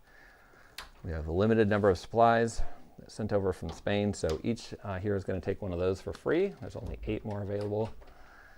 And then we're going to look at the Holy Scriptures option. If we want to, we can pay $250 to get some Holy Scriptures, but only if we have the Holy keyword. Aztec, Tribal, Showman, Soldier. Spanish and Soldier. So nope, no Holy Scriptures for us. There also is a limit of only 5 Holy Scriptures. They can deal with darkness cards and growing dread cards, which is great. We don't need to resurrect any heroes, so we'll move on from here to the back side of the anchored ship. We could spend $600, $300 per hero to get the anchored ship to level 2. How do we feel about that? Got any Snake Man meat we can toss on the bobby? Yeah. Well, yeah, it'll be Snake Man meat for the Jaguar Warrior and salted pork for the Conquistador. All right, tell me if you want to fire the cannons for $250, if you want to level up the anchored ship for $600, and while we're doing that, we're going to make a crow's lookout nest once per camp stay for all adventures. We're going to have somebody make a cunning test, so we're going to have the...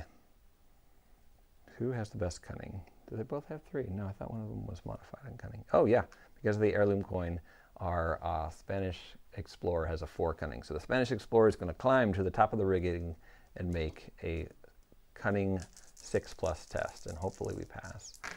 Yes, a big 6 there. So since we are a level 1 anchored ship, we look at the top 2 cards of one of the following decks and choose one to put back on top and discard the others. Oh, but we can look at the Spanish Fort encounters, the Spanish Fort map cards, or the gear deck at the start of the next adventure. If we were a level 2 ship, we would get to add the Spanish Fort deck to that list of decks we could modify. But we got a 15 XP for each 6+ rolled as well. That's good.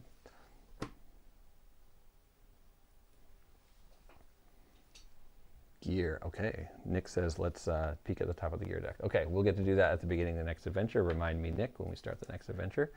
Top of the gear deck. Good. And nobody's yelling to upgrade the anchor ship or spend money on firing the cannon, so I think they want to go somewhere else with this money.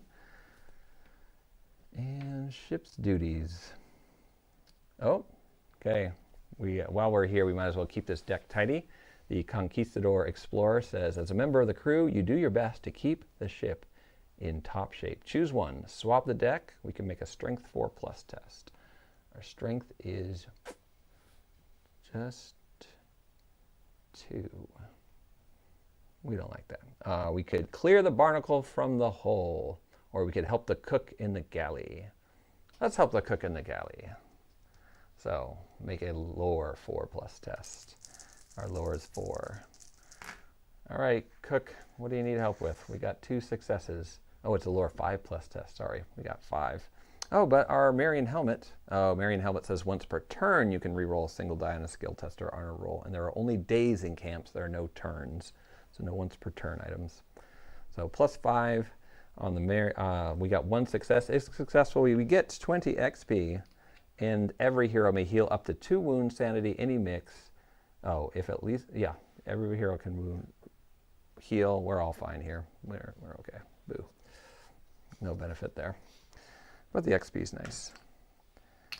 If we had gotten some 6s, we would have gotten an additional benefit. We could move the Dark of Night track back 1 space. That really would have mattered.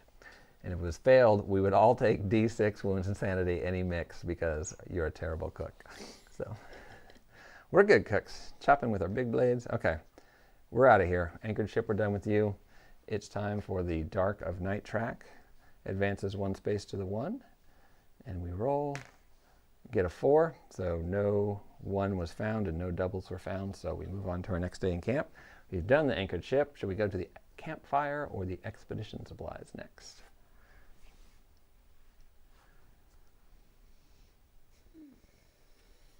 How do you guys feel about allies? Do you want to bring the allies online? We could go hire a bunch of allies at the campfire and just really get things jumping by bringing in some footmen. We are about to go try to sneak into the Temple of Gold, or the Golden City, the El Dorado, if you will. City of Gold? City of Gold. Did I say? Okay. I said Golden City or Temple of Gold. Okay. I got nothing. City of Gold. Okay, you know what? I've got no strong preference here, so we're going to flip a coin to see where we're headed. Conquistador Explorer side, we'll go to the Expedition Supplies, and it is the Explorer. So we go to Expedition Supplies, where we look, and we've got a lot of money to spend. A lot of money. So let's make some good use of this. With all this money,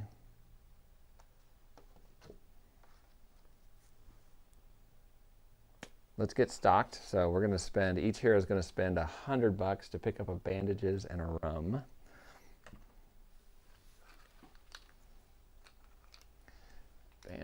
Bandages. Do these allies increase the player count like Old West allies do? No, they do not. They function a little bit differently. They still are under the rules of needing to, you can't have more than 8 models on the board, but they function just slightly differently. And there's a good little summary of them in the rule book. So you're going to feel, they're not going to feel too much different than the allies you're used to, but they are a little bit, just a smidge bit weaker. And because of that, they don't mess with too much. So here's, we can go to the detail canned advanced footmen. The advanced version of a Conquistador footman is a model on the board that moves, attacks, and can be attacked just like a hero. And you can never have more than 8. Again, on the back side, it says it counts for heroes, but have the following limitations. They can't get critical hits on attack. They can't carry items. They can't get grit or rage. They don't draw loot. They may not explore. They don't gain XP. but they get XP by surviving missions. And they're targeted by enemies normally, but never included on skill tests. So they are affected by depth events, though, things that deal hits to all the heroes and sanity damage to all the heroes. The most important part of our footmen over on the detail cam is this ability here. They have an ability called Soldier of Fortune. Soldier of Fortune, you can spend $50 and choose a Conquistador footman to attempt to cancel a Darkness or Growing Dread card. Roll a d6. On the roll of 5 or 6, the card is canceled.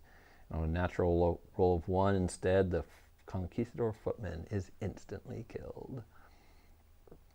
So 5s and 6s, once per turn you can pay $50 to try and cancel a Growing Dread card, but you might lose your footman in the process. The other fun part is Mercenary. If you can pay $25,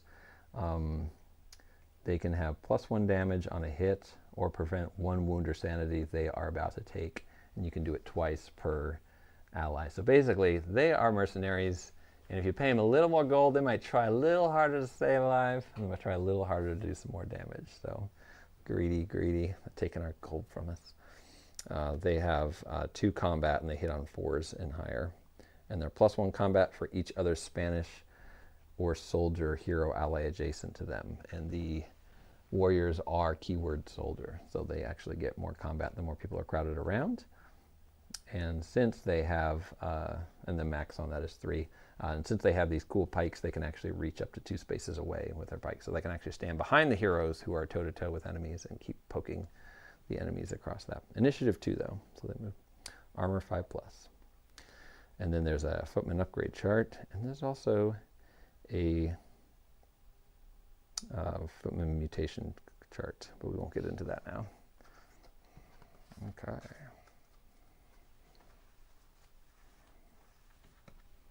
I'm always a fan of meat shields. I'm a big fan of ally packs. Okay, it sounds like you guys do want to head over to the campfire and get some allies.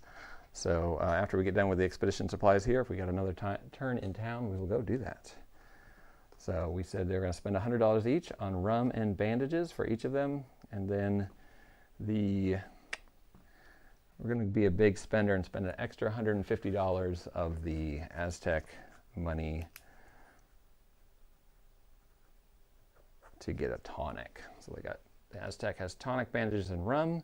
The Explorer has double rum, a bomb, and bandages, and they both have salt pork. Feels good. That feels like a good resupply.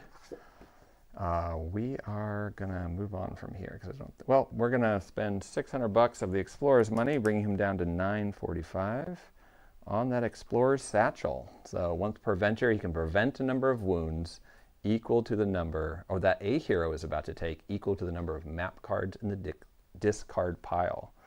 So map satchel. That's going to be great because he can protect the Jaguar Warrior if need be, or himself. And it is for a hero, so that allies count as heroes for all purposes except for the things listed on the back. So he could protect an ally as well. Okay, we're moving on from here. We burned some money there. Second day, we advance the Dark of Night marker. We rolled 2 dice. Don't be a 1. We got 2 4s, so no 1, so camp stay's not over, but that does trigger a camp hazard chart roll. Living darkness.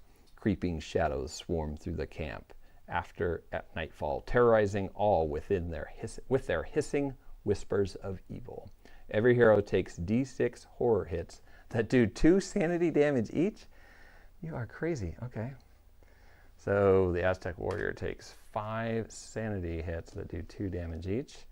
Saves on a 4 or higher.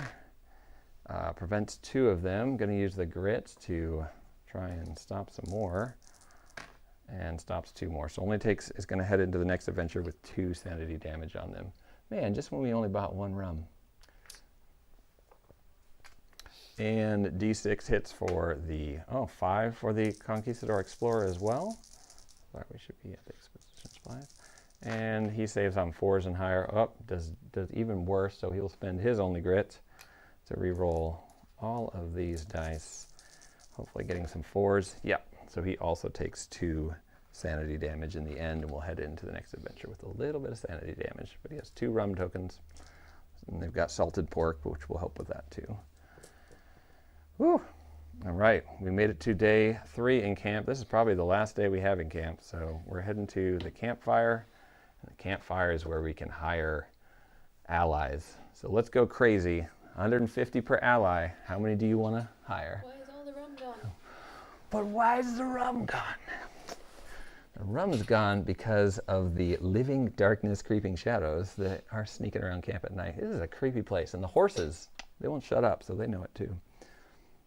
Okay, how many allies do you want to hire? 1, 2, or 3? Throw it in the chat there, and while we're thinking about that, we will, you know what, let's level up the campfire too. Let's go big or go home.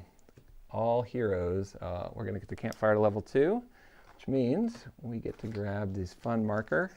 So now when we come into camp, if we're trying to figure out what level each side is, we can have this little token that has a 2 on it, and we just set it right there on the campfire.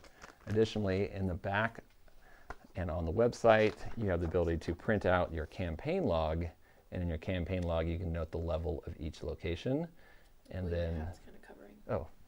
the level of each location, and so you'll be able to set up camp and know what level everything is at as people are looking around at it. And then you have these nice markers to show if a location is unlocked too. You simply place them on the board so you know if you've unlocked the Spanish Armory or the training ground.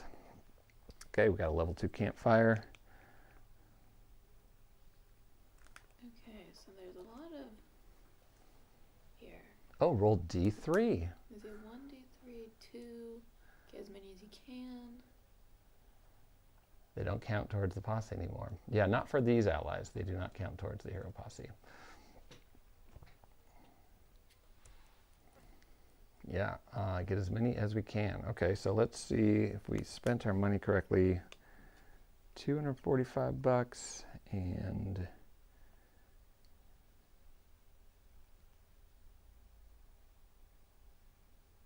yeah, we can get 3. Let's get it. 85 bucks left there. Okay, 3 Conquistador spearmen. So these Conquistador footmen are being hired by the Jaguar Warrior, who's going to try and train these heavily armored younglings into Jaguar elite warriors. All right, it's going to be, we're going to do some on-the-job training. For the very large golden city we'd like you to train in, and it's through a shining portal. Okay, we got 3 allies to head out there with us, and we also picked up the expedition map. So we paid the money to upgrade the campfire, which means from now on the Dark of Night track will start on the 00 space during a camp stay, and we can update the expedition map for free. We get 5 XP for each map card that was revealed during the last adventure, which will give us 50 XP right now for the, was it 50? 1, 2, 3, 4, 5, 6, 7, 8, 9. Yep, 45 XP for the Conquistador Explorer. And if we successfully completed the last adventure, we can also add D6 times 50 towards upgrading a camp location. And the roll comes 2, so we have $100 to help put towards. So we'll put another $100 into the campfire here, which means we only need 1,100 more to get the campfire up to level 3. And we note that in our campaign log, so you can keep track. You can spend a little bit of money or a little bit of darkstone. You're also allowed to leave up to 6 darkstone, or sorry, there's a certain amount of items in darkstone you can leave in camp. So if you have too many items, you can't carry them all, there's the ability to leave items in camp and come back to them. So that's a fun little bonus. You'll find that in the rules. I can't recall off the top of my head. It's either 8, 6, or 5, but I don't remember what it ended up being. Okay, let's get back at it. Let's get out there into it. We've got a little bit of money left over so that we can pay these Conquistador footmen and have them do a little good job. We still got $345 in the pocket of the Explorer and $85 in the pocket of the Aztec Warrior. Big spenders. You can see there's a lot of really fun, nuanced things you can do in town. We could spend even more time in camp trying to min-max, which you can also just casually breeze through town, get what you get, and don't worry about it. But in an 8-mission campaign where you're going to get to the end and realize I need every advantage I can, when you play through this campaign a second time, that's when you start to go, okay, let's see if we can go for some of the hidden side cool things that can happen and really dive deep on the potential of the replayability of this. All right, heading back out into the adventure. Okay. Make sure they paint their armor red. Yes. We paint their armor red so they're not worried. They can't tell. Is that me or was that? Am I hurt? Okay, we are going to need get a team ability card for our Conquistador hero. Boop. So, new worlds to explore. Play at any time. Reroll a Hold Back the Darkness roll. Oh, that's nice. Or, until the end of the turn, every Conquistador hero in an other world gains +1 combat or +1 shot with a ranged weapon for each ambition token they currently have. Okay, so we can either reroll the darkness roll, or we can get a bunch of extra combats or shots based on the amount of ambition we currently have. And our max ambition right now is 2. And when we start, I'll get everybody back up into play here. When we start this adventure, we start with 1 ambition and 1 grit.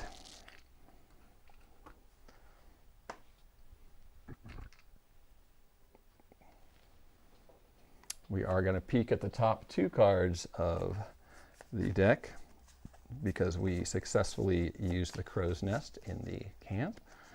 We didn't fire the cannon, so we won't have cannon fire falling in through the jungle. It would really only help in the Spanish fort, though, and I think we are going to head, this mission might call for us to head straight into the other world. So here's the top, do it over here, the top 2 gear cards. Bombs, we could leave the Gain 2 Bombs token on top, or the Spanish Cape. Spanish Cape says +1 initiative, and once per adventure, prevent damage you are about to take equal to your initiative. So the Spanish Cape would give either of our heroes an initiative of 6, because we're already +1 initiative on our Conquistador Explorer, which means you would have a once per adventure prevent 6 damage if the Spanish Cape is on top. Gets us $500 as well. So you guys want the aggro bombs on top in case we run into a lot of resistance, or do you want the defensive Spanish Cape? Cape on top. Capes are cool. Yeah. Oh, if you like a little fashion accessorizing, you are going to love the Conquistadors. There are some funny fun side missions you can get into with how many of these cool little frilled items can I get, and how big of a hat with how many plumes on it can I get. We'll leave the capes on top, and hopefully we'll get both gears, but we know capes and bombs are incoming. Still got 3 corruption. Another question is this: are these worlds considered other worlds by default? Oh yeah, so there are Earth-based worlds which are not, which are like the Norselands and the Spanish Fort, the Old West, and feudal Japan. So if your hero is from those worlds, then that's not an other world for them. So by default, if you're in the Spanish Fort, if you are Conquistador heroes or Aztec heroes, you are not in an other world. But as soon as you go through a portal to somewhere else, it counts as another world. So if you're a Viking and you come out of the Northlands into the Spanish Fort, you're in another world.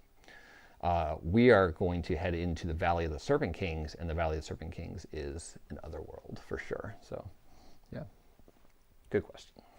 Nick asked, are the bombs put in the discard? Oh,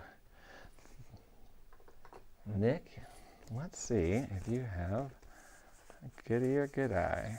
Because, that would make that ability more powerful, because you can get the unuseful stuff.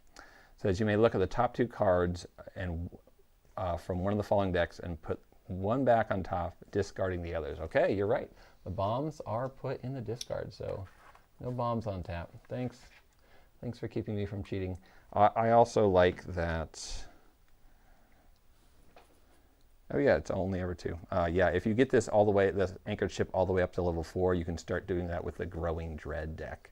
Level 3, you can do it with the Darkness deck too. So you start to get to really protect yourself from looking out over the land and realizing what's coming at you. Sorry, I need the depth events on top.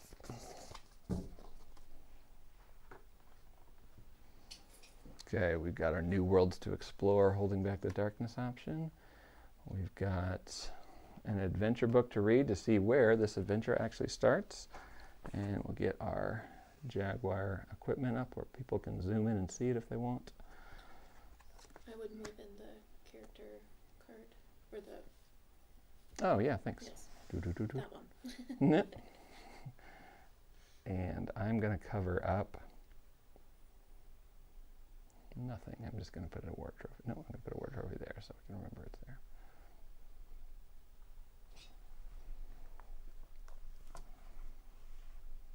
Okay, and then let's get everybody's XP back where I can see it.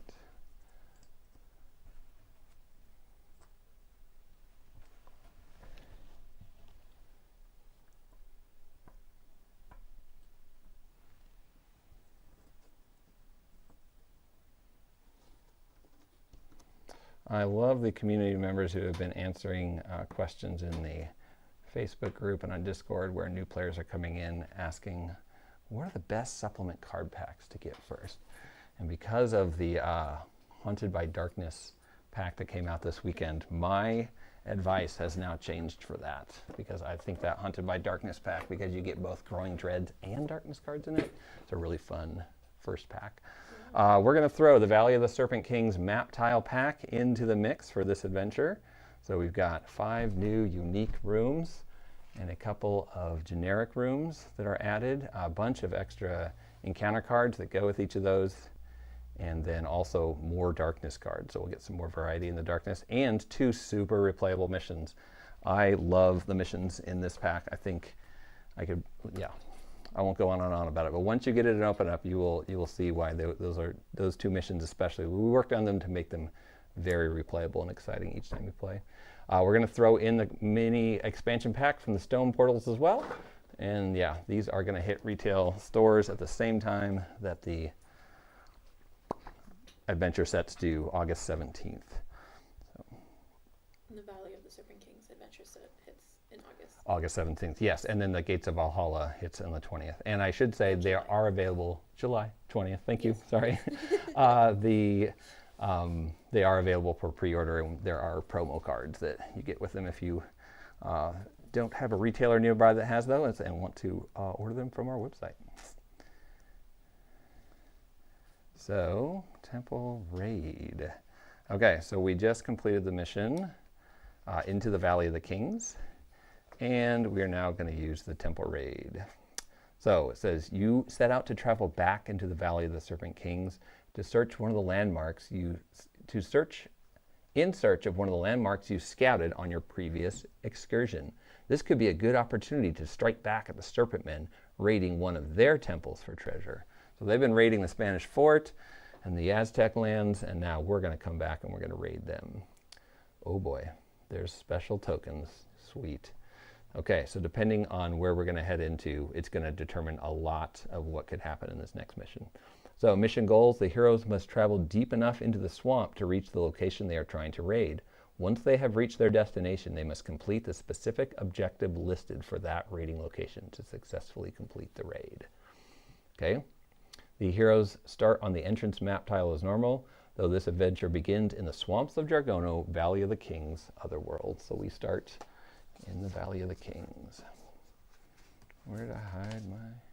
Oh, Chatmaster Daniel hid my starting card over there. Can you, Chatmaster Valkyrie Ida, help with that? We'll slide it on to up over here, and then we can put all these heroes into play on it.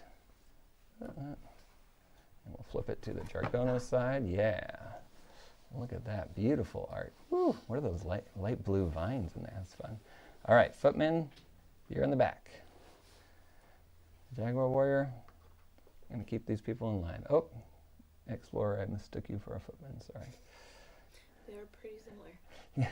Oh, so you just down you just he was like lieutenant rank or something, or whatever the Spanish equivalent of that is, and you just demoted him to grunt. I mean, just wearing similar things. Yeah, he's wearing blue, and they are painted up red. So good question.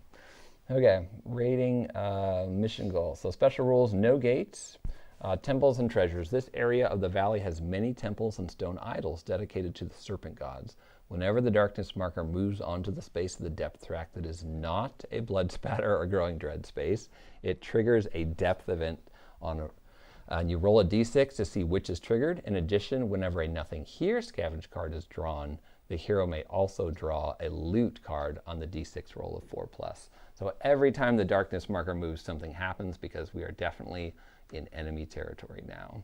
So it will be a depth event. Wow, it's going to be a lot of depth events every time it's not a blood spatter or growing dread space. And when we get nothing here scavenge cards, we might get loot. So there's a lot of, we are really out there where all the treasure and artifacts of the serpent men are. So we're deep in it. Okay, raiding location. The raiding location is the type of land park that the heroes are searching to raid for anything of value. Each time this adventure is played, only one raiding location is used. You guys, do you want to go to the Temple of Kotal Otek or the ever rare and elusive City of Gold? City of Gold. Thank you. I knew I was going to botch it. I had to think for a second. Yeah, see? Now you see my City of Gold. So you guys let me know as I read the rest of this. And it'll be randomly selected if you were playing this as a one-off adventure. So if you hadn't done the campaign, you were just like, hey, let's go on let's do a temple raid with our Vikings, then you wouldn't need to play the other missions to play this. You could roll randomly to see which location. Objective Dread. For this mission, all growing dread cards in the stack are resolved when the raiding location objective room is reached, or immediately if any are drawn afterwards. Find the raiding location. Once the hero party marker has moved into a new stage of the depth track, the first room map tile placed, not a passage, is the objective room. So we need to get all the way down into the middle stage of the depth track in order to, and have a room placed at that point in order to find the objective room. So it'd be nice to run into passages early here so we can sneak through, sneak, get to the objective room without having a lot of fights in the way. So this is fun. This is one of those missions where we're rooting for passage cards instead of having them get in our way.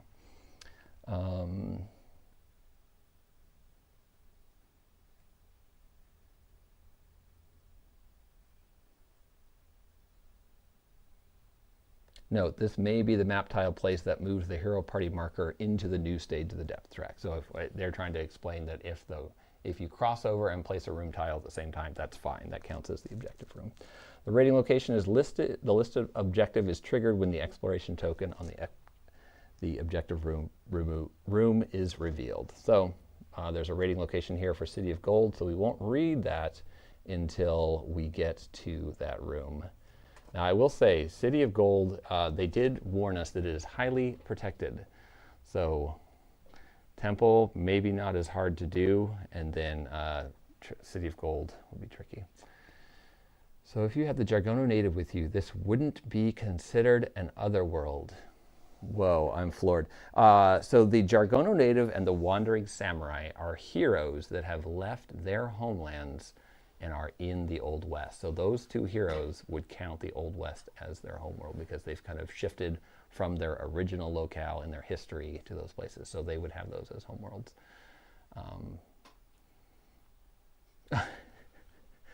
Can you pronounce that name for me?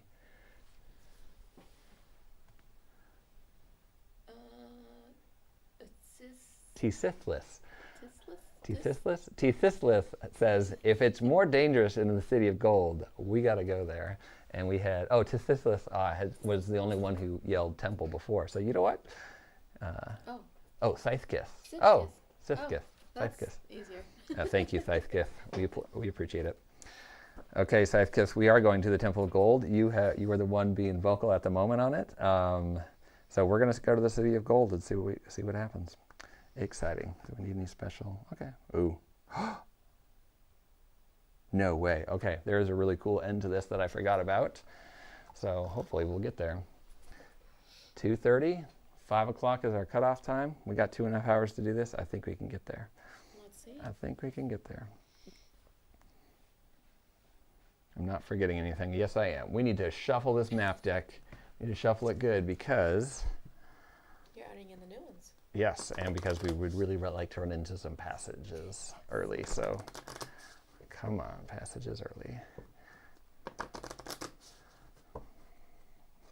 Oh, what's funny is... No, never mind, it's fine. Okay. It's not funny. Nope. I thought I was shuffling the wrong deck, but we did in fact pull from that last round. Okay, we will shuffle the encounters. Oh, it's Sithless, not Sith's Kiss. Oh. Correct. Okay, autocorrect. Sithless. I thought that is a weird way to translate all those letters, but I'm not going to doubt you.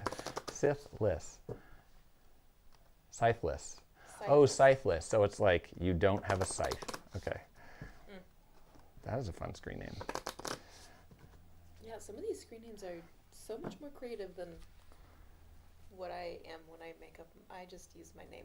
Okay. Loromaster, Scytheless, Villafair, Dractacula, Scytheless. You have no scythe. Okay.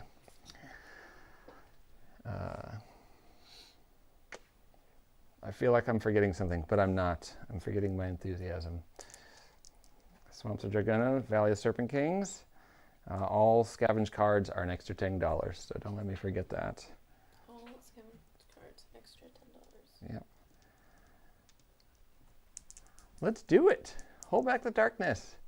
Oh, my D&D character from 1989. Very nice. First one I ever made. That is so fun.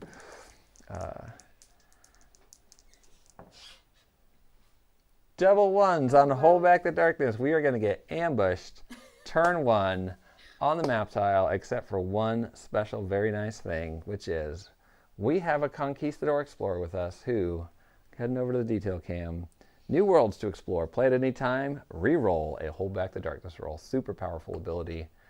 We are going to use it because we don't want to have to fight. We can sneak past all these dudes. Now, I know what you're saying. Ethan, why not wait to use that when we're in a fight and then we roll double ones? Well, that's a good question. That's good consideration. No, we're going to get there. We got to get there. Yeah, we don't want the first roll to be... To jinx our mission. Yeah. A 5. We'll take a good old-fashioned fail to Hold Back the Darkness roll. It'll move one space onto a blank space, which triggers a depth event. We'll roll one dice for the depth event. It's a 6. So instead of double ones, we get double 6s by a nice twist of fate, which means we can... Oh, that's the good one. That's the good one. There's one good one, yeah. Move the darkness marker one space back on the depth track. Haha. And each hero can heal D6 wounds and sanity, any mix, and recover a grit token. In most worlds, you have to choose one or the other. So that sanity damage that we thought we were going to start with, the Conquistador Explorer rolls a 1, so he only heals 1 sanity, but the Jaguar Warrior heals the 2 sanity, fully healthy, and we both get grit. So grit goes there. And the Conquistador can choose grit or ambition. Let's start with extra ambition. So 1 grit and 2 ambition for our good friend, the Conquistador Explorer. You're going to see a cool combo here with the Footman and the Conquistador Explorer in a minute. Maybe move down the board. Oh, thank you. Yeah, sorry. Yeah. That was better. Off to the races. Both have initiative 5. And we had the Jaguar Warrior in front last time, but now he's burdened by teaching these 2nd grade Conquistador Footmen. So we're going to let the Spanish Explorer lead the way, and that'll also help for initiative activation because the Footmen happen at initiative 2. We'll throw, can we fit in here? Oh, we can fit in there. You will live right there. Initiative 2 for those Footmen. So the Jaguar Warrior who's leading the Footmen will go right before they go. All right, 2. And I assume, are we in scavenge mode, guide, or do you want to play it sneaky and try and sneak as far as we can in without causing too much trouble? Oh, every time we draw a nothing here card, it can be a loot on a 4, 5, or 6. So I feel like scavenging is the right way to go. All right, Explorer. Oh, and the scavenge is successful.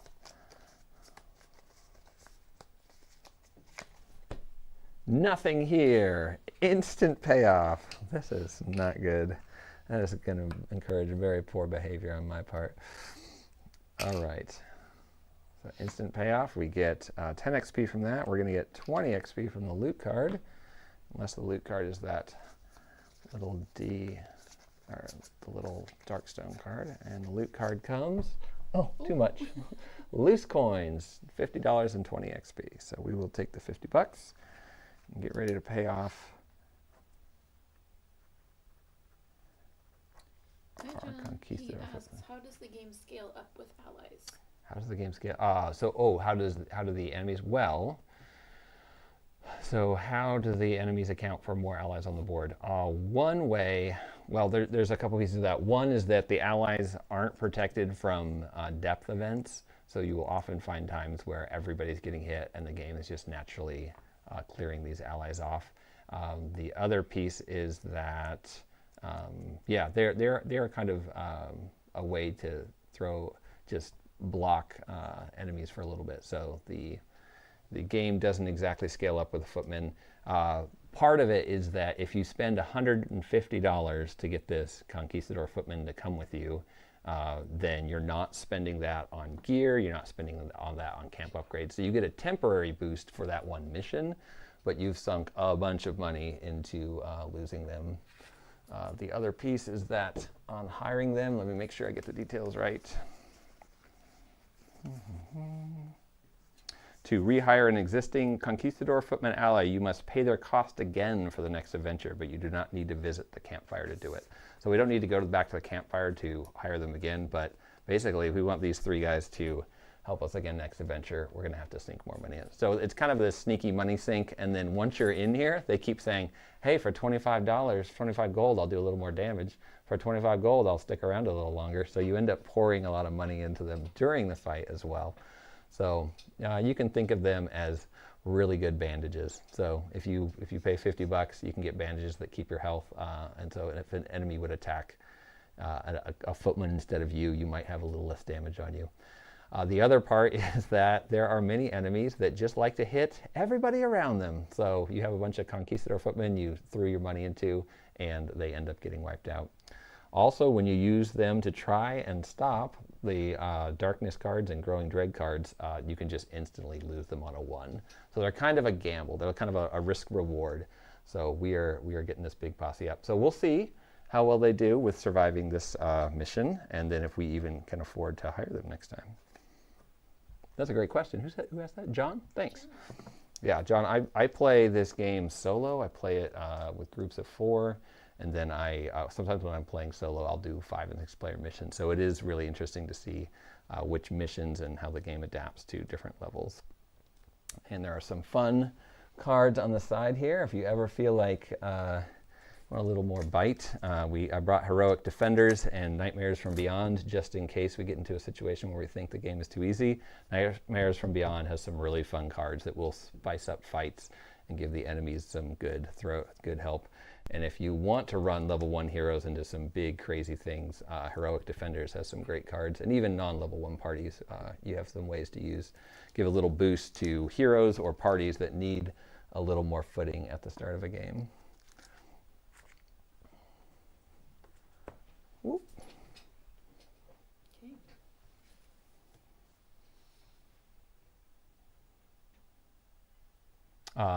Scytheless says, according to the new rules, they no longer count as heroes. So I don't exactly know what you're saying there, but I think they were answering. Answering something else. Okay, sweet. Yeah, I just put away that nice card that says, advanced Conquistador footmen count as heroes for all purposes but the following: no critical hits, no item, can't carry equipment items, they can't gain rage or grit, they don't draw loot cards, they can't explore, they don't gain XP except ally XP by successfully completing missions, and they are targeted by enemies normally. So. Okay, here we are. Back at it. Yeah. Come on, this is what happens when you take a school class of children on a field trip. Field trip, guys. We're going to the golden city of temples of gold and legendary shiny El Dorado stuff. Yeah. And the Jaguar Warrior forgets he's in training and just runs straight ahead and looks into the next room, leaving them behind in the dust. The room comes cross passage, what we were hoping for. We're sneaking through. No one is going to know we were here.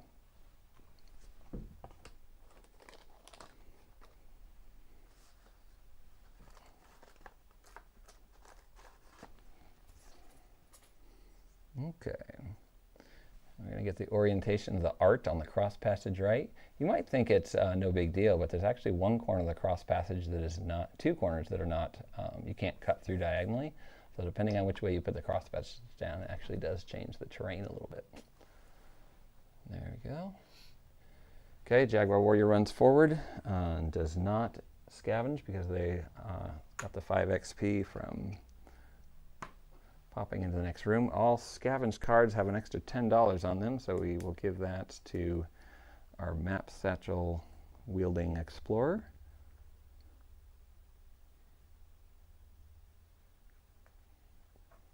Their scavenged card from last time. Would it increase the hero posse to 3 heroes, making threats medium instead of low? No, you are correct that when you normally use allies from the Feudal Japan Allies expansion and the Old West Allies expansion, for every 3 allies you bring along, it counts as an extra hero. We thought that people playing the game, especially solo, love those allies, and it's a fun mechanic, especially for the Jarl in the Viking set, and then the El Capitan here. So we included, they weren't originally planned to be in adventures, but we did what we could to squeeze 3 more models into the box and the allies rules. So we made kind of an adjustment to the allies to make them very beginner and user friendly for the 8 mission campaign. So there's even some missions in there where the footmen just show up ready for you. If you're in campaign mode, they'll come along and help. But so they don't count against the hero party limit, even if you have 3 of them. Yeah, good question. But still can only have 8 models. So if you start to try to do things like mix the allies, then you will run into situations where you're like, these guys don't count as a hero, but they've definitely taken up some space in our posse so that we can't bring a whole bunch of other allies along. Okay. Conquistador footmen nicely don't need to roll for movement. They just move 4. And because they don't roll for move, they're not allowed to come to this convention. Just kidding. Okay, they surround the explorer. Did Kodal Montezuma tell you that I was not a good warrior? Did you ask? Did he assign you to protect me? The end of the turn, the exploration token flips. It says 1 depth event, 1 exit to this room. Oh wait, what am I doing? This is a passageway. Get out of here. No exploration token on a passageway. Okay. After lunch brain moment, hold back the darkness. It's a 7, that passes. And our explorer heads forward. 1, 2, 3, 4, 5, 6. And is going to, again, attempt to scavenge, looking for nothing here, loot cards that would allow him to gain. Oh, he got 1 scavenge card, so the scavenge card is going to have an extra $10 on it. And it is, again, nothing here. You watched me shuffle. I'm not a cheater. So he gets 10 XP from that. He'll get 20 XP from the incoming loot card. So I'll take care of that now, which levels him up to 500 experience. Look at that. And he's going to get an extra $10 plus whatever's on the loot card. The loot card comes. Yes, we are streaming on Facebook, YouTube, and Twitch right now. So if there's a format you enjoy better or a stream quality that appears better on your devices, feel free to jump back and forth between those. We get the comments from all 3 in the same spot. So, ancient statue, you may recover a grit. And for our Conquistador, that is the only option because he's full on ambition. And 200 gold. So we'll take it. Up to 605 gold. This explorer is good at this game. Okay. And as being a hog on all the scavenging, and a 2-player game, you can only scavenge each map tile 1 time, not 2. So he's getting in the way. 1, 2. Oh, oh, this is fun. So since we got the cross passage right away, which is fun, the cross passage is in the map tile deck.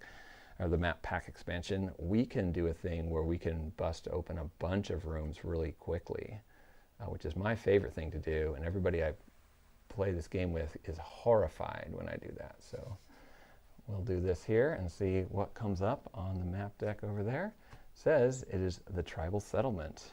So we shuffled last time. We came through a tribal settlement last time. Let's see if this one is a smoking ruin like the last one, or if it is in good shape.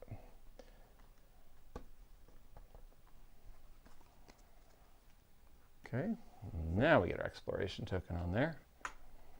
And the Conquistador footmen, 1, 2, 3, 4, drop into view on your screen. And excellent, excellent. Don't let them hear voices in the dark. That would be bad. So our torchbearer is the Jaguar Warrior for future reference if anybody wants to know where the light source is. End of the turn, we're going to flip this exploration token. It says there's one exit on this map tile, and that is over to the left here. And it also says there's a depth event, which we roll a d6 for.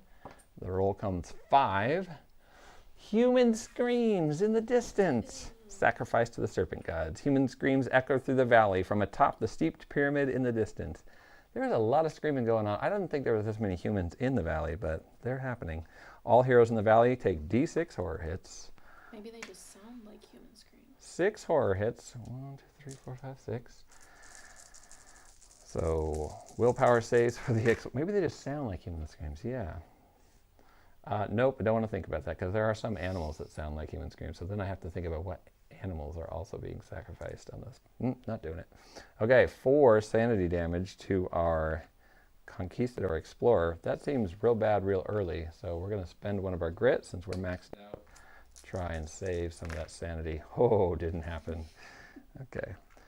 In most cases, me personally, I would almost never do that move, but most other players I play with would make that move, so that's why I jumped on that to spend that grit there. And most other people I think have the right play. D6 horror hits to the Jaguar Warrior, 1, 2, 3, 4. Willpower is a 4. It gets 3 saves with a 4, 4, and a 6. And the 1 misses, so it means it gets 1 sanity damage. No, he takes 2 less.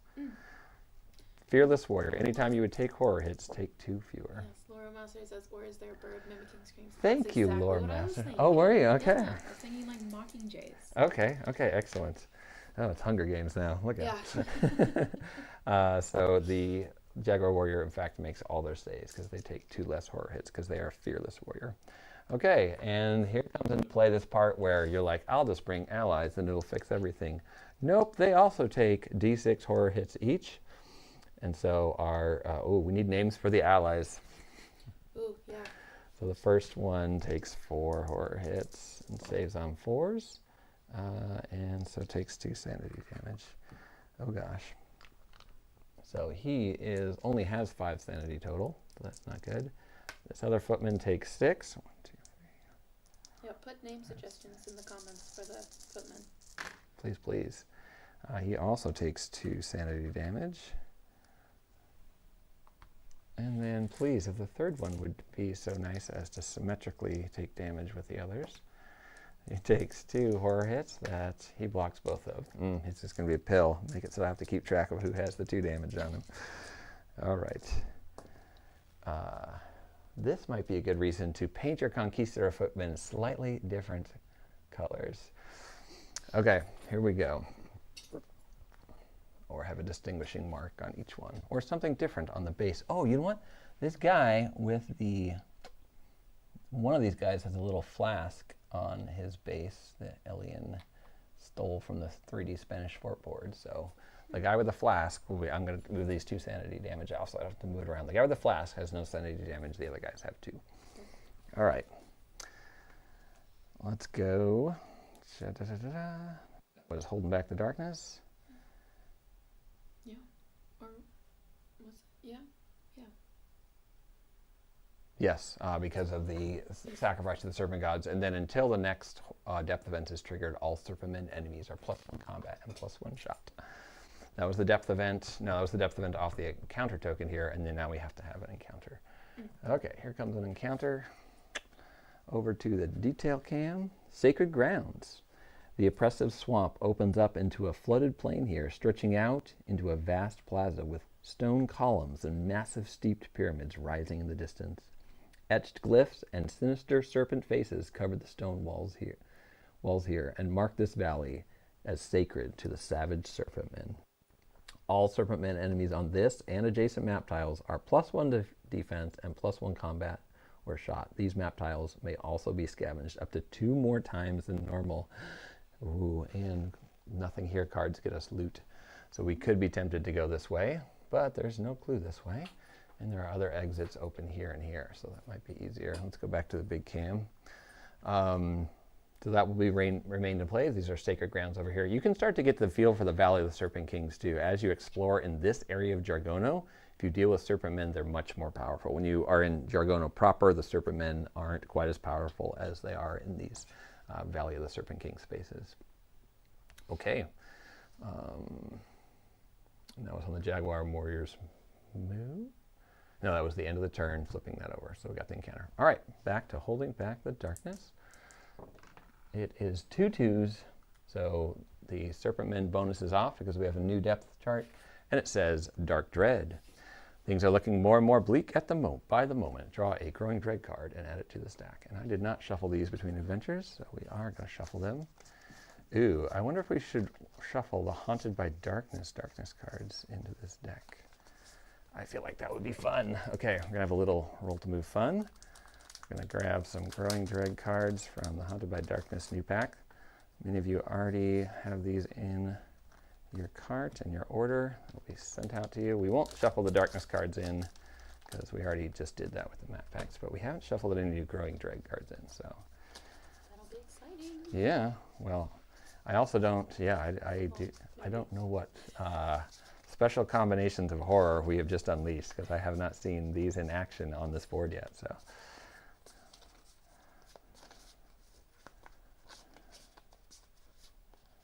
Okay, and we'll put 1 Growing Dread card face down. Shuffle up. Okay, Darkness marker stays where it is, and the Conquistador Explorer loves to have map cards in the discard pile because he has the map satchel now, and he's gonna. Where does the Darkness marker stay? Didn't we not? We only rolled 4. Yes, so anytime that a depth event is triggered, you ignore movement on the track. So doubles, always just ignore that. Good question. Yep, no, that would be a double indemnity. So every time we rolled like 2 3s, 2 2s, or 2 1s, we would have darkness movement and horrible things happening. So better to, yeah, good game design. I'm sure there'll be some mission that will turn that off and you'll just be like, the darkness is racing. We'll move over here. Open, get 5 XP, and it is a short passage. Guys, it's working, so we are now over there. I missed my movement on the depth track last time, sorry about that. But we're in the correct spot now, and this short passage is going to help us get closer to that City of Gold without having to run into problems. Okay, and we've got one other little spot here we can kind of get into. So the Jaguar Warrior will do the honors of, didn't roll high enough. Yeah, we'll circle back anyway. 1, 2. Okay, and that means he'll take a chance to scavenge this cross passage that hasn't been scavenged yet. Nope. And these Conquistador footmen, they cannot explore, so they are just going to move into position, so they are not blocking anyone's movement, but ready to follow the leader. Okay, holding back the darkness. They're all wearing red shirts, or armor. Yes, my red-shirted school of Conquistador footmen. 8 does hold back the darkness, and the Explorer moves first, moves 1 space, and gets a grit. And then the Jaguar Warrior will, they are actually, you know what? The Explorer won't move 1 space because they stay here. They can scavenge this short passage they just found. And they like to scavenge. Nope, failed. And the Jaguar Warrior will now open A map to the mid passage. Unbelievable. You saw me shuffle. Mm-hmm. Okay, good. Yeah, I'm not a cheater. This is working out so great. Look at that. We only have to go 2 more spaces and find a room in order to get into the City of Gold. So this is going beautifully. Exactly what we always hoped. No activity. Scytheless is like, I asked for this path because I wanted to see carnage and mayhem. Okay, and the Conquistador footman comes spilling in. 1, 2, 3, 4. We don't have any names for these guys yet, do we? Someone suggested Juan and Roberto and Rodrigo. Okay, Juan, Roberto, and Rodrigo. 2 R's and a J. Okay, Juan is the one who has no sanity damage on them right now. So this is Juan here up front. And Roberto and Rodrigo. So the twins have sanity The damage. twins, yep. Roberto and Rodrigo. They'll be twins. Okay, Yes. the twins and then the one who is a little more sane than the crazy twins. Okay. Let's go to hold back the darkness. And that is a fail. So the darkness marker moves forward and it's a blank space. And in this mission, a blank space is a depth event. A 5. Human screams, or at least you thought it was human until you saw the strange bird making the noises. Echo through the valley from atop a steeped pyramid in the distance. Sacrifice to the serpent gods. All heroes in the valley take D6 horror hits until the next depth event is triggered. All serpent men get +1 shot and +1 combat. So Explorer takes 5 horror hits. Wow, we should have brought more rum. 1 Whoa. is the loneliest number. Juan is the loneliest footman. Don't sing it because Don't Chatmaster Daniel will come in here and tell you that we are breaking copyright laws. Juan is the loneliest footman. You can sing it at home though. Hit that high note. Hit it. Okay. 7 sanity damage out of 11 total sanity. No, 13 total sanity for our Conquistador. That's not good. Okay, it's time to drink the rum. Conquistador Explorer is spending 1 rum token. Actually, we can get some healing XP for the Jaguar. Nope, the Conquistador is going to do it because if he rolls poorly like that, he can use ambition. This is great. He's going to ambitiously drink the rest of this rum. And when he does, he gets +2 to the roll. So he heals 7 sanity damage with a single rum bottle. He needed that. Just licking the rim. Okay. Fully healed on sanity, and he's down an ambition token, though. So look at all the fun you can have with Explorer Ambition, or Conquistador Ambition. Okay, moving on to the Jaguar Warrior, it takes 2 horror hits that do, get right through.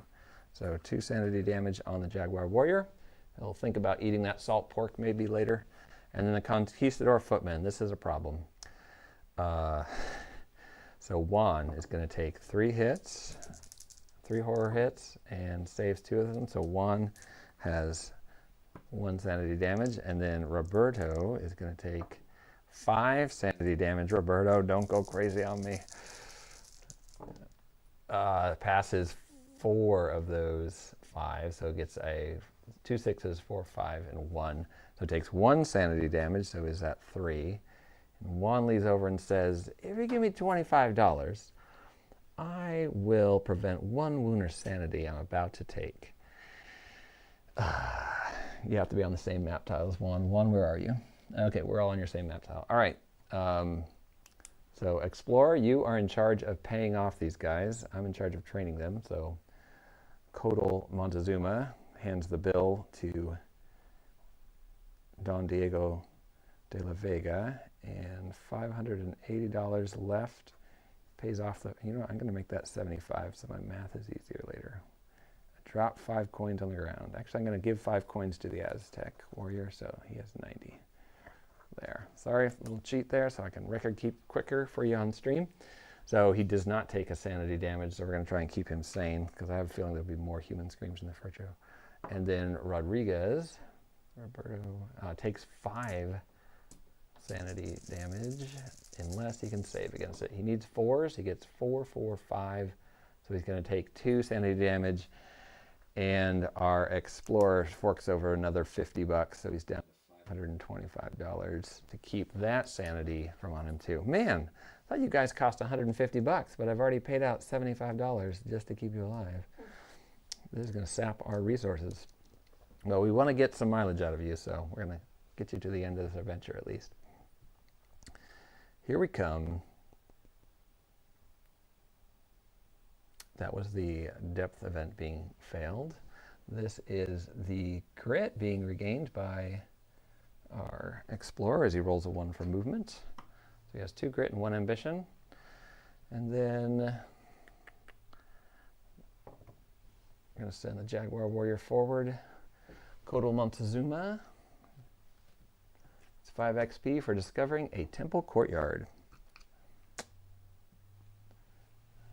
There we go. Ooh, that's pretty. Where is our temple courtyard? Okay, we'll go over to the side cam so you can see the temple courtyard. We haven't been here yet. A few snakes in the grass. A weird, strange pit going down into the ground. And some ruins.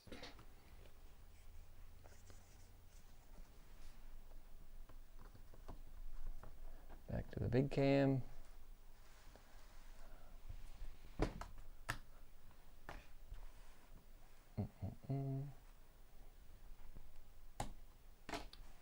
When you regain grit, can you regain ambition instead? Yes, you can, and I hear that as a call for ambition instead of grit on that last gain, so I'll switch that out.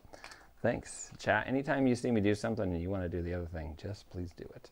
I just don't want to bog things down too much instead. So Scytheless, that's right. The only way to get ambition is when you would gain grit, you choose to not get grit and you get ambition. Our Explorer has an additional way where if we use Darkstone Hunter, every time we gain Darkstone from a loot or scavenge card, we can recover 1 ambition. So that's different. We can't recover grit when we're using that ability. We need some Darkstone. Speaking of which, it's time to see what this exploration token holds. So we are 1 space further on the depth track, which means we're 1 space away from reaching the middle stage of the depth track. When we reach the middle stage of the depth track, if we get into a room, not a passageway, that becomes the objective room that is the City of Gold. And so we have scouted it out, and apparently we've taken the shortcut because we are just jumping right in almost to the climax of this adventure. Let's see if this exploration token can slow us down at all. It says, yes, it will not slow us down much. It has 2 exits,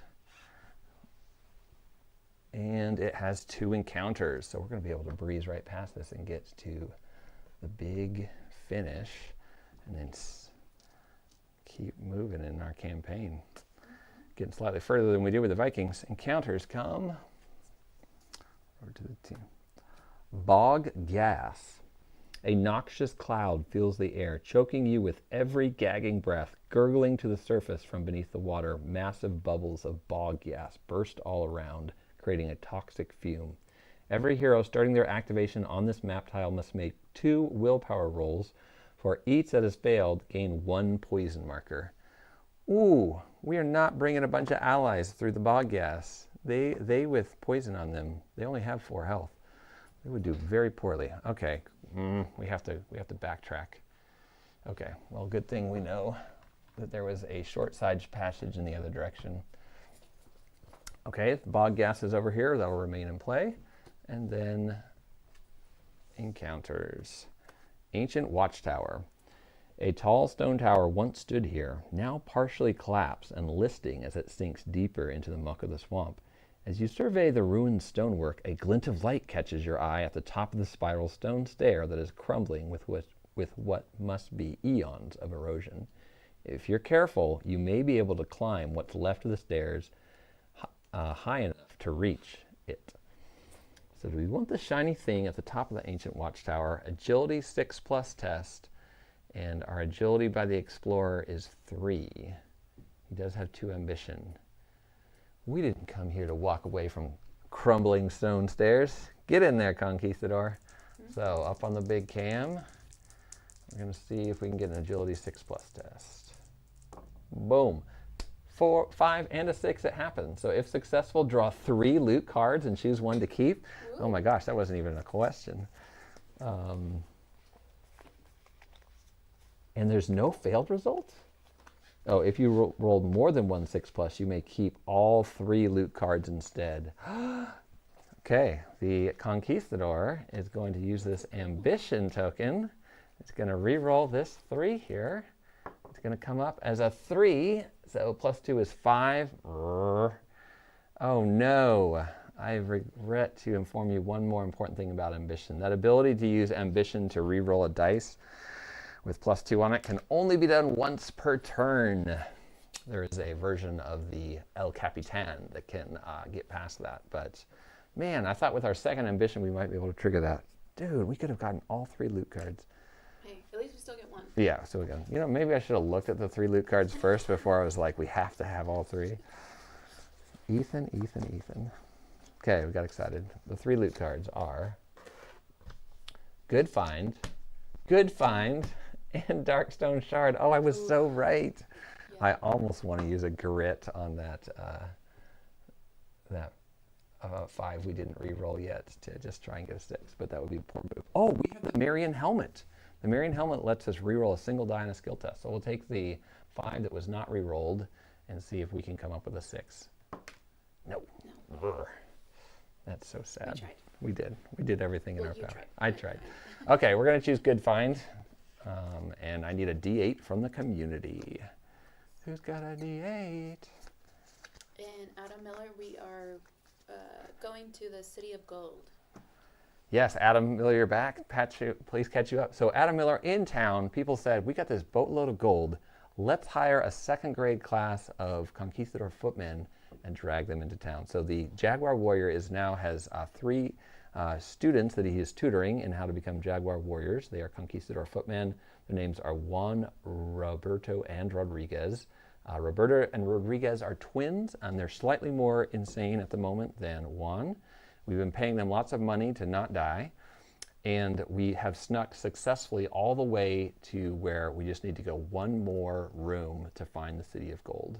So we just like snuck super all the way through. 12. I was going to say, how do you get a 12 on a D8? Oh, I may have said something. I may have said 2d6 or something instead. Scytheless, we have arrow catchers. Yes. Is that your name for Conquistador footman? Awesome. Scytheless got a 7 on that roll. Draw an artifact card. But if you're in another world, it's a gear card. So unfortunately, we're only going to get the Spanish Cape. The Spanish Cape is here, guys.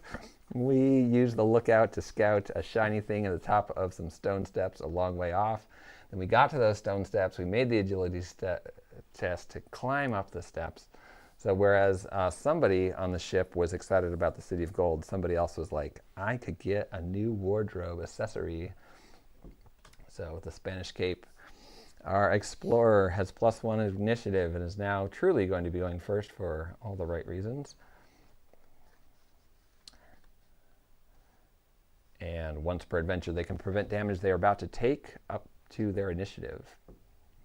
And then they still have their map satchel that can prevent damage equal to any for any hero equal to the number of map tile cards in the discard pile, which is currently 1, 2, 3, 4, 5. Ooh, so we've built a really defensive, tanky Conquistador Explorer. This is fun. Okay. Do you feel caught up, Adam Miller? If not, let us know. Okay, that was the second encounter at the end of the turn. And there's now bog gas, but we've decided to turn around and go the other way so that we don't have to deal with this. So holding back the darkness, we roll 2 dice. And a 7 is enough because we have not transpired into the middle stage of the depth track where the City of Gold lies. And the Conquistador Explorer is going to backtrack the other direction. You can't, oh, you can see just his feet. All right, we're going to do some of this. And we're going to pop up 1, 2 with the Explorer. This has already been scavenged. Sorry, should be marked. Adam said, pretty much, but being in the City of Gold, don't we get extra money when we draw any loot card? We are not in the City of Gold yet because the... Yeah, you're looking. You know that this was one of the updates. It says special rules. oh, you're right, sorry. The objective part of that. So yeah, there was one more thing I needed to read. So it says once the rating location listed objective is triggered when the exploration token on the objective room is revealed. But even before we trigger that objective stuff, it says City of Gold. So this was a rule that we should have been following this whole adventure here. The Valley of the Serpent Kings is home to many sprawling cities and pyramid courtyards, some of which gleam with golden statues and shimmering temples. Special rules: vast riches. All loot cards gain plus $200. Whenever a clue is found, every hero may draw a loot card. So we haven't found any clues yet. No. Correct? Gotten loot. Yes, I'm just going to make sure that we haven't found any. We did find one exploration token earlier, but it did not have, oh yeah, it's buried over here. It did not have a clue token on it, but we did just get a loot card. We got 2 loot cards, right? We got 3? We got 2 loot cards because he found the nothing here scavenged. So he should be at plus $400. City of Gold. Thank you, Adam. It's raining money. So we're up to $925 for the, that's why this is a co-op game. Woo! Lore O Master. Said it right. We cannot scavenge because that spot has already been scavenged, as well as we did not scavenge this map tile yet, or the passage tile yet. The Jaguar Warrior starts on the bog gas, so in addition to rolling a 2 for movement, it says they must take 2 willpower rolls. Failed one, succeeded on the other. For each that failed, gain 1 poison marker. Okay, we have a poison marker, so we'll have to check for that at the beginning of each move. And it's going to run the other direction from the gas. Oh, we already rolled the 2 for that, so let's slide back to here. He can scavenge this passageway that nobody's scavenged yet. Nope, 1, 3, 4 is a fail. And Juan, Roberto, and Rodriguez go scampering back the other direction. Wow, there's a lot of running back and forth in missions. We didn't expect that. The embarrassed explorer looks at his map one more time. It was definitely a left back here. Okay, we're going to get the bog gas out of here because we don't need to deal with that. But we do want to hold back the darkness. 8, that's a success. Sorry, popped that onto the wrong die. And the explorer goes first at initiative 6. 1, 2, 3. Makes the effort to scavenge 2 6s. And a loot card will be drawn. Man, I love the combo here because if we weren't going to the City of Gold, these scavenge cards that get you loot cards would just be cool. But now, since we are in the City of Gold, the rule about scavenge card getting you loot cards makes this an especially cool version of this mission. Okay, scavenge cards come nothing here and loose stones. Please, a D8 from the community. And I'll get 20 XP here for the Conquistador Explorer. He's going to get an extra $10 from these.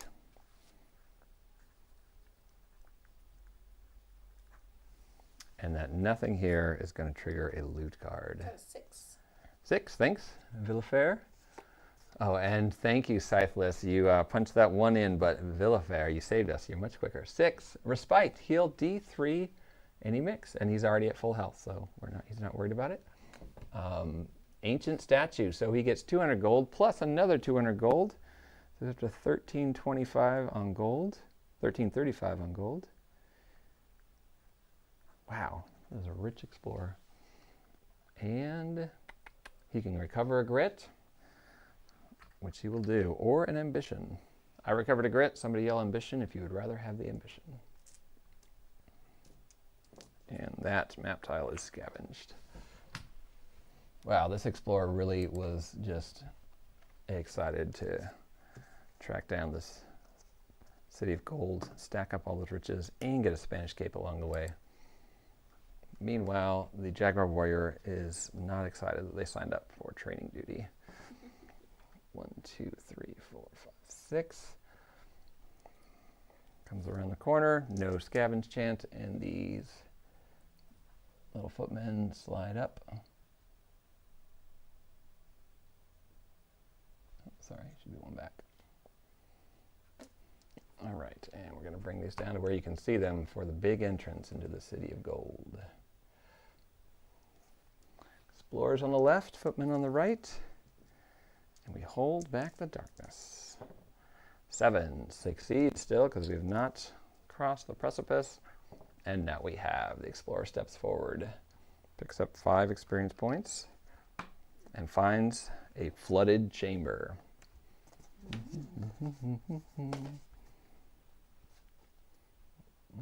This is a fun one from the map tile expansion. So go to the cam to see the art. You can see the steps leading down into this rooted area with some other growth, but the water rising and flooding into this flooded chamber. So the City of Gold entrance has a flooded chamber, and we are going to trespass into it. I feel like that fits. Yeah, it feels very, very otherworld archaeology. There are now 6 map tile cards in the discard pile. And we'll put an exploration token on that, and we are going to read before the end of the turn what happens with this. Actually, we're going to read right now to make sure it doesn't trigger when it's revealed. Do we have to wait till the end of the turn? Objectives. Let's see.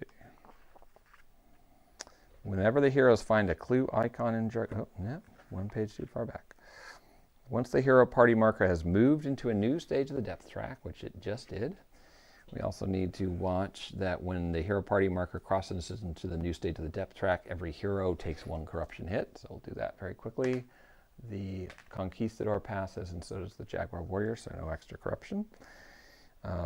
The first room map tile placed, which was this one, is the objective room map tile of the rating location. The rating location's listed objective is triggered when the exploration token on the objective room is revealed. So at the end of this turn, it will be revealed. Here we go, Jaguar Warrior, sneaking up to get just behind. And this is the moment when we send all of the Conquistador footmen rushing into the room to do a good job at what we brought them here to do. 1, 2, 3, 4, 5. And community, if you want me to keep them in the back, just yell that. Otherwise, we're going to see the difference between footmen fighting something and heroes fighting something. Adam just mentioned that it says, didn't the bog gas bestow poison on the Yes, Jaguar sorry. Warrior? Jaguar Warrior. Oh, rolled a 6 for the poison, and the poison is gone. Ooh. Look at me. Thank you, Adam. Good catch, good catch. Yeah, it's a little easier when you just have to keep track of your own hero, but here we go. Okay, the objective is triggered when the exploration token is revealed. So the exploration token is revealed, and we will read the objective. I'll take you over to the detail cam so you can read with me and make sure I've got everything in order here. Okay, objective for City of Gold right here. Ignore all door icons on the final exploration token as the objective room has no exits. In addition to anything else on the exploration token, attack. Draw 2 threat cards. Once all enemies on the board have been defeated, this mission is successfully completed. Wow, I think we actually have a chance here. A lot of times in this mission, you've gotten to this point and you've used up a lot of your resources and you've been hit hard by fights. And so you then have 2 enemies at the same time and you can't quite make it. But we actually snuck all the way to the City of Gold with no fights. So we're going to have a big fight here. But look at this reward. Every hero gains $100 for each empty side bag capacity they have. So good time to use side bag tokens as we make this fight. Filling our pockets with gold. One hero may take D8 corruption hits to also take the Golden Serpent Idol. See left for details. Over here, the Golden Serpent Idol may be sold once you reach camp for D6 times $500, no grit. Okay, sweet. So if we want to, we can take the Golden Serpent Idol. This is a big deal. It is very hard to find the Golden Serpent Idol in this campaign, and we actually have a chance at it here. For the rest of the campaign, all Serpentmen enemies are +1 damage on their attacks as they seek revenge for you taking the idol. Okay, so we're going to have to win this fight, and then we have a decision whether or not we want to take that golden idol. And some of you in the Kickstarter updates have seen that great art image of the conquistadors staring at the golden idol and thinking hard about whether or not they should remove it from its dais. Okay, enemy attacks coming in. Enemy threat cards. Says, Adam mentioned the dangerous guards rule. Is that all enemies gain a free elite ability and are one higher threat level than normal? Did I ignore a major part of this mission? Right. Oh yeah, look at that. I skipped right over it. Dangerous guards. All enemies gain an extra free elite ability and all threats are one threat level higher than normal. Okay, yes, that is, I remember the City of Gold being an especially tricky mission. Royal Tomb is no joke either, but yeah, so we're about to have 2 medium threats with an elite ability versus 2 heroes and 4 footmen.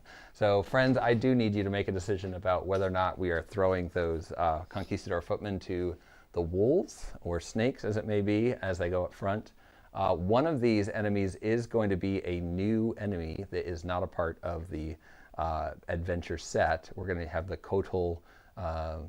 the flying serpents come in here and be a part of that. So we'll get peril flying serpents, feathered serpents, into the mix. So that'll be one of our threat cards. And then our other threat card will be a medium level threat from the Dragono deck. So red shirts are red shirts. Thanks, Mike Davis. Excellent. They're being paid to fight in the front lines. That's right. Mercenaries, you don't get to take a day off. You are on the clock. Okay, we're sending them up, and we have tons of money, so we should be able to either keep them alive or have them do some damage before they go down. So City of Gold, you are a dream for LA footmen. Okay, let's look at what we're going to have to deal with the feathered serpents. They have an initiative of 7, so it's likely they'll be placed on the board second and closest to our models. They fly through other models and change targets each turn. Feathered serpents melee to hit of 6+, ignore defense.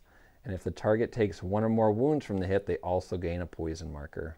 A lot of poison in the Valley of the Serpent King. Kotak's protections. Remember when we messed with a Temple of Kotal Otak in the last mission? Kotak is protecting these feathered serpents. When this enemy is reduced to 0 health, it immediately heals D6 minus 3 wounds. If still at 0 health, it is killed. So every time we kill a feathered serpent, it gets a chance to roll a D6 and subtract 3. And if that results in a little bit of health, then it's going to actually have some health. So it could go back to full health. It only has 3 health, and its defense is 3. Ooh. We have to deal with D6 or peril dice worth of them. So let's see. We have, just 3 of them. Perfect. We got lucky. Let's see how long they stick around. Pardon my reach. I'm going to put these guys on the cam so you guys are going to be able to see them for a second. Let's look at these beautiful feathered serpents that are... These were a social media stretch goal in the Kickstarter campaign, and they will be coming to retail early in the cycle of the retail release of all of these sets. So the exciting part about that is that because you guys are a fantastic community and let people know when we've got Kickstarters going and keep each other informed and all the good stuff that's happening, we were able to throw in, we had enough shares and we were able to throw in a new cool enemy. I love these guys. They're perfect for Dragono, and there are threat cards that allow them to show up in Dragono proper in cool ways. So here we are. 3 of these guys onto the board in a minute. And our other threat card, I just have the deck here. It walked on me. It's right here. Okay, our other threat, we'll do a little shuffle. I hope it's not a bunch more Temple Guard. I hope it's not like a war party where there's a bunch of them. This is a medium threat. Oh, it is a wild Croxen beast. Nice. Okay. Uncontrollable Rage. A wild Croxen beast is +2 combat and only melee to hit rolls of 5+. But only melee to hit of 5+. And it has half its normal health rounding up. Its spiked tail ability also now has +1 combat. This doesn't mean anything if we don't know how a Croxen beast works. So a wild Croxen beast has not been tamed by the Serpent Men. Is not been trained as a beast of war. It is out in the actual wild. So we've discovered a wild Croxen beast and feathered serpent. So apparently this city is deserted because there are all sorts of crazy creatures. It is beast though, so our jungle hunter will get Jaguar Warrior will get their bonus. So the Croxen beast. So normally combat 4, they're actually combat 6 because they're wild crocs and beast, but they only hit on 5s and 6s. So that's the first part, the uncontrollable rage. The second part says that its spike's tail now has +1 combat. So spike tail ability, after its normal attack, it makes an extra 1 combat tail attack at a random hero within 3 spaces using the D8 to hit. So he's going to get 2 combat tail attack with D8s against a random hero within 3 spaces. Oh, glory. Okay, and let's take a good look on the detail cam at the Crocs and Beasts that Elian painted up. That does not bode well. There's already a Marion helmet sitting there on his base. He has already probably eaten at least 1 Conquistador. Give you a good look at the maw of that guy. And you can see there's some fun ways to paint this up with the spines that stick out, the ridges. And then even in the underbelly, you can get into like what kind of color and contrast you want to have against that skin there. So, woo, buddy, he is an XL Terror. So Terror 2, starting your activation on the same map tile, you get 2 horror hits. And then his 6s ignore defense. And Endurance 3. So you can't take more than 3 wounds from a single hit, and extra damage is wasted. Guys, we got no chance. I was so excited to beat the Valley of the Gold, of the City of Gold mission together, but this guy's going to be trouble. Endurance 3. Also, they need an elite ability. Yes, that's why I just moved the Crocs and Beast out of the way here, because we need to see the elite ability heart. The Crocs and Beast gains +10 health and +1 initiative for each elite ability it has. So it was at 30 health, but it is now at 40. 40 health, only 3 wound. He can only take 3 wounds from each hit, and he's tough, immune to critical hits. Oh my goodness. Oh my goodness. But we haven't even got to the worst part, and the worst part is my favorite part. This makes this beast feel so fun, and it's tenacious. So notice that this guy does not change targets. Once he gets a target, he's like, sweet, I'll just keep using my full 6 combat dice against you, and then my spiked tail will continue to thrash around and hit a random hero who's nearby. But Tenacious says, every consecutive normal attack this enemy makes on the same target gains an additional +3 combat. So let's say he latches onto the Conquistador Explorer and makes attack. He'll roll 6 dice, whatever happens, happens. The next turn, if he's still targeting the Conquistador Explorer, that will count as a consecutive attack. So he will make a new attack, but instead of rolling 6 dice, he's going to roll +3 combat. So he'll roll 9 dice. So you have this evil dilemma. Dilemma is 2 choices that are equally bad. To stay there and keep letting it attack you while you get some hits in on it, or you can flee and run away from it. If you run away from it, at least it won't, hopefully won't be targeting you next turn, but then you won't get your attack in on it. So maybe if there's an other enemy like a Feathered Serpent on the board, you can run over and attack that. But if you don't get away from it immediately, it starts to ramp up in how many combat dice it rolls against you. So this is going to be a slogfest without Endurance 3, and we can only fail 1, 2, 3, 4, 5. We can fail 5 more Hold Back the Darkness rolls before a 6th one would terminate our game. Initiative 5. Isn't the darkness on 1? Oh my gosh, I just looked at the hero party marker. Yeah. Sorry, yeah, never mind. Okay, guys, we can do this. We've got an hour and a half to take down this and get the climax of this mission. We did have a couple people mention that because he's wild. He's half health. Oh my gosh, that's delightful. So it's only 20 health. Thank you. Wild Beast Crocs and half health. With I a like- +10 because of the elite chart, so he's at 30 health. Oh yeah, half its normal health rounding up. So its normal health would be 30, so half of that is 15. And then he gets +10. Nope. No, so normal Yeah, health would be 20, and then half because he's No. wild. Normal health is +5 per hero. Sorry, that's a small Got it. detail. It's hard to Yeah, I see. didn't So see that. he'd be 30. Half of 30 is 15, +10 from the elite ability, So he's 25. 25. Yep.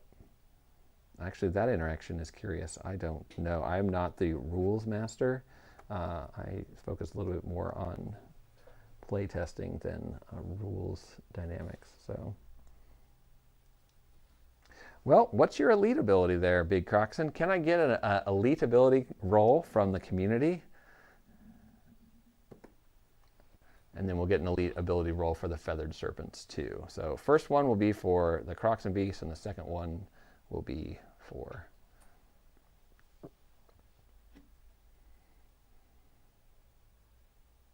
4. Thick Scales. The Crocs and Beast is now Endurance 2 instead. Are you serious? So they can't take more than 2 wounds at a time from a single hit. Okay, that just complicated things. And then 6 from Scytheless. Whoa, you're just going to throw 2 in there real quick, okay? I'm actually going to take Anders because I meant it for to be from 2 different people. So 2 on the Feathered Serpents. We'll look at the Feathered Serpents card. +1 initiative and +1 defense. So the Feathered Serpents now have a 4 defense and they're 8 initiative.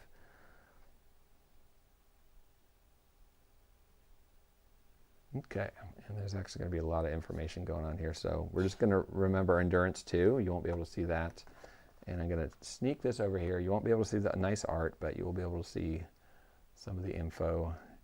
And we will put a 2 on this so I can remember that what their elite abilities were. Yeah, we're going to need you guys' help to keep track of all this. Some bad news. It is. All right, let's get these guys on the board. Crocs and Beasts is in the back left corner, taking up the whole space. There's no exit. We'll go to the big map now so we can see this fight in progress. Wow, the Crocs and Beasts is already adjacent to Roberto. Okay, Roberto, we expect big things from you. We paid a lot of money to have you on the front lines. Feathered Serpents will then be checkerboard in the spaces that are available, starting at the left. Zoop. And we should be good to go here. Let's get into it. Something about poison. Oh yeah, the caudal damage. Okay, any start of turn or start of fight triggers? Thank you, Adam Miller. I love that you were following along so closely to catch that that medium level threat. That is curious that this wild Crocs and Beast does not scale for heroes. It is really a wild moment. It's a moment where the game just throws something at you. It doesn't matter how big or small your hero party is. You have a wild Crocs and Beast on your hand. Yep. And I think we are going to do, I don't know the right ruling for that health thing. So I'm going to assume its normal health is 20. Oh, you know what? That normal health, sorry. So there's a lot of darkness cards that give you little buffs and bonuses to heroes. And so then you ask questions about half health. So we basically look at his normal health would normally be 40. We cut it in half to 20. And then in any of those other cards that were out there modifying it, those would be stacked on top. So he is 20 health, not 25. So his normal health is 40. He's going to be 20 health total. And then if we had modifiers from darkness cards. Oh, is his normal health 40? Because his normal health is 30, and then this elite chart here says the Crocs and Beast gains +10 health and +1 initiative for each elite ability it has. So it was 20 +5 per hero, which is 30, then +10 more for the elite ability, which is 40. Cut in half by the Crocs and Beast, wild Crocs and Beast ability, it is 20. So 20 health to take down that Crocs and Beast, but endurance 2, so it's going to be 10 hits. We need 10 hits that do 2 damage each to get through. Meanwhile, it will be locking on. All right, heroes and friends, this is the moment we've been waiting for. Hold back the darkness and show, roll to move what you're made of. Failed on the darkness roll, which triggers a darkness card. The darkness card comes Tribal Assault. All tribal and beast enemies are +1 initiative and +1 combat shot. Yes, these are both beast enemies. The game hates us. Okay, I'm going to tuck that up here. Try and keep that on your screen a little. It's not possible. So I want you to see this cool art, though. Okay, well, I'll just hold it up. Look at that. It is, in fact, Serpentman leading a Crocs and Beast. This is a wild one, but... Okay, so they're +1 combat, +1 shot. And +1 initiative. So the 9 initiative Feather Serpents and the 6 initiative Crocs and Beast is actually now able to go before our 6 initiative Conquistador Explorer. We're going to pull out all the stops. This is when we wish we had cannons from this ship that could be firing in and hitting these enemies as they're placed on the board. Not going to happen today. Okay, failed darkness roll. We go to the initiative, which is Feathered Serpents. They move through other models and change targets each turn. They don't have any targets right now, and they have 5 options. So the closest one over here, we're just going to say 1, 2, 3, 4, 5 for their target, and this one goes after Roberto. This one goes after, it has a choice of 4 targets now, so 1, 2, 3, 4, or 1, 2, 3, 4, 5, 6, 7, 8. And it goes after Juan. The feathered serpents are going to try and take out, the Crocs and Beast has 3 feathered serpents, and we have 3 Conquistador footmen. And this last one will go after 1, 2, 3, 4, 5, 6. Yes, oh wow, all the feathered serpents went after the Conquistador footmen. So it's the little guys versus the little guys. All right, feathered serpents, you have 4 combat dice. You hit on 3 and higher. And if you get a 6, it ignores defense. And if the target takes 1 or more wounds from the hit, they also gain a poison marker. 2 damage for each of these. So if only 1 gets through, we're able to pay the money for them not to actually take damage. All right, we'll start with Roberto. Roberto, you take 1 hit, because they only hit on 3 ups. And we got, sorry, that might have been off screen. No, that wasn't off screen. They take 1 hit. Your defense is 3 or up because you have armor, or because you have nice training. And so good, you stop it. Good job, Roberto. Okay, Rodriguez, we need this.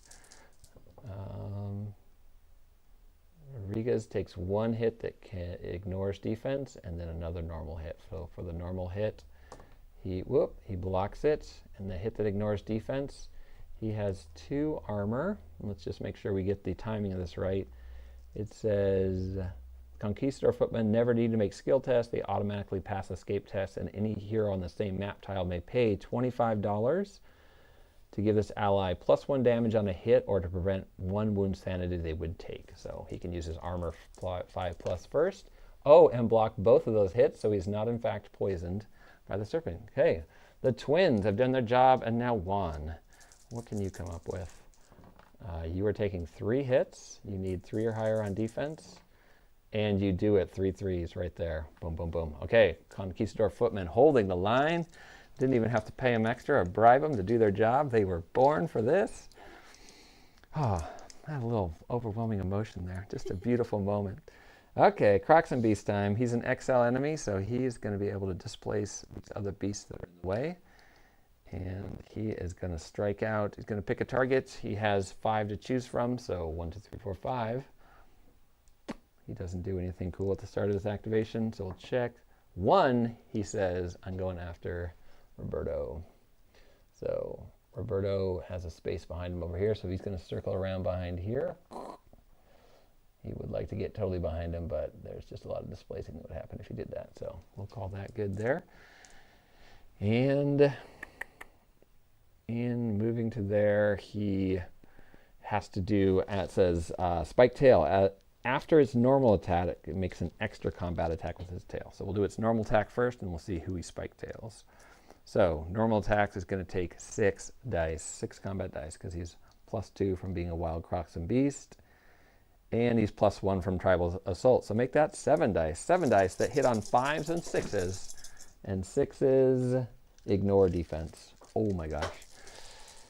Here it comes. Smash it louder.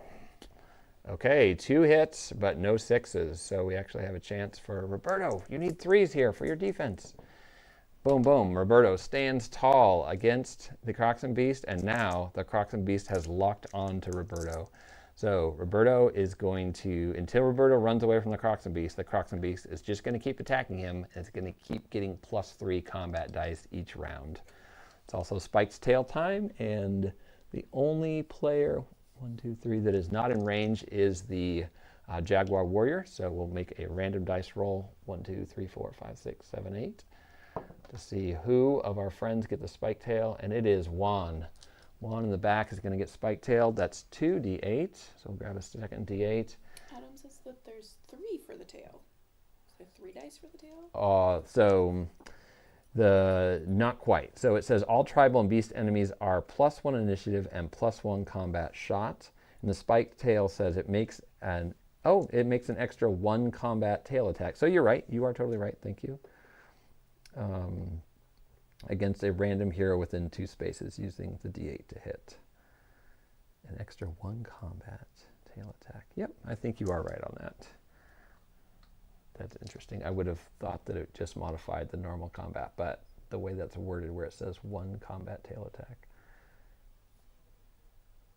We'll give it to him. We'll give the game a chance to beat up on us. 4+. He gets 1 4+, and it's a 5. Wow, because a 6 up.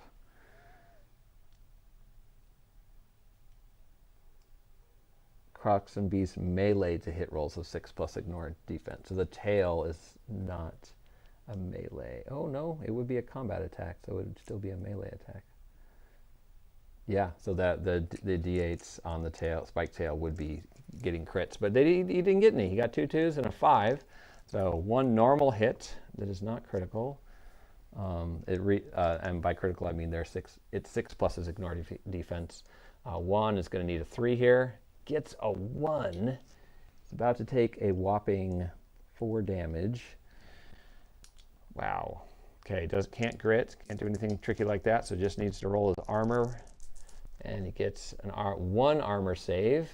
So he's about to take 3 wounds, and he has a total of 4 health. So we will have $50 goes out from the Conquistador to reduce 2 of those wounds, and we have 1 wound on Juan there.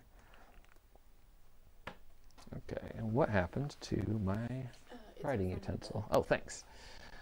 So we'll lose the $50. We're at 8. So okay, just gonna get.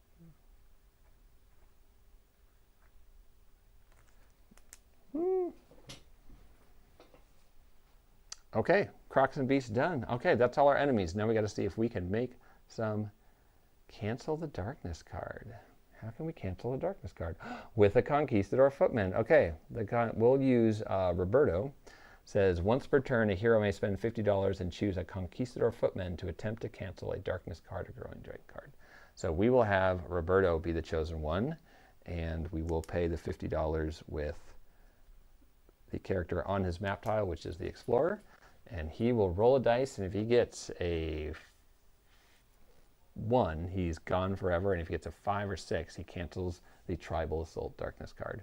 Good call. A good call on waiting for the heroes to soak up those attacks first before using it. Yeah. Here we go. Big roll. It's a 4, so it does not cancel the Darkness card, but we do not die in the process.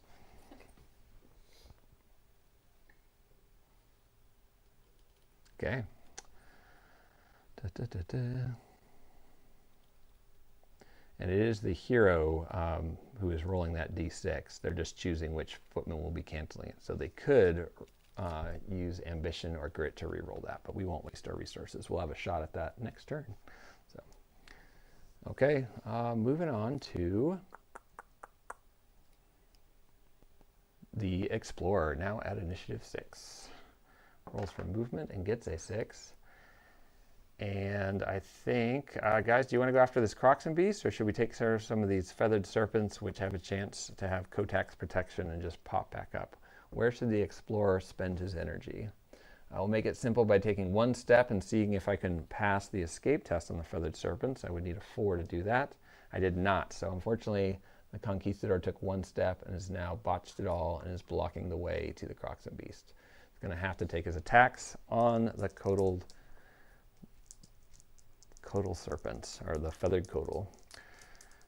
Okay, Feathered Serpents, 2 1s on attack is not good, but he's not currently getting attacked and doesn't seem like a super big moment in the game, so he won't do any wasting of grit or ambition. He'll save that for dire straits later.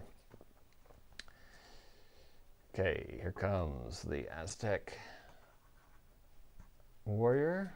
Jaguar steps in, can only get so far because of the botched roll by the Conquistador, and he steps up, pulls out the Muchwaddle, rolls 2 dice here.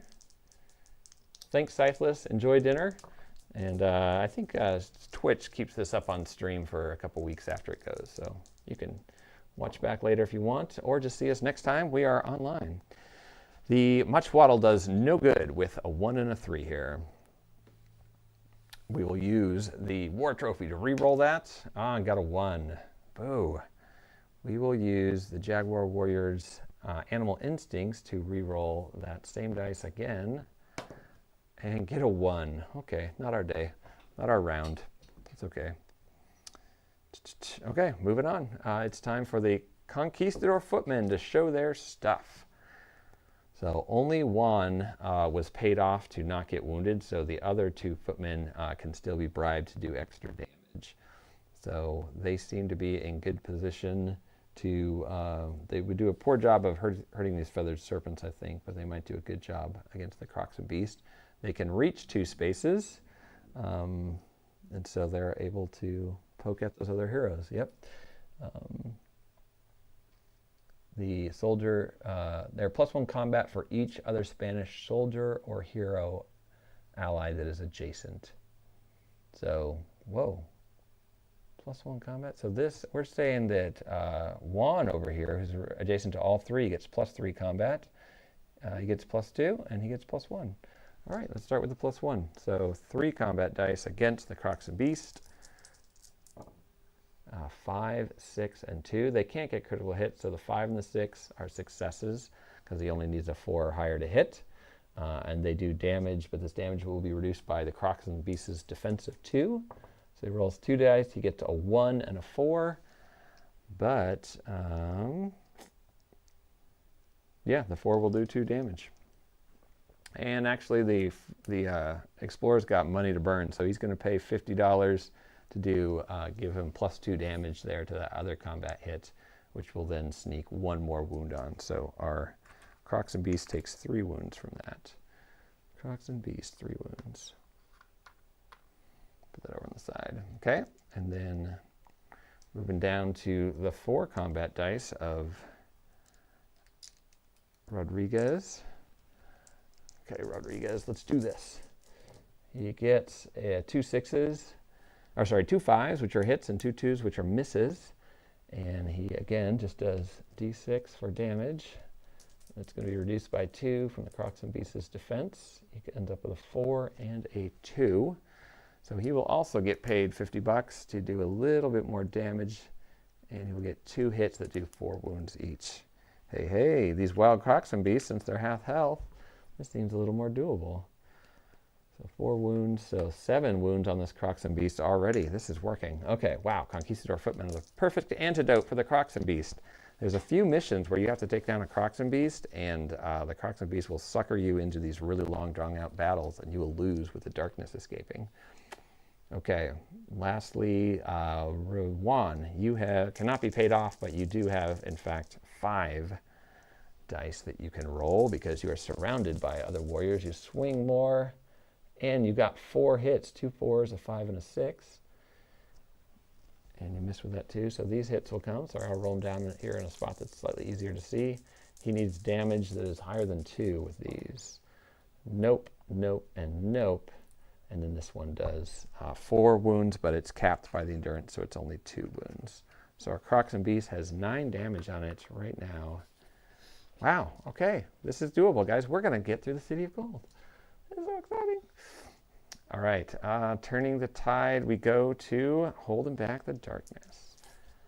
In Fyra, I think she asked if the allies in the Warlord pledge, or were they separate buys? Good news in Fyra, the allies are in the adventure box, the adventure set. So the Viking allies are inside of the Gates of Valhalla set, and the Conquistador Footmen allies are inside of the Valley of the Serpent Kings box. So everybody who jumps into this game with an adventure set is going to have allies right in the box from the beginning. Not the amazing depth that you have in the Feudal Japan allies and the Old West allies, but you'll be able to get that ally experience right off the bat, yeah. Doesn't the Croxen have the Terror 2 ability? Yes, good point. Thank you for that. So Terror 2, we'll do that for all the Conquistador Footmen. 1, you take another sanity damage. Roberto, you take 1 more sanity damage. And Rodriguez, you take 1 more sanity damage. Okay, that is not good news. They are all a couple sanity away from gone. And the Conquistador Explorer was on the same map tile, so he will block both sanity damage.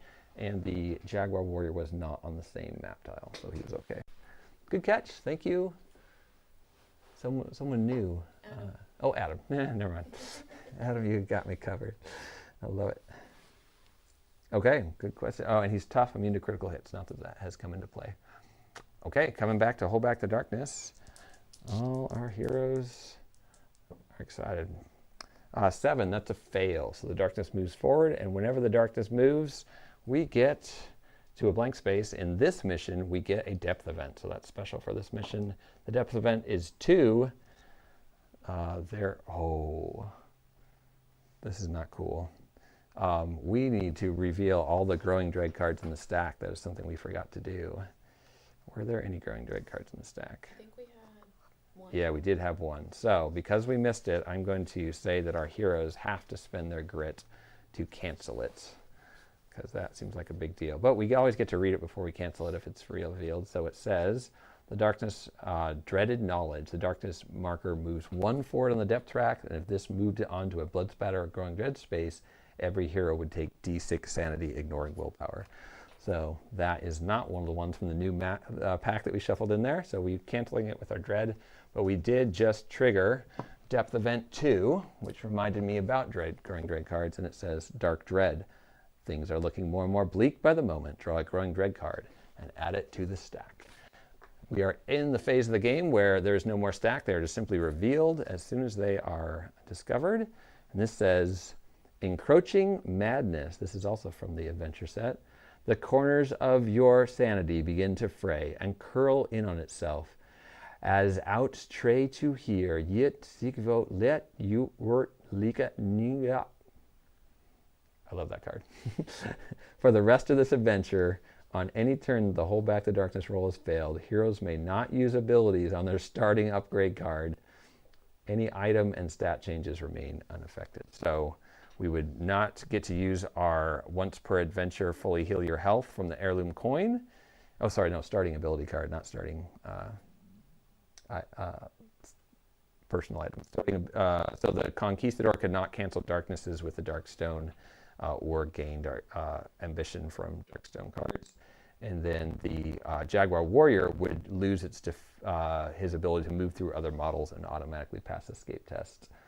Item and stat changes remain unchanged. So he would still get the 4 defense that he's earned from that.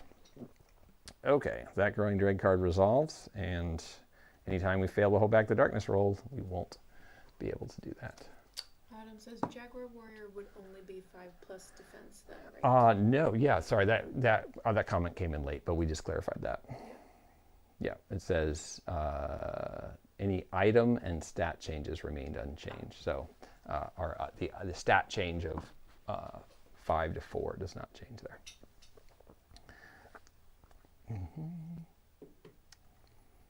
And the item thing has to do with some people, when they pick a starting upgrade, they get like an additional weapon or something like that. Or it says something like you lose the spear or something. So if you turned it off, you don't suddenly get the spear back. Like those item things change. And if you had an item because of an upgrade card like a dynamite satchel, you don't suddenly lose the dynamite satchel. No. Okay, that I also did mess up. Our nimble fighter Jaguar Warrior should have been able to move through other models and automatically pass escape test. So last turn he may have been able to get over to that Croxen Beast, but we'll make up for it this turn. That's a Hold Back the Darkness roll that cascaded a little bit. Let's get into these Feathered Serpents. They move through other model and change targets each turn. So changing targets means they leave the target that they're on. So we'll start with the one closest to our furthest footman.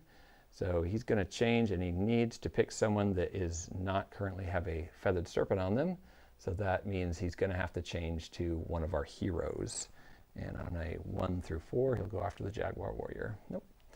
So now this next one needs to go after one of the 2 characters that do not have a Feathered Serpent on them right now. So on a 1 through 4, it'll be the Jaguar Warrior. Nope. This one will go after Roberto, who just had somebody leave. And the last one we'll pick again, 1 through 4, is the Jaguar Warrior. Finally, the Jaguar Warrior is targeted. Whoop. Okay. 4 dice. Oh, no, it's Tribal Assault time. So we still have a Darkness card in play, and once per round, we can pay $50, which the Conquistador Explorer will do. And he's going to pick Oh, which ally should have their life risked right now? How about one that has a Codal Serpent on it? So either Roberto or Juan. Oh no, Juan doesn't have one. No, it's just Roberto. Roberto. So Roberto, you're getting your life risked. We're going to roll. If it's a 1, you are unfortunately... No, it's a 6. So we in fact cancel the darkness card and Tribal Sultus turned off. So all tribal and beast enemies are no longer +1 initiative and +1 combat.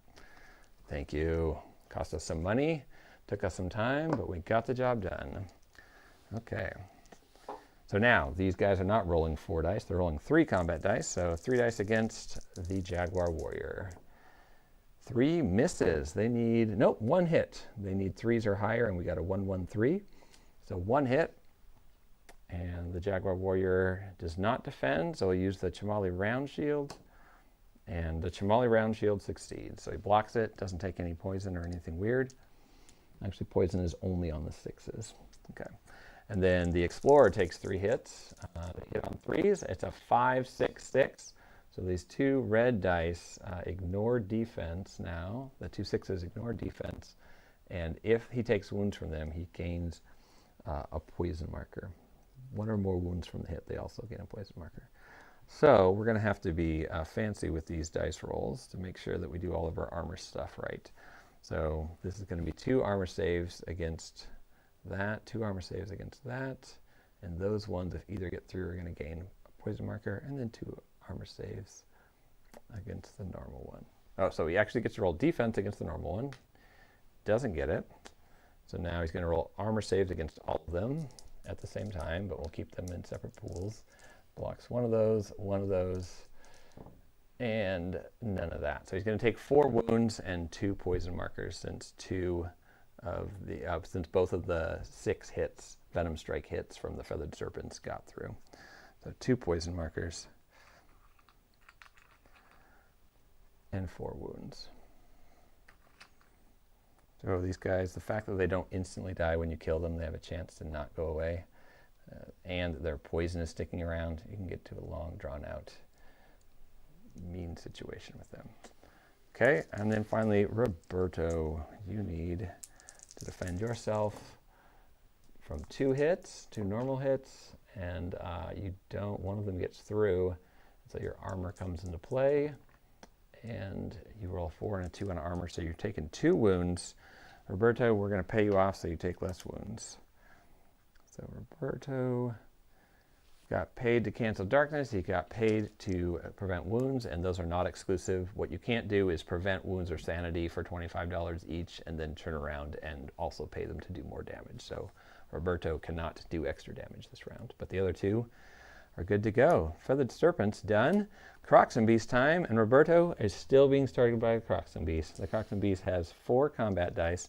Change my mind, it's 6 because he's wild. Change my mind, 9 because he is getting a consecutive attack on Roberto. So 9 dice that hit on 5s or 6s.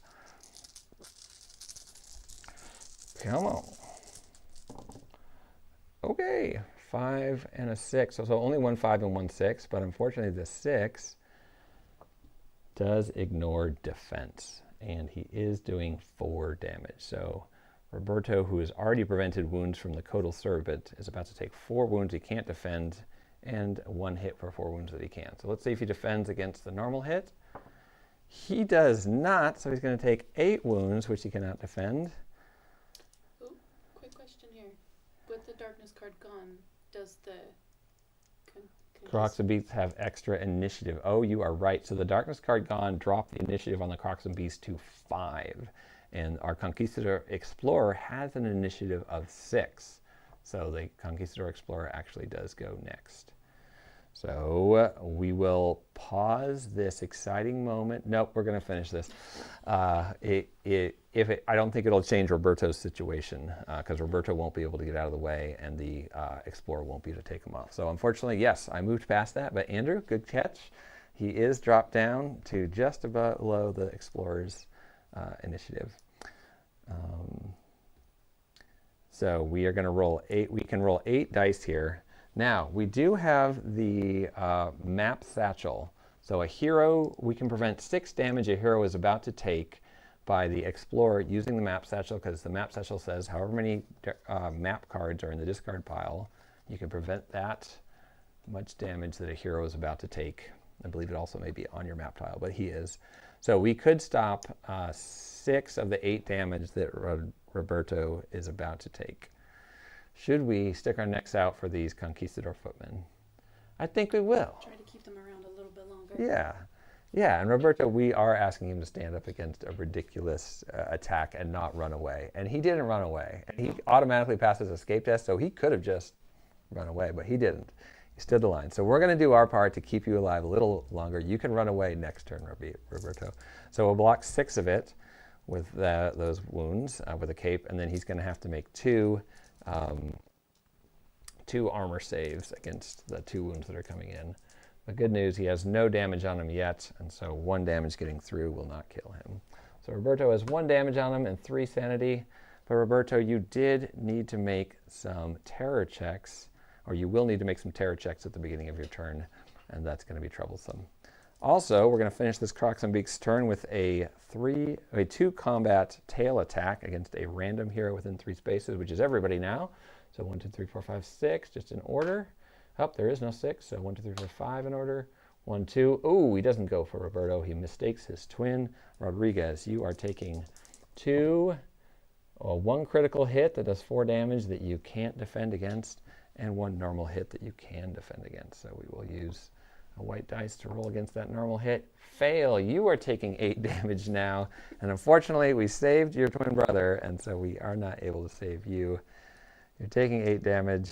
You need to roll a lot of armor saves to make this happen. You're fully healthy, so if you somehow manage to get more than 4 armor saves in 8 dice, it could happen. Oh, but you know what? We also haven't paid him to reduce damage, so we might be able to save him. If you do well on your armor rolls, you can come back to camp with us.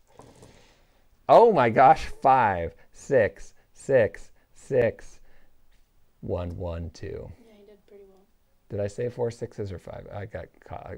5 saves and 3 misses. So he's about to take 3 wounds. We're going to pay the $50. You're only going to take 1 wound. Wow. This is a giant money drain, though. Why are we working so hard to keep these guys alive? Yeah, how much money have we spent? How much money have we spent on allies? Let's see. 100, 200, 300, $425 on keeping allies alive or having them help us. We could have like a sweet Toledo steel blade right now that's permanently part of our collection.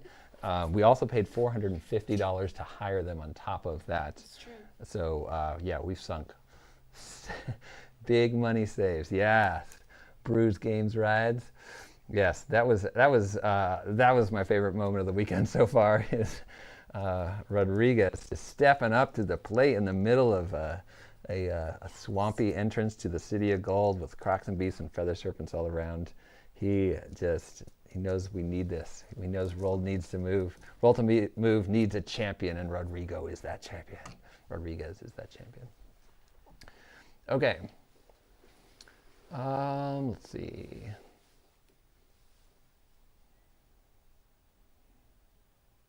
That was the Crocs and Beasts' turn, complete and done, and now we're going to activate the Explorer. The Explorer is going to roll to move, gets a 6. It's going to roll to break away from the Coatal Serpents and gets a 5, so it can do it. He's going to plunge right into the middle of the fun and be right where he can go head to head with the Crocs and Beast. Going to get out the steel, a 5 and a 1. So the 1's a big miss. He's got grit and ambition, but he's going to save him. Got rum and bandages, but he's going to save him. He's just going to take that 1 5. He's going to hope that it does some damage. He rolls a 3, so 1 wound gets past the Crocs and Beasts defense. And we finally get some XP from this guy, because so far it's only been wounded by Conquistador footmen. So that's the other trick with Conquistador footmen. You're saying, oh yeah, the allies get something and the enemies don't, but the allies do not get experience points when the footmen do their job. So you end up not leveling up as quickly. So. Terror 2 for the Explorer? Terror 2 for the Explorer. And he fails 1, so he takes the sanity hit. Thanks. And then that 1 wound there netted him 10 XP. Mm. Down here.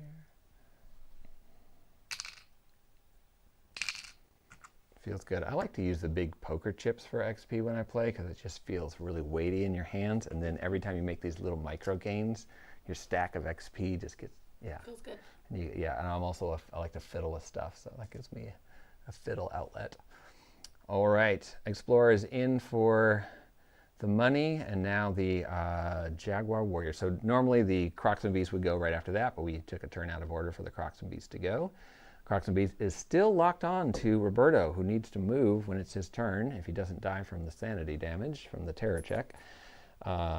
Right now, the Jaguar Warrior is going to roll to move. He gets a 5. He automatically makes escape test and breaks away, so he's going to do something sneaky. He's going to move through other models, and he's going to go stand in a corner where feathered serpents aren't going to be able to get at him. And he is behind the Crocs and Beast, so he will be able to do some damage. So he's actually going to get out that free attack with the Aztec Spear, and that's going to open this Crocs and Beast up to get some extra wounds from these Conquistador footmen. So Aztec Spear again, free attack, range 7, 1 shot, uses a D8 to hit. And if it gets any wounds in, then that's -1 to the defense for the target until the remainder of the turn. The D8 roll comes 1. Wah, wah. But we have Nimble Fighter.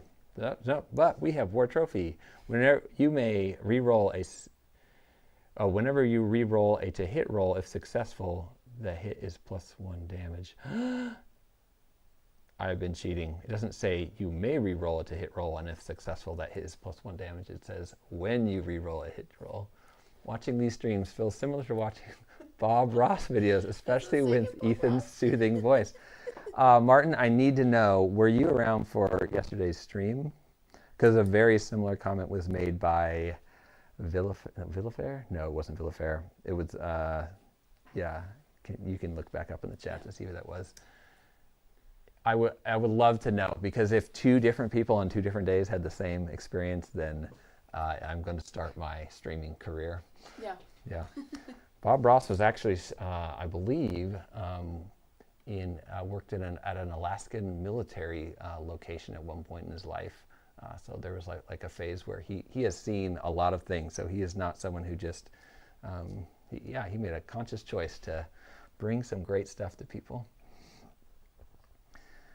Okay, we're going to use our Animal Instinct ability and stop cheating with War Trophy. Sorry everyone. Cheating for multiple rounds. Rerolls, gets a 5. It is a hit, so this will be +1 damage. And the damage from the Aztec Spear is a D6. And it's against a beast enemy, so it does +2. Gets an extra +1 off that because he's got Jungle Hunter. So 2 damage plus 2 more damage is 4, which means we get 2 more wounds for 15 XP on the wild Crocs and Beast who's out in the wild here. And more importantly, that reduces its defense down to 1 for the remainder of the turn, so that all these other Conquistador footmen can try and get their licks in and get this Crocs and Beast down to dead. He has 12 wounds on him. He only needs 8 more. Good job.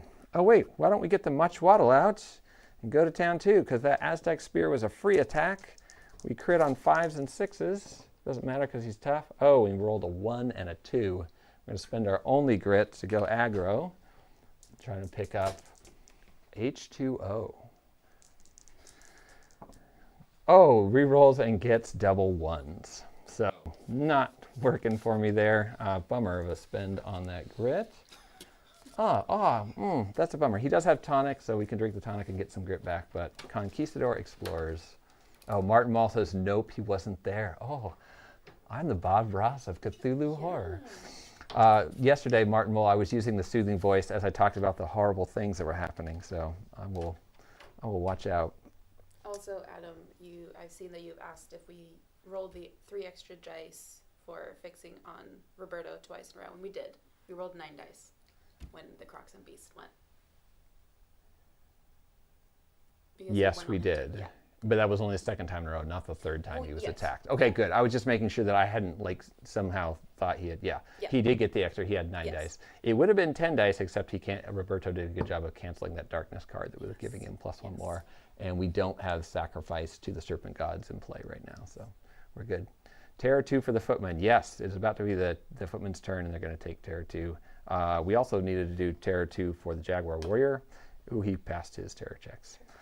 He did horrible with that much waddle, though. All right, here we come. Footmen. Let's start with that. So Terror 2 for Roberto. Can no longer have anything reduced for him. He passes both, so he does not go insane. Terror 2 for Rodriguez. Who we already used our ability on, so he is not going to be able to. Come on, please pass. We need to. Oh, he passes both, so he's not going insane. And then lastly, Juan, you've got some wiggle room. You can fail if you want. Okay, he misses. He fails 1. He's like, okay, you said I could fail. Yeah. So now they actually, ironically, they all have 3 sanity damage and 1 wound on them, so they all are equivalent in health. But we haven't paid off Juan this turn, so Juan can be used to get a little extra damage if he does well. Juan is adjacent to 2 other soldiers or allies, keyword soldier, heroes, or allies, and so he's going to go first. He normally rolls 2 combat, but he's +2 combat because he's adjacent to those friends, and he looks for 4s on his melee hits. So he comes up with 2 6s, no crits for allies though, so 2 6s means 2 hits, and the damage he does is reduced by 1 because of the defense on the Crocs and Beast being reduced by the spear. So he gets 2 hits in that do 2 damage each. So yes, we have 16 wounds on the Crocs and Beast now. So this was totally the right play. Guys, that was just great strategy. We bring these Conquistador footmen, we keep them alive, we throw them in, and then here we are needing a bunch of tiny little attacks, and we happen to get the one beast that is like, you can be a big, strong soldier with a crossbow. I don't care. You only get to do 2 wounds to me each turn. And these Conquistador footmen are like, as long as we're alive and in formation, we can just poke you so many times. All right, Rodriguez, you're going to step in and you get 5 dice. Looking for 4s. You come 4, 5, 5, 6, 6. Yes, this guy is a stone wall. Not only did he survive that tail smash earlier that was going to wipe him off the board, but he is going to roll all of these, and they're only going to be reduced by 1. Oh, these ones don't do anything. These ones only do 1 damage each. Oh man, just when we pumped him up, and only 2 of those get through. So he gets 4 more damage through, but guess what? 4 more damage is exactly what we need. Oh, thank you so much. 4 more damage is exactly what we need to finish off the Crocs and Beast. The Crocs and Beast has fallen. We got barely an XP for it because all the allies did the work. Ton, ton, ton. Crocs and Beast down. Wah. Oh, wow, that's great. Okay, now we just got these Feathered Servant. We got to play whack-a-mole with them, and we got to avoid rolling double 1s in the process so nothing else jumps up to attack us. Oh, this is exciting. Okay, that was, we still have Roberto to go. He's next to a Feathered Serpent and next to 3 other keyword warrior heroes, keyword soldier or ally friends. So he's going to get his maximum of 3 extra combat too. He's looking for 4s. He picks up a 4, a 5, and a 5. So 3 hits. He's going to roll for damage, and it's going to reduce by the 3 defense of the Feathered Serpents. Nope. The Feathered Serpents are +1 defense from their sweeping wings. That was their elite ability. So actually, I'll get the Crocs and Beasts out of here. We can all take a quick gander at the Feathered Serpent card. I think these guys just paint up really beautiful and are just a fantastic thematic enemy.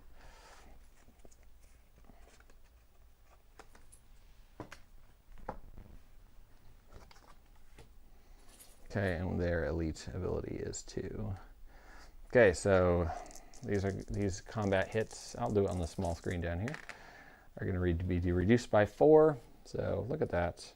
Only one of them gets through for 1 damage. Whoop.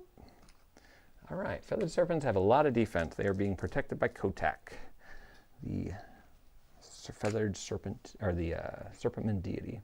Okay, back to the top of the round. Oh, and we had poison on the Explorer that we needed to take care of.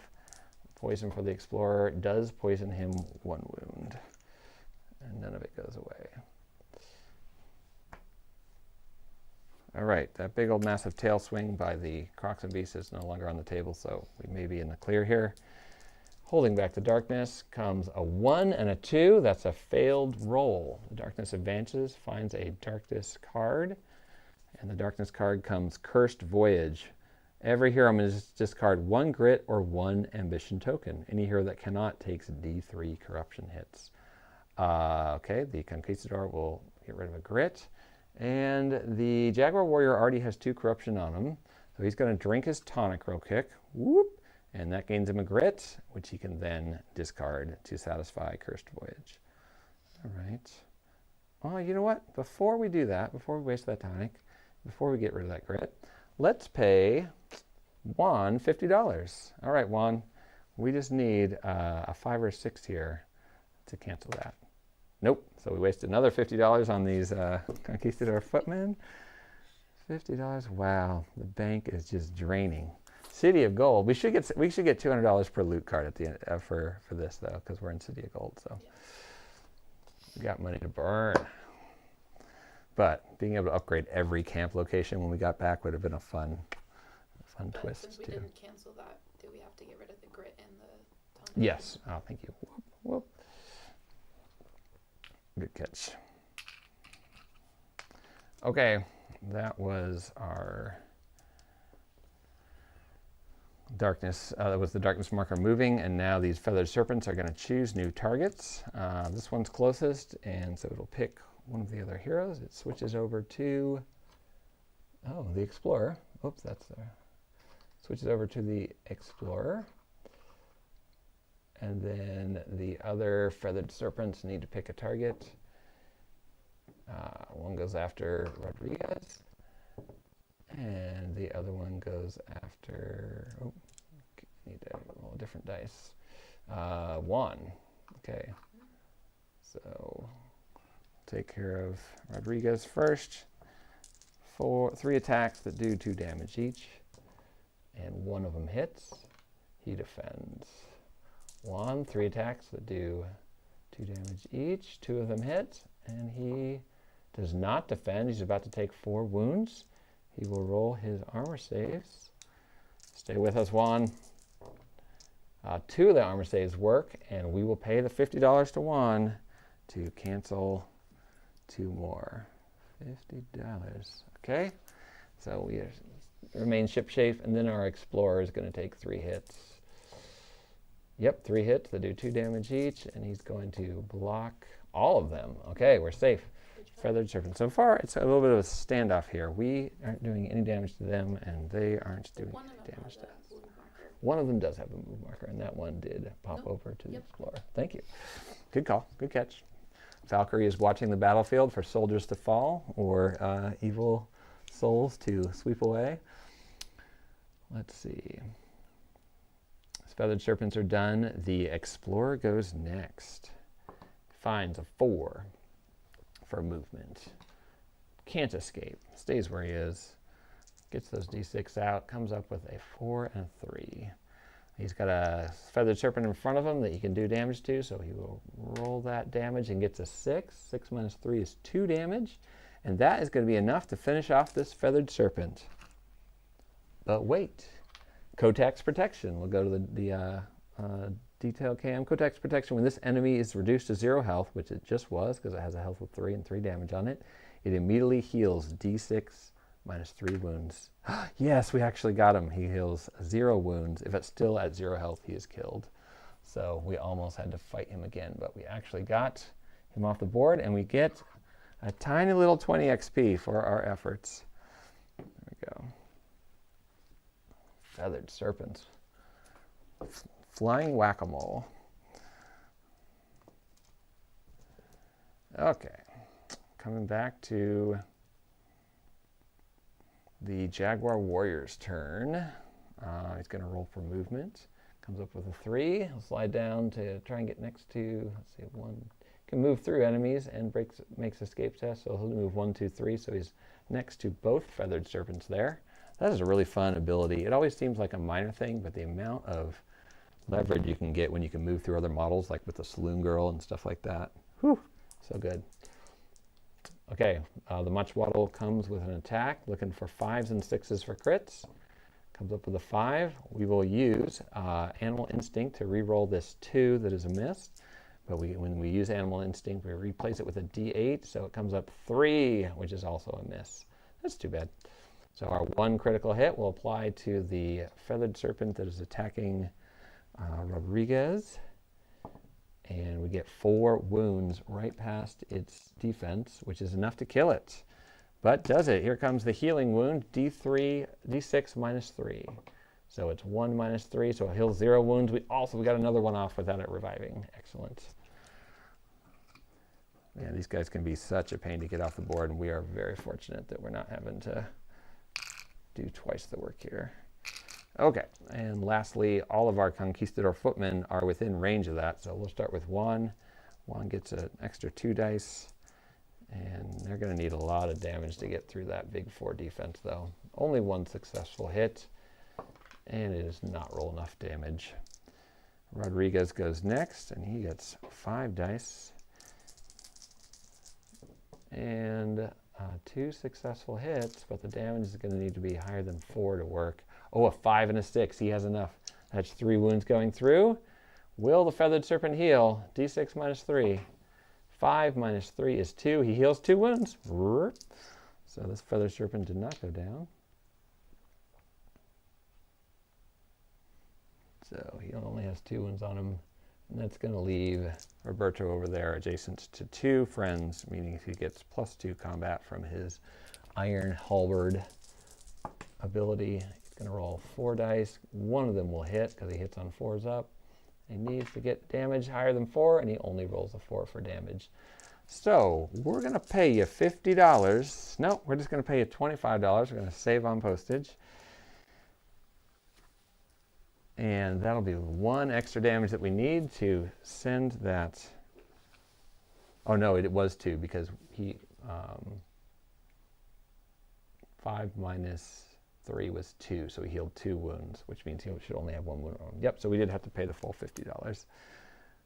Full $50, and this will give us enough damage to kill that feathered serpent unless it heals. So it's down, it's fully killed right now unless it can heal. D6 minus 3. 3 minus 3 is 0, so we have a win, a success in the books. Mission 2 is exactly what we needed it to be for a win here. This is great. Okay, let's look at our rewards. Da, da, da, da. We didn't lose anyone. All the, I was about to say henchmen. Oh yeah, all of our allies are They alive. all So survived. provided that we have $450 more to spend on them, they can help us along at our next adventure. And guess what? We will have $450 more because there was 2 enemy cards that added loot to that. So each of our heroes will go to the detail cam. It's going to get loot.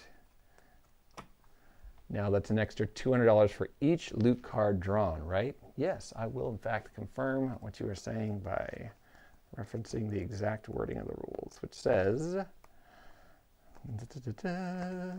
City of Gold is a crazy fun mission to go on, and you don't often get to do it, so it's yeah. All loot cards gain plus $200. Whenever a clue is found, every hero may draw a loot card. Vast riches. Okay, so for the Conquistador Explorer, we get $400, $600, 2d6 times 20. Oh my goodness, 11 times 20 is another $220. Right? 10 times 20. $220. So $820. And he can recover a grit. So I'll just take an ambition right now in case it matters. Oh, Davis, or M. Davis, he said $100 per empty side bag. We didn't empty out. Oh, we didn't empty out our side bags. We should have just drank a whole bunch of. Oh, he did drink one of these rum earlier, right? Or was that last mission? No, that was last mission because he had. Yeah. No, it wasn't. It was this mission. Yeah, sorry, he should not have that rum. But yes, we will get some empty side bag fun there. And actually, that is a choice. We could just drop this stuff and get the money. All right, I'm going to have a trap question here. Who thinks we should just drop the stuff and get extra money and head back to town and then just hang on to that money? Vote that way if you want to. It's a trap question, and I'll tell you why in just a second. But this is a really, actually, will I tell you why? Yep, I will, because we do have to talk about the next adventure. But this is a fun little moment in the adventure. drop the stuff. All right, Nick, I'm doing it. Dropping everything so we can fill these bags full. Excellent, excellent. But Okay, Mike Davis. Costs more to replace. Oh, you're right. The tonic would cost, the bomb would cost more to replace, but the rum and the bandages only cost $50 to buy. And if that space is empty, we get $100. So we drop $100 worth of gear right now, we get $200. We go back to town. As long as we have time in town to buy it back, we can just spend $100 to get it back. So net gain of $100 for the small price. The salted pork would be sad because we took that from the ship and there's a limited supply of it. But you let it go and get $100, you could buy a whole bandages and a whole rum, which is much better than salted pork, because salted pork is just 2 health and 2 sanity each. I was thinking it was you get $100 when the whole side bag is empty. Oh, let me double check. It says reward, every hero gains $100 for each empty side bag capacity they have. Capacity, okay. Filling your pockets with gold. Got So it, basically we get there, we have a giant fight, we're breathing heavy, we're wounded, but that's okay. You get to heal up before you head to your next So adventure. if you have 5 empty spots, you get $500. $500. Plus, we're getting all this loot because we got lucky and got to do the City of Gold mission.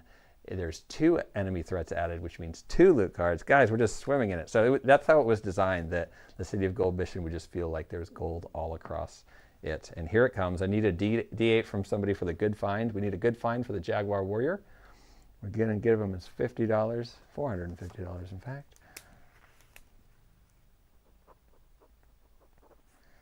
And the $820. Wow, that was massive. Another $820 for the Conquistador Explorer. Camp is going to be looking nice when we get back to it. So nice. And the D8 says, oh, we don't got a D8 yet. Somebody. 8. Thank you, Andrew. It is a gear card if we're in another world. So we draw a gear card. We don't know what it's going to be. Some fine wine for our Jaguar Warrior, who already decided that they like Puche, the fermented drink, a little better. Discard to recover D3 ambition or to heal 5 sanity. Well, he definitely does like to heal 5 sanity. So, and it's basically a cool, really good. It's like better than rum, and it doesn't take up space in your side bag. And we're $175 in town if you want it. So our Jaguar Warrior is going to hang on to that fine wine, and he's going to pop it open and share it soon with all of the Conquistador footmen who did such a good job in that adventure. We'll get him his 40 XP as well.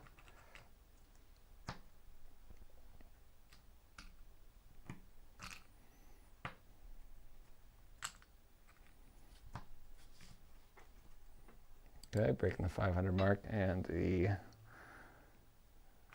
great. Okay, and then let's look through the rest of our rewards there. I'll get it on screen. Oh, sorry, now that we switched back, we're going to go back to this tiny cam. We're going to go over here. It says reward, every hero gains $100 for each empty side bag capacity they have, filling their pockets with gold. And 1 hero may take D8 corruption hits to also take the Golden Serpent Idol. For the rest of the campaign, all Serpentmen enemies are +1 damage on their attacks as they seek revenge. Oh, so it doesn't even matter if we take the Golden Idol. That's just part of the reward, is that you messed with the City of Gold and they are mad.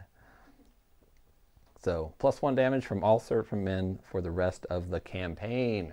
So it's going to last even in the final crazy 2 final missions of the game when we are up against Serpentmen big time.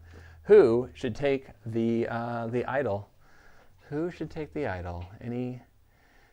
Is the wine poisoned so we can get back all that money we paid to the footmen? Yeah. So we pay a bunch of money to the footmen. We celebrate with them in the City of Gold. We're not pirates. We're not going to bury a few people with a treasure chest. We are conquistadors. So we have a very rewarding pyramid scheme in place for those who want to join in on the Serpentmen war. Okay, who should take the D8 corruption hits? Yikes. D8 corruption hits? Yeah, D8 corruption hits to take the Golden Serpent Idol. Did we have anybody?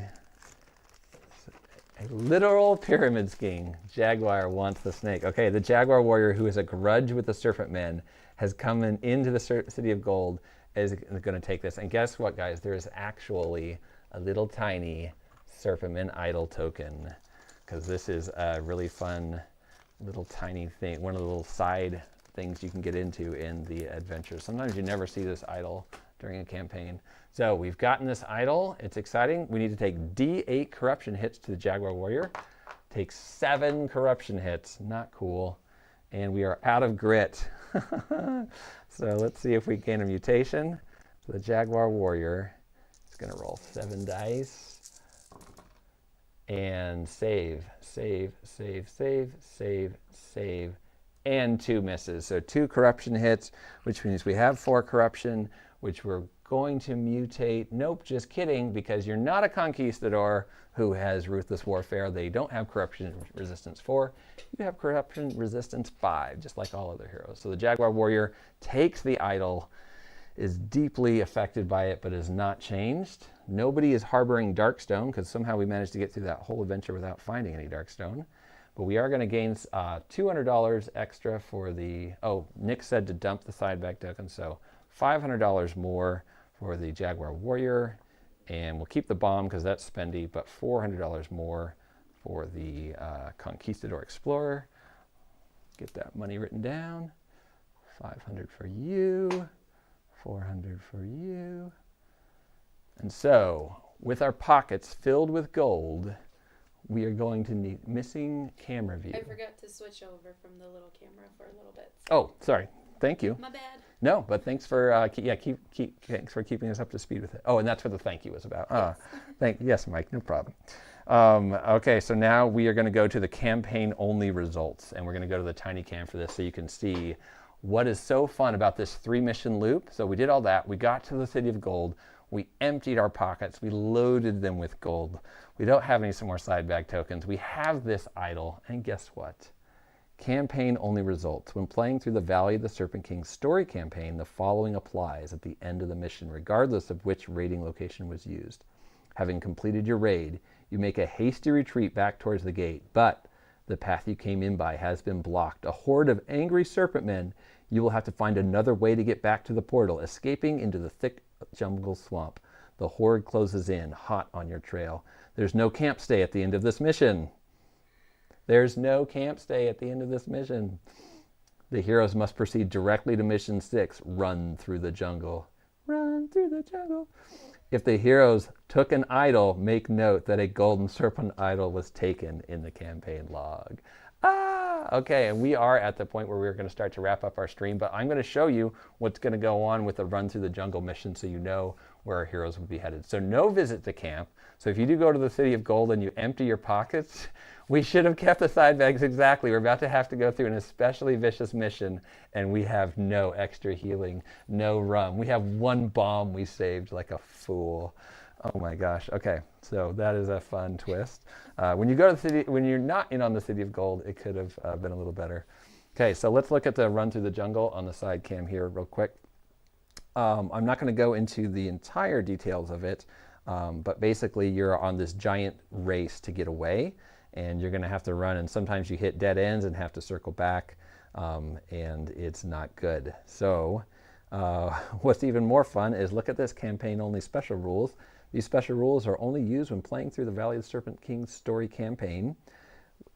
When this mission is played directly following Mission 5 Temple Raid, a hero that has the Golden Serpent Idol in their possession, the following applies to that hero. Enemies will always prioritize you first when selecting a target.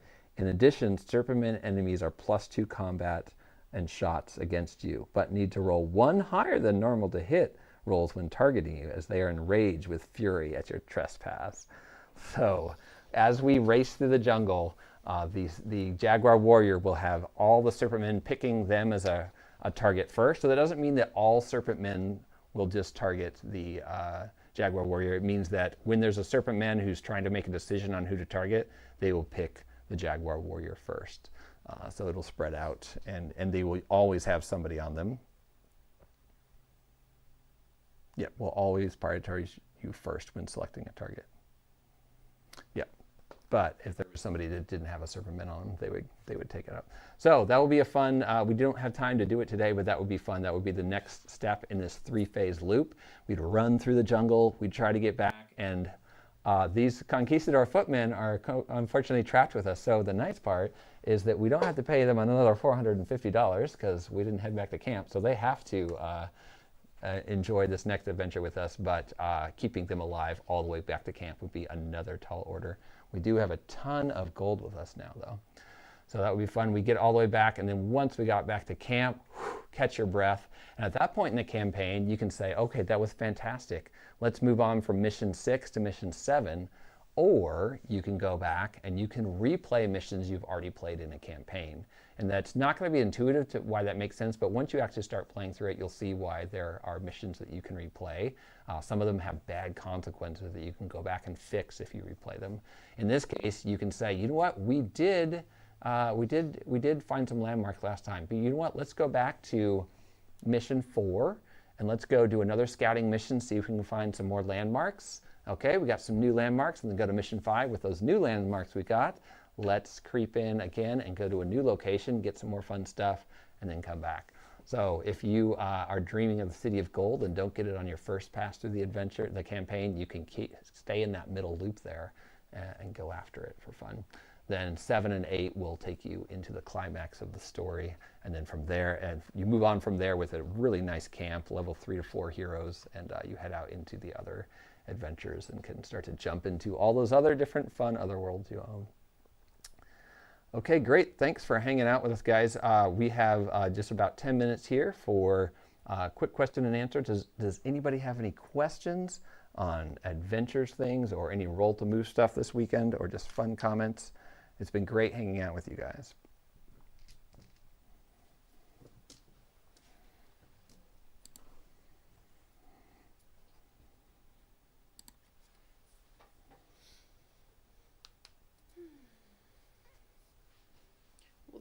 This one ended a lot better than the one yesterday. Yes, our finale to the other one, we were up against it, and we did not. Yeah, we didn't even take a victory in our first mission. This one did go quite a bit better, and we didn't even have a Valkyrie hang out with us. Thanks for the 2 days of fun and entertaining adventures. Thanks for running this, Ethan. It was fun to listen. Fantastic, guys. I will see you all over the rest of the weekend in the different games, and the Valhalla Vault heist that's going on. Some of you guys are a part of that. 4 different teams of heroes are going to attempt the same mission. They have different entry points on the board. It's a big, gigantic, there's been a breakdown in the security of the Targa library, and this vault, the vault section has tons of artifacts and treasures in it. So each team is going to be kind of Ocean's 13 style, going in, trying getting as much gold as they can, or as many artifacts as they can, and then getting out. And so it'll be Vikings at first, and then it'll be feudal Japanese warriors, then conquistadors, and then a strike team. And all 4 of those are kind of going to be competing against each other to see who can get more artifacts out of the library. In addition, what one team does in the library on one day is going to remain in effect for the future teams. So teams of players are going to be able to leave booby traps and problems for future teams to run into as they come through. So it'll be fun. I'll throw up a post on Facebook at the end of the weekend to let you know which team made it out with the most ones. Oh, good. Some more questions. Great. All right. Well, I'm going to say goodbye to everybody who's taken off now. Go enjoy your evening. And for those who want to ask a few more questions, stick around. I will do some deep dives. But yeah, thanks for hanging out for so long. Do these new allies get perks for surviving missions like the Western one? They absolutely do. Let's go to the detail cam for a second. So you can see. Give me 1 second. Yep, take your time. You can see on the Footman upgrades chart, it says an ally gains 1 ally XP token at the end of each successful adventure it lives through. You can pay 1 ally XP to level up Footman, roll once on the chart below to re-roll, and you can re-roll duplicate results. Okay, sweet. So this is actually a fun end to the campaign. Let's see what, before we run through the jungle, what Juan, Roberto, and Rodriguez would be gaining. So Juan, I'm going to roll a d6 for Juan. He's going to spend his 1 XP to level up. 6, sidekick. This footman has a revive token that may be used by him once per adventure to fully heal his health and sanity or cancel all corruption he is about to take. Yeah, that's amazing. Okay, so Juan is now our all-star and not going to go down ever. Man, we are going to have to keep paying him 150 gold every mission because we can't abandon this guy now. Okay, Rodriguez, let's see what Rodriguez gets. He gets a 2. For Spain, for humanity. Once per turn, you may use this footman's mercenary ability without paying gold for it. Once per turn? Okay, so that's a $25 discount every turn. Let me make sure that's right. The mercenary ability, yep, that's the ability that allows us to get $25 for +1 damage or +1 reduction of wounds and sanity. Okay, so man, this guy's loyal and we're not going to pay him much. So if we dismiss all the others, we got to keep Rodriguez and Roberto, you get to spend yours, and you have Man-at-Arms. This footman is +1 combat. All right, Roberto, awesome. Yeah, you know, I think I really like Rodriguez. He was that super crazy hero moment in the game. So yeah, that's how the ally XP works. So you can really get them high up. Here's the other trick with allies, is they have a mutation chart. So you can see they have a resistance of 2. So there are things that will happen that will cause corruption hits to all the heroes, and that includes Conquistador footmen. So they will take hits, and if they fail those, then they will take mutations. Let's look at what kind of mutations you can get with a Conquistador footman. When an ally has corruption resistance equal to it, remove those corruptions and roll once on the mutation chart below. So if you roll a 1, tentacle arms. The footman is +1 combat, but -1 sanity. 2, greedy goblin. The footman has become small and gnarled with pointed features, barely more than 2 feet tall. You must now pay the footman $5 at the start of every turn, or he steals 1 gear and artifact card from you and runs off into the shadows. Oh, no. So we do not want our greedy our footman to mutate into greedy goblins. Shadow form would be a 3. The footman is slowly phasing into a creeping shadow man. Oh, that is disturbing. Consumed from within by the darkness, the footman moves through other models but can no longer use weapons. His basic melee attack now targets all adjacent enemies. Oh, weird. So it's all we have is this ghostly. We have a slender man shadow version of the footman who's wandering through people and just smacking all adjacent enemies. Okay, good. At least he doesn't hurt the heroes. And then faceless. This mutation, the footman's facial features have grown over. The footman is now range and melee to hit 5+. So has no face, and the footman is also +3 sanity. If you can't see it, it won't drive you mad.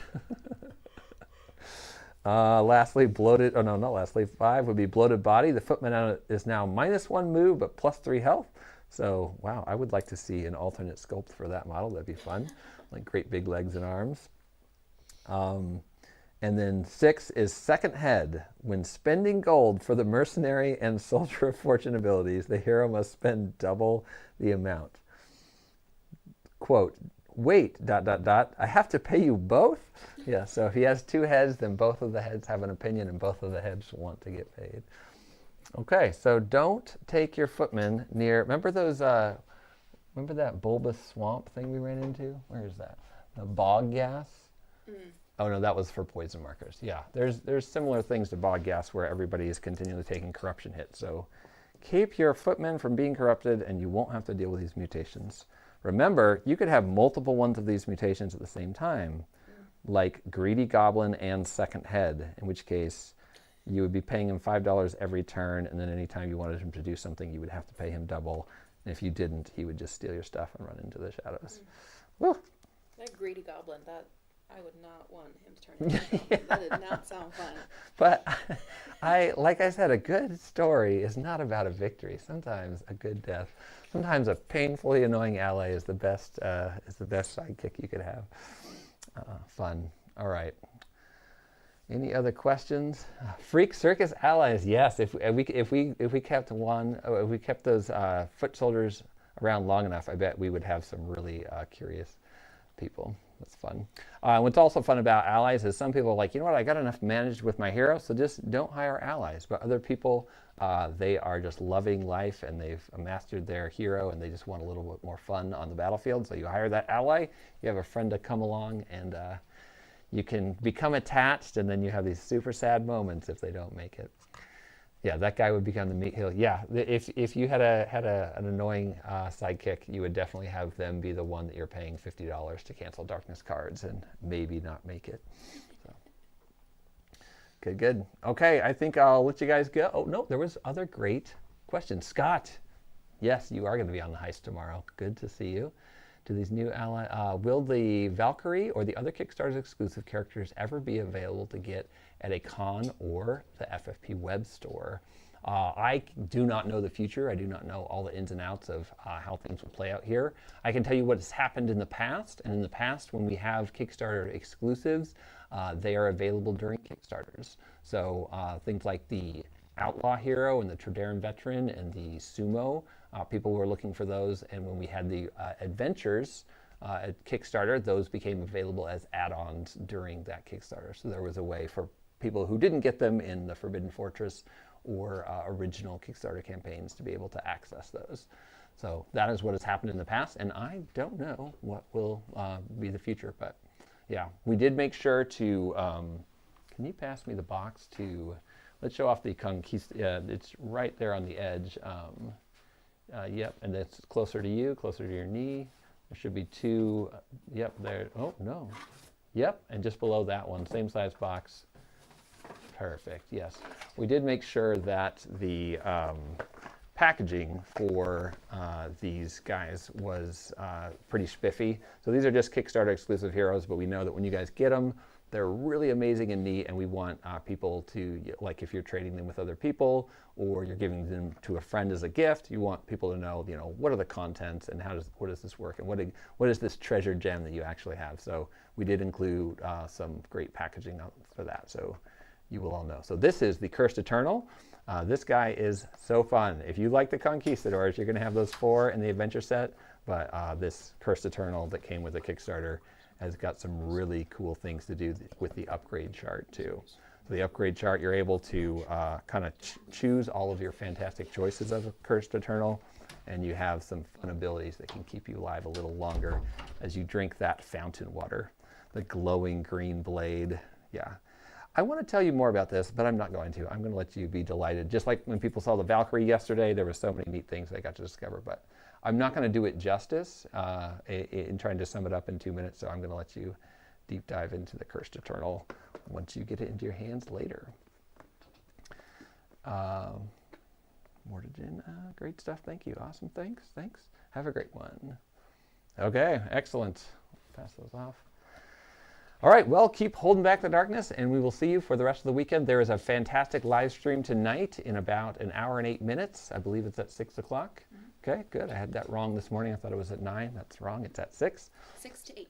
6 to 8 Pacific time, which is GMT -7, if that is helpful to our international audience and people in other parts of the world.